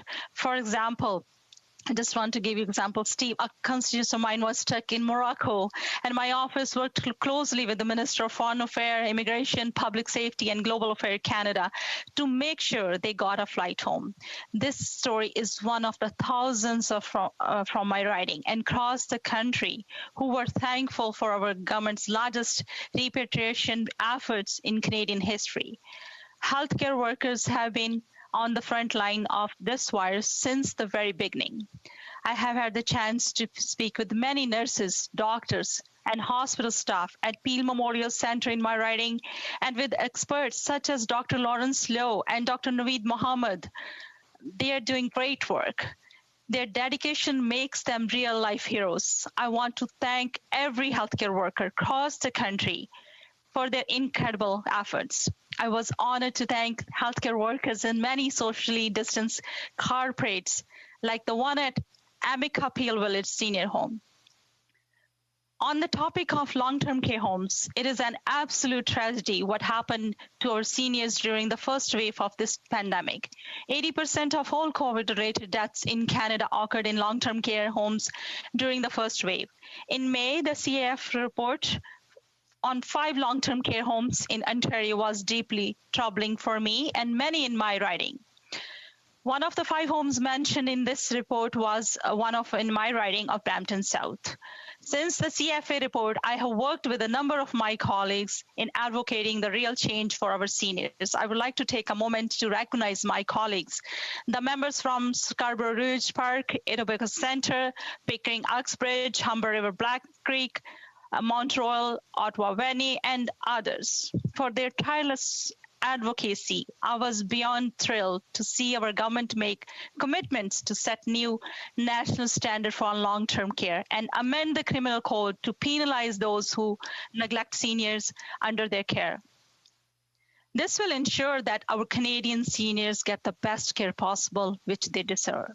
Madam Speaker, this throne speech has a good plan for workers and for businesses in Brampton South and across Canada, extending the Canada Emergency Wage Subsidy Program through the next summer and expanding the Canada Emergency Business Account to help with the fixed costs provides businesses owners with a clear path for getting through this challenging time.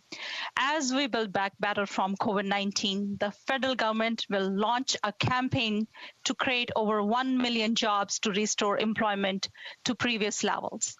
This will be done through investing in housing, transit, and green infrastructure projects. I'm looking forward to this much-needed campaign to get people back to work and invest in communities like mine.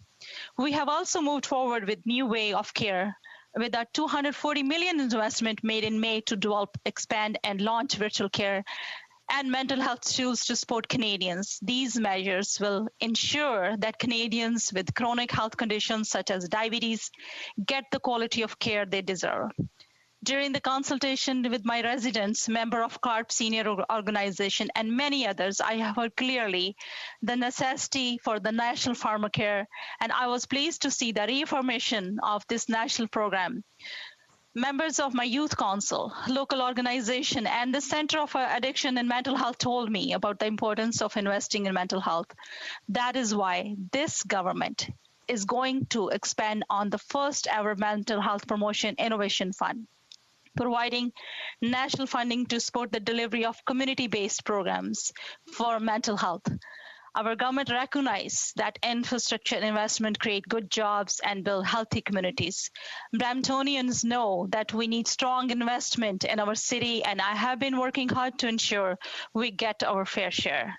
Whether it be $35 million in Safe Restart funding to support the city of Brampton, the largest investment in housing by the federal government the Peel region has ever seen, which will create over 2,200 affordable units and shelters, or more transit funding like we saw this summer, where the federal government invested approximately $45 million to upgrade Brampton's transit system. This government knows now is not the time for austerity. It is the time to invest in our communities and in Canadians.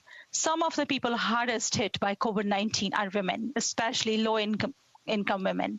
I'm proud that government has listened to the needs of women and is taking bold action to support them, establishing affordable, inclusive, and high-quality childcare, and creating a Canada-wide early learning and childcare system will relieve the burden of women and families. Recently, I visited a local childcare facility in my riding, Lulabu Nursery, to see how they have adapting during COVID-19, and I'm thrilled to see support is coming for the essential service. Let me be clear, there can be no recovery without the recovery for our women. Finally, I would like to discuss the fight of racial equality for all Canadians. This throne speech addresses these concerns and will take steps to address online hate, introducing legislation to address systemic inequalities, and bringing reforms to the RCMP. Brampton South is a beautiful community that everyone should feel safe to call home, and it should not matter your religion, who you love, or the color of your skin. Madam Speaker, this is a vital moment to shape Canada's future for the better. Our Liberal government speech from the throne lays out bold action on health, environment, the economy, and equality, we are focusing on protecting Canadians from COVID-19, helping get through the pandemic by supporting Canadians and businesses as long as it lasts, and building back better to create a stronger, more resilient Canada. We are making commitments to extend key support to help Canadian workers, families, and small businesses through COVID-19. I'm asking all Members of Parliament to support this bill so Canadians continue to receive the help they need in this most difficult time. Thank you, Madam Speaker. Questions and comments? Questions et commentaires? The Honourable Member for South Okanagan, South Okanagan, West Kootenay. That's it. Thank you, Madam Speaker, and I'd like to thank the member for her speech. One thing that I think is top of mind for many, many Canadians is action on climate change, bringing our emissions down. For the last 5 years in this place, I've been talking about the need to really ramp up the rate that we're retrofitting our buildings in Canada, not just residential homes, but commercial buildings, large buildings. The federal government, the Liberal government, has been kicking this down the road and kicking it over to the provinces in the previous parliament. In the last budget, they were trying to move it off onto the municipalities. Just wondering if she can comment on what the federal government plans to do to really do bold action on retrofits for our buildings that could significantly bring down our emissions. Thank you.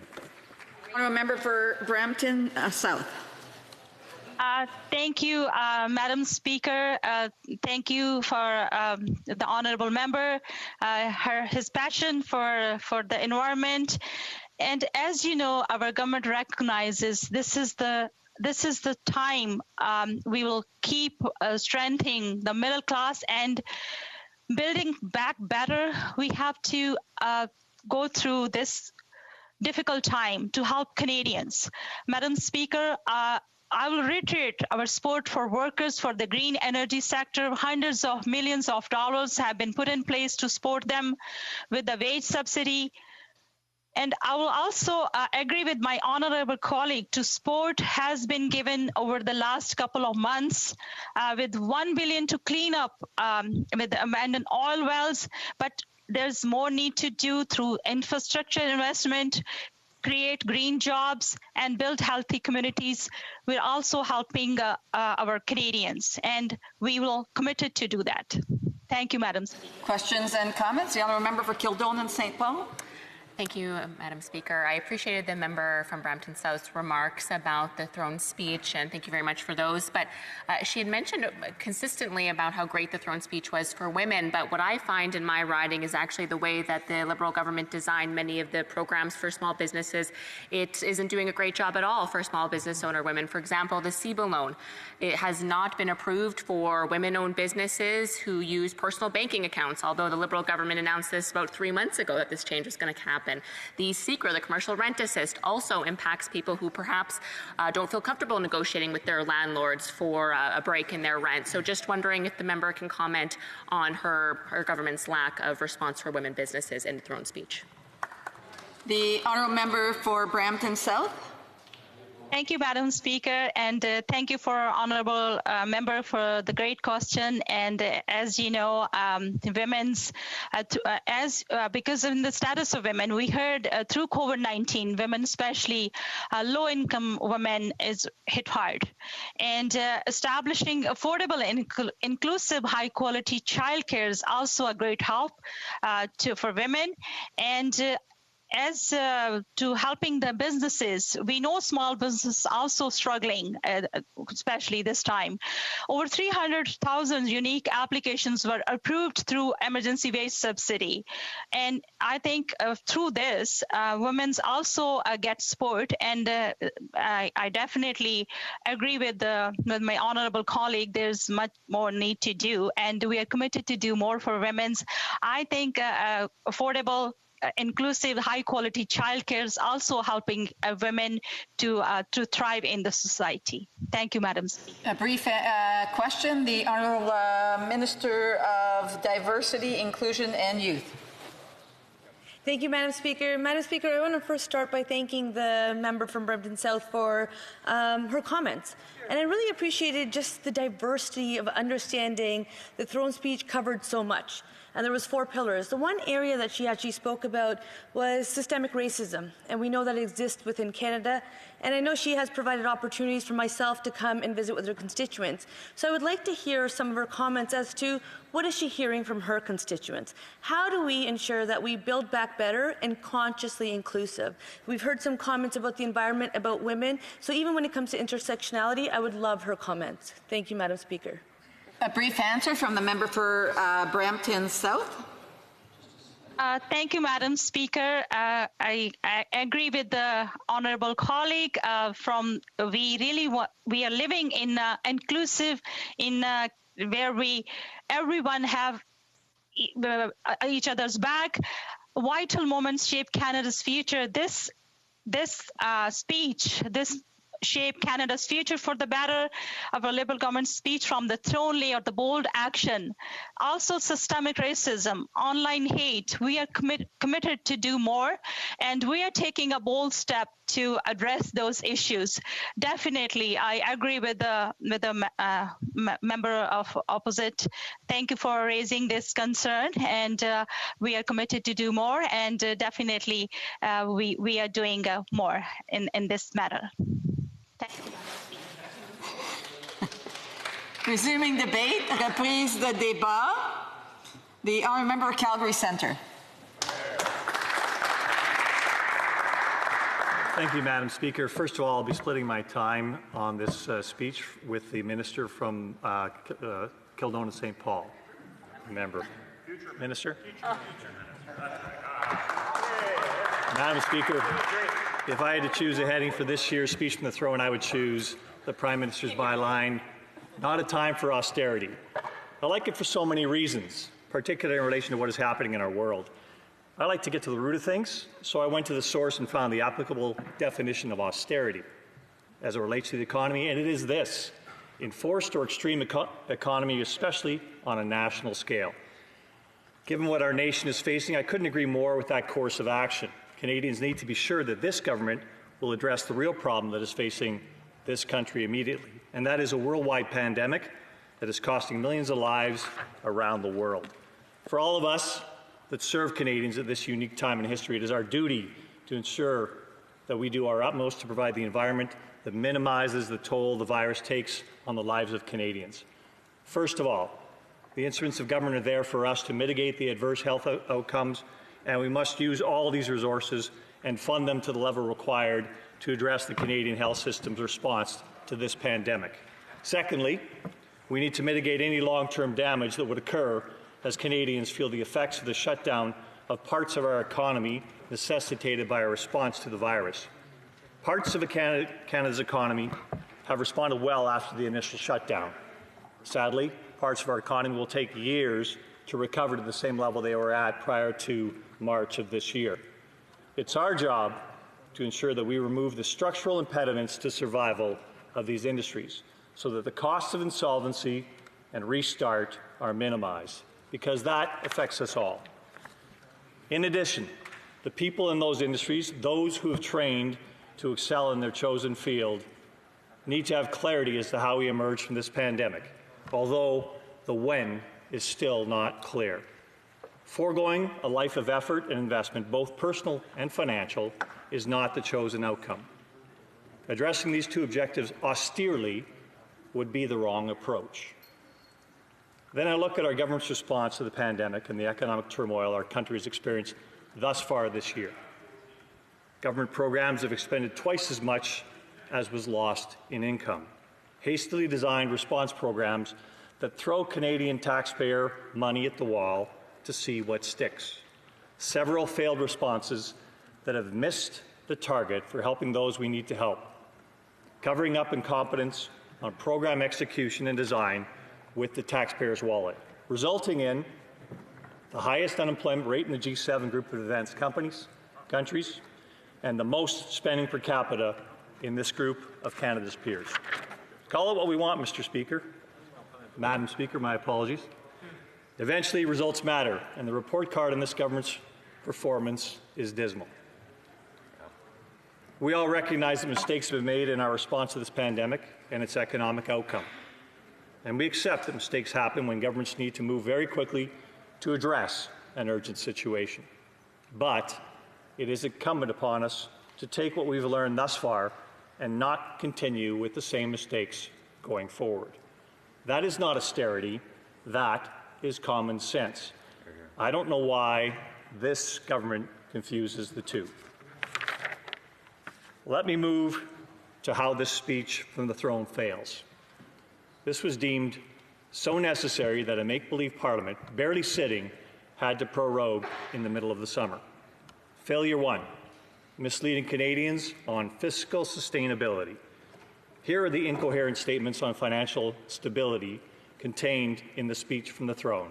I quote, "With interest rates so low, central banks can only do so much to help." Quote 2, "This government will preserve Canada's fiscal advantage and continue to be guided by values of sustainability and prudence." Quote 3, "Governments can do so while also locking in the low cost of borrowing for decades to come." Well, considering that this country's central bank, the Bank of Canada, has increased its balance sheet almost five-fold in the past 6 months to over $500 billion, keeping interest rates low only works because the only buyer of our country's bonds is the Crown Corporation we own. That is, our debt is being mispriced, and Canadians are bearing not just that balance sheet, but also that excessive risk. Tell me, what happens when this independent central bank says that they will no longer buy the debt being issued by the Government of Canada? And by the way, something they weren't doing at scale until this year. Is the Government of Canada now subject to the whims of the Governor of the Bank of Canada?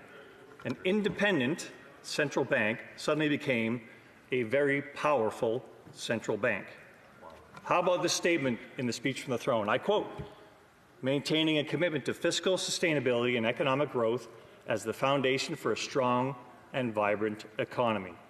We've been spending beyond our means for every year of this government's mandate, and now we've been unprepared for an unusual event. The government's latest response? Abandon anything resembling a fiscal anchor and replace the finance minister. Well, at least someone got fired for all this financial nonsense. As much as I agree that someone had to be accountable for the fiscal mess this government has created for this country, I sense strongly that the person pulling the trigger in that action is the real problem. Failure number 2. Build Back Better is an overreach at this critical time in our nation's history. First of all, recycling American gimmickry is political sloganeering that should require royalty payment to the producers. The statement is beyond trite. Canada has always built upon our strengths, and our Canadian resource industries lead the world in environmental standards. This overreach, costed by many in the hundreds of billions of dollars, provides no accountability for a tangible environmental outcome, and its scale is only being considered because of the pandemic. As in, why let a good crisis go to waste? It talks of millions of jobs and echoes the same nonsense put forth in the late Ontario Liberal government's green energy strategy. No surprise, Madam Speaker, the plan has the same architects. And let me ask, who are the main beneficiaries of an industry that will pay half the Canadian corporate tax rate? Once again, accountability, please. Where in Ontario are the hundreds of thousands of jobs, these new clean energy jobs that were promised as part of the increase in power costs in Ontario, that has done its fair part to move jobs out of Canada? This part of the throne speech needs to be called out for what it is. It is a job selection and subsidization mechanism, as in government saying that they like transferring taxpayer funds from productive parts of Canada's economy to parts of the economy that have more influence with this government. Hear, hear. It is insider influence at its worst, and this government has shown it is a master practitioner. Their friends win, Canadian taxpayers lose. What's left out? The Canadian resource industry. Let me start again with a quote from the speech from the throne. I quote, "Canada cannot reach net zero without the know-how of the energy sector, including people and places like British Columbia, Alberta, Saskatchewan, and Newfoundland and Labrador. These far-flung places, the writer of this part of the speech from the throne should be sent to the hinterlands to find that we are all Canadians with the same desires to build a great country and contributing to our businesses, our families, and our communities. And finally, I quote again, the government will support manufacturing, natural resource, and energy sectors as they work to transform to meet a net zero future, creating good paying and long-lasting jobs. Well, Madam Speaker, if there's one consistently oxymoronic thought pattern I hear in Ottawa from members of the government, it is this notion that we have to retrain our country's best scientists, engineers, and technicians, all while saying we need to follow the science. Our industries are adjusting to a low-carbon world. This government is the only inconsistent factor in getting to a viable outcome. And I caution the government on their actions in this regard. Tempers are rising. People do not believe you are acting with integrity or common sense. The government has no representation in two of Canada's most productive provinces. Be careful what you are doing to this country. I can tell you very clearly there's more strain in this. Questions and comments to the chair and not to the individual member or to the government. Thank you. Here, here. Questions and comments. The honourable member for Fleetwood Port Kells. Yes, thank you. Thank you, Madam Speaker. For a second there, I almost thought that the honourable member might have to go back and be re-educated like the finance critic for the Conservative Party, because I hear compassion, I hear let's get it done from their leader, but now I hear true austerity. We hear that national unity seems to be all wrapped up in the energy sector. And we can understand, you know, the angst being felt in Alberta. But the new Conservative leader has spent time in Quebec saying that he'll honor Quebec's view that no new pipeline should go through there. It sounds like the Conservative Party is going through a transformation, but it has one foot on the boat and one foot on the dock. And I think they're going to end up in the water. The honourable member for Calgary Centre. I thank my honourable colleague for the question. And as you know, Madam Speaker, I arrived in Ottawa in the last election, so I've been here for almost a year, and I've been through much of the re-education that's part of this, part of the Liberal government's strategy to kind of show us how Canada really runs. But Madam Speaker, I represent a great riding, and I have an education that I arrived here with. I have a life experience, and I don't think I need a re-education on what the economy happens across Canada, especially in some of the resource-producing regions. But I appreciate that the member on the opposite side would like to re-educate me and on how I should be thinking about jobs in Canada and the Canadian economy. And I guess he and I can have that debate as long as we want. Thank you. Questions and comments, the honourable member for Jonquière. The honourable member for Drummond. Thank you, Madam Speaker. I'd like to commend my colleague from Calgary Centre for his speech. It was very well thought through, very well presented. There's a new leader in the Conservative Party, and there's sort of a love story with the Quebecers, but I fear that it's going to turn into speed dating. Now, there are subjects that we will never in the Bloc Québécois agree on with the Conservatives, for example, oil. But there is a glimmer of hope when I hear them talk about employment, for example. And I would like to hear my colleague talk about the aeronautics sector, because that is a sector that has 43,000 excellent jobs in Quebec, and we're the third largest aerospace sector in the world, and obviously it was left aside in this throne speech. I'd like to hear what my colleague has to say about that, because it's important for Quebecers. Thank you very much. Calgary Centre. Merci, Madame. Je remercie mon. Thank you, and I'd like to thank my colleague from Quebec, and I agree with him that the aeronautics sector is at the heart of Quebec, and I think it's at the heart of Canada as well. It's very important for people across this country. Now, I don't know whether it was mentioned in the throne speech, but I know how important it is for the Quebec constituents, and I'd like to thank him for his question. Order. Pursuant to Standing Order 38, the adjournment proceedings have been adopted. Accordingly, the question is as follows: that this House do now adjourn. I do want to remind members as they make their way out that there's still the late show portion, and therefore I would like to recognize l'honorable député. The honourable member for North Island Powell River. Thank you, Madam Speaker. I'm very happy to be here to speak on behalf of the veterans that have served our country so well. Last week on the 25th, I asked a question to the government about the 40,000 veterans that continue to be on a wait list waiting for their disability pensions. The response from the government was very much the same. Look at how much we've done. Please don't look at the fact that over 40,000 veterans in this country have been waiting for months and in some cases close to 2 years waiting for their benefits. I also want to take this opportunity to remind Canadians that the member of Courtenay Alberni in this House in 2018 moved a motion that was supported unanimously by every single party in this House. And that motion simply stated that any money that was left over at the end of the fiscal year would be reinvested back into Veterans Affairs.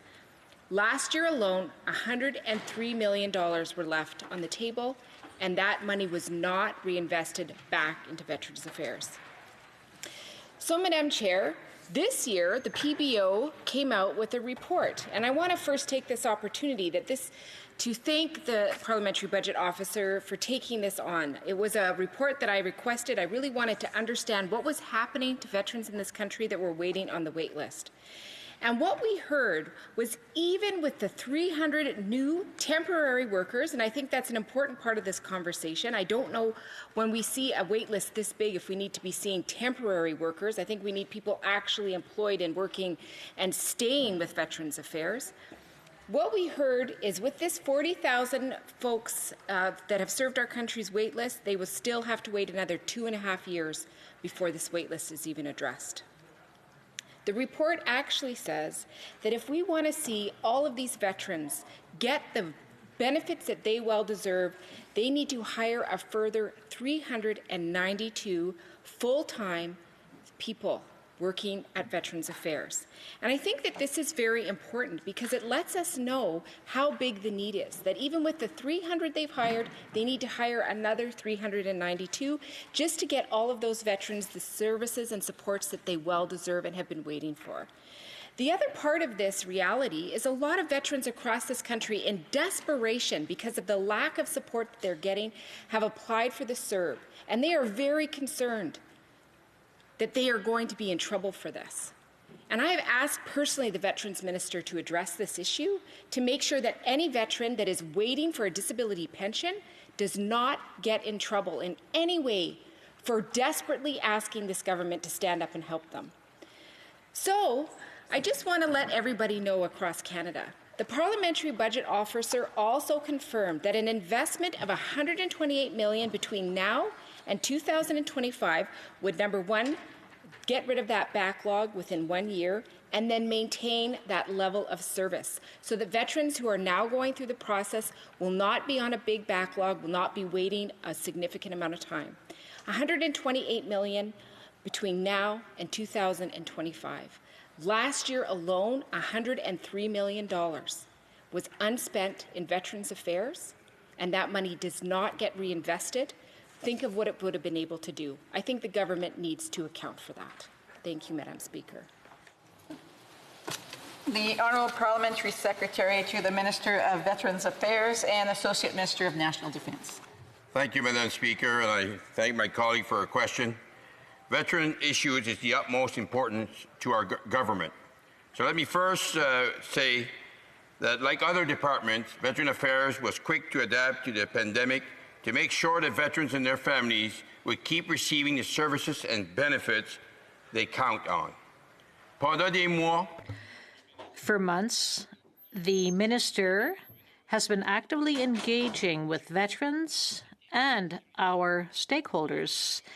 And he has also spoken with many veterans about how they and their families are experiencing the pandemic and what support the department can provide. Since the start of the pandemic, Veterans Affairs Canada has made several changes to make it easier for veterans to get the support they need. It's been extended to include telehealth and virtual health services, which has allowed veterans to gain or maintain access to mental health treatments, physiotherapy, occupancy therapy, and other treatments while respecting social distancing measures. The need for renewed prescriptions required to obtain health care services was temporarily waived, and the cost of personal protective equipment needed to receive treatment can now be reimbursed. Tout au long de la pandémie, throughout the pandemic, our message to veterans has been the same and is the same as it's always been. We are there for those who have done so much for Canada. Madam Speaker, we have now delivered over $500 million in benefits directly to veterans since the pandemic begun. Madame la Présidente. Madam Speaker, we are also continuing to work to reduce wait times and deal with the volume of disability benefit applications. In June, we introduced a strategy to reduce wait times for veterans, and that includes overhauling how teams are organized, making better use of technology, and removing steps from the process. Very proud that we recently invested nearly $200 million in additional funding to speed up and support the disability decision-making process. The PBO's report shows that the new hires made as part of this investment will have a significant impact on reducing the backlog, but it does not take into account the many steps that the Veteran Affairs has taken to make this process even faster and more efficient. These include streamlining the decision-making process on benefits and programs so less complex cases can now take less time. Claims for disability benefits are also now being triaged so the department can expedite application for those of higher risk. And of course, there is the hiring of hundreds of new employees, including caseworkers and other workers directly to support veterans in the process to process disability applications and to administer pension for life benefits, which came into effect on April 1st. Madame la Présidente, je tiens à souligner. Madam Speaker, I would like to point out that in Bill C-4, the government announced its intention to create a $20 million Veterans Organizations Emergency Support Fund. Veterans in Canada, our forces, and the RCMP members and their family continue to receive the VAC assistance that they need while VAC continues to take the steps needed to reduce the wait time. Thank you, Madam Speaker. The honourable member for North Island, Powell River. Well, Madam Speaker, for the member to say in this House that veterans are the most important relationship that they have, well, add them to the list. The reality is the Parliamentary Budget Office was very clear. With the work that they have done, veterans will still be waiting 2.5 years for just this 40,000. Just this 40,000 to be addressed. This isn't the other people that are climbing on board and doing their applications. And I don't understand still why this government did not follow the motion that they unanimously supported in this House to take the money that was left and reinvest it. And there was no answer on CERB. What about veterans for CERB? We have to stand up for Canadians. We have to stand up for the people who stood up for us. And that is what veterans did, and I will not stop until this is addressed. The Honourable Parliamentary Secretary. Speaker, the Government of Canada is grateful for its veterans and their service in defending peace, freedom, and the values that we as a country hold dear. We express this gratitude, Madam Speaker, not simply in our words, but also in our actions. That's why this government is making sure veterans know what benefits are available to them and are receiving them as quickly as possible. It's why this government is making sure veterans have access to everything they need to learn of a healthy post-career life. And it's why this government is making sure that the concerns of our veterans are heard and addressed. Madam Speaker, we will never stop working to improve the lives of veterans and their families. Thank you. The honourable member for Sherwood Park, Fort Saskatchewan. Well, thank you, Madam Speaker. I'm rising today to speak about the horrific crimes facing Uyghur Muslims in China. More and more Canadians, certainly parliamentarians, are becoming aware of this situation. We have clear evidence of Uyghurs, Muslims in China being sent to concentration camps. What one expert told the Subcommittee on International Human Rights is the largest mass detention of a minority community since the Holocaust. This is a high-tech enabled systematic effort to destroy Uyghur culture, Uyghur faith, and indeed Uyghur people. We've seen evidence brought before the subcommittee and in other fora that what is happening includes a systemic effort to prevent births within the Uyghur community through forced abortion, forced sterilization, forced insertion of IUDs. These horrific, unspeakable crimes that the Subcommittee on International Human Rights heard about and that are becoming more and more known around the world. Now, Canada has to act. Canada has a responsibility as a party to the International Convention on the Prevention of Genocide, but also simply by virtue of the fact that we are all human beings. We have a responsibility when we hear this information, when we hear of these horrors that are being inflicted on Uyghur Muslims in China, we have a responsibility to respond. Now, I've asked our Foreign Affairs Minister many times about this issue. I've asked him to name the crime and to commit to action, recognizing Canada's obligations under the Genocide Convention, to recognize a genocide when it is taking place, and even to recognize a responsibility to protect in cases where there is credible evidence, even short of certainty. When there is credible evidence that genocide is taking place, Canada's obligations under that convention in terms of a responsibility to protect vulnerable populations are invoked. This is clear in terms of our international commitments. But Canada's Foreign Affairs Minister has always stopped short in terms of the response on these issues. He has told us that he is deeply disturbed, that he feels deeply in response to these events. He noted in response to my last question a declaration that he had co-signed. He notes that he's consulted with various UN officials about maybe if there's opportunities to do more. But he knows full well that his failure to recognize and respond in terms of a responsibility to protect and take real concrete action is missing. And I and my colleagues will continue to call on the government, out of a sense of our international obligations, but also out of a sense of basic human decency, recognizing the commitments we made after the Second World War, saying never again, that we would make good on our commitments to ensure never again will we see a people face this kind of mass extermination effort that is going on right now in East Turkestan targeting Uyghurs. What does our government need to do concretely? They need to recognize the crime that is taking place. I asked the minister, would he use the word genocide? Would he use the word even crimes against humanity? And we haven't heard that recognition. Secondly, we need the government to be willing to use Magnitsky sanctions. That is to impose real consequences through targeted sanctions against individuals involved in these vile atrocities. I know that the government is capable of using the Magnitsky Act. They've used it in the case of Belarus, but they have yet to use it in the case of what is happening to Uyghur Muslims in China. So I will ask very directly to the minister or whoever is answering on his behalf, tell us, will you use Magnitsky sanctions? You said a few months ago, the minister said a few months ago that it was on the table. Well, it's been months. The atrocities are continuing. They're continuing. Will he use Magnitsky sanctions? And finally, we need to see reforms to our supply chains to ensure that we're not importing products made through Uyghur slave labor. Will he take these concrete steps? Feelings are not enough. We need action in keeping with our international obligations. Parliamentary Secretary. Thank you, Madam Speaker. The promotion and protection of human rights is an integral part of Canada's foreign policy, and the government of Canada is engaged with China.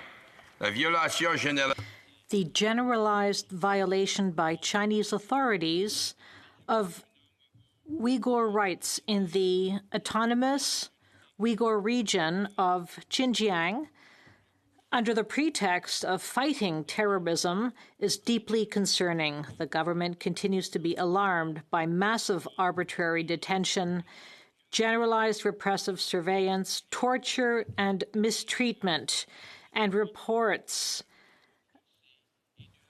revealing forced labor and forced sterilization, as well as the arbitrary massive separation of children from their parents.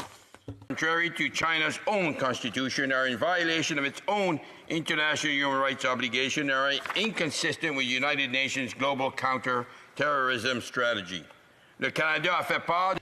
Canada has shared its concerns many times in public and in private, in multilateral fora, and in bilateral conversations with Chinese authorities. Statements at the UN. For example, in June 2020, Canada joined a statement with more than 20 countries raising concerns over the situation of Uyghurs and other minorities in Xinjiang. We jointly called on unfettered access to Xinjiang for independent observers, including the United Nations High Commissioner of Human Rights. We made a similar call in the statement co-signed by over 20 countries at the UN General Assembly in October 2019. We continue working with other countries to raise this issue internationally at every opportunity. Canada will continue to raise this issue with Chinese authorities at every level. Its responses to the specific of each unique situation. We are judicious in our approach regarding when we choose to deploy sanctions or draw on other courses of action in our diplomatic toolkit. Please rest assured that the promotion and protection of human rights are essential priorities of Canada's foreign policy. The Government of Canada will continue to share its concerns about the situation regarding human rights in Xinjiang and in all of China, and it will continue to call on China to respect its international obligations.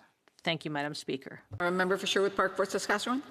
You know, Madam Speaker, in the government's response to this file, I vacillate between anger and disappointment. You know, this parliamentary secretary, I don't blame him. He's the parliamentary secretary for Veterans Affairs and Defense. This isn't even his file. The parliamentary secretary for Foreign Affairs, the Minister for Foreign Affairs aren't here, and they've sent a parliamentary secretary whose file it isn't. Not to indicate who's in the House and who's not in the House. Okay, the honourable member for Sherwood Park, Fort Saskatchewan. Madam Speaker, I'm not indicating as to whether someone's in the House, but the responses are being read by a parliamentary secretary whose file this isn't.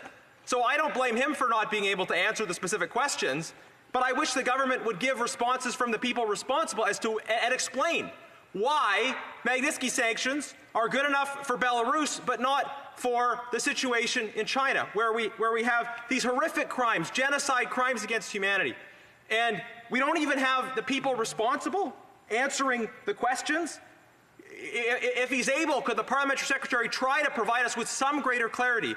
Why can't we hold people responsible for deportations to concentration camps, responsible for systemic forced sterilization? Why can't we hold those people responsible? The Honourable Parliamentary Secretary.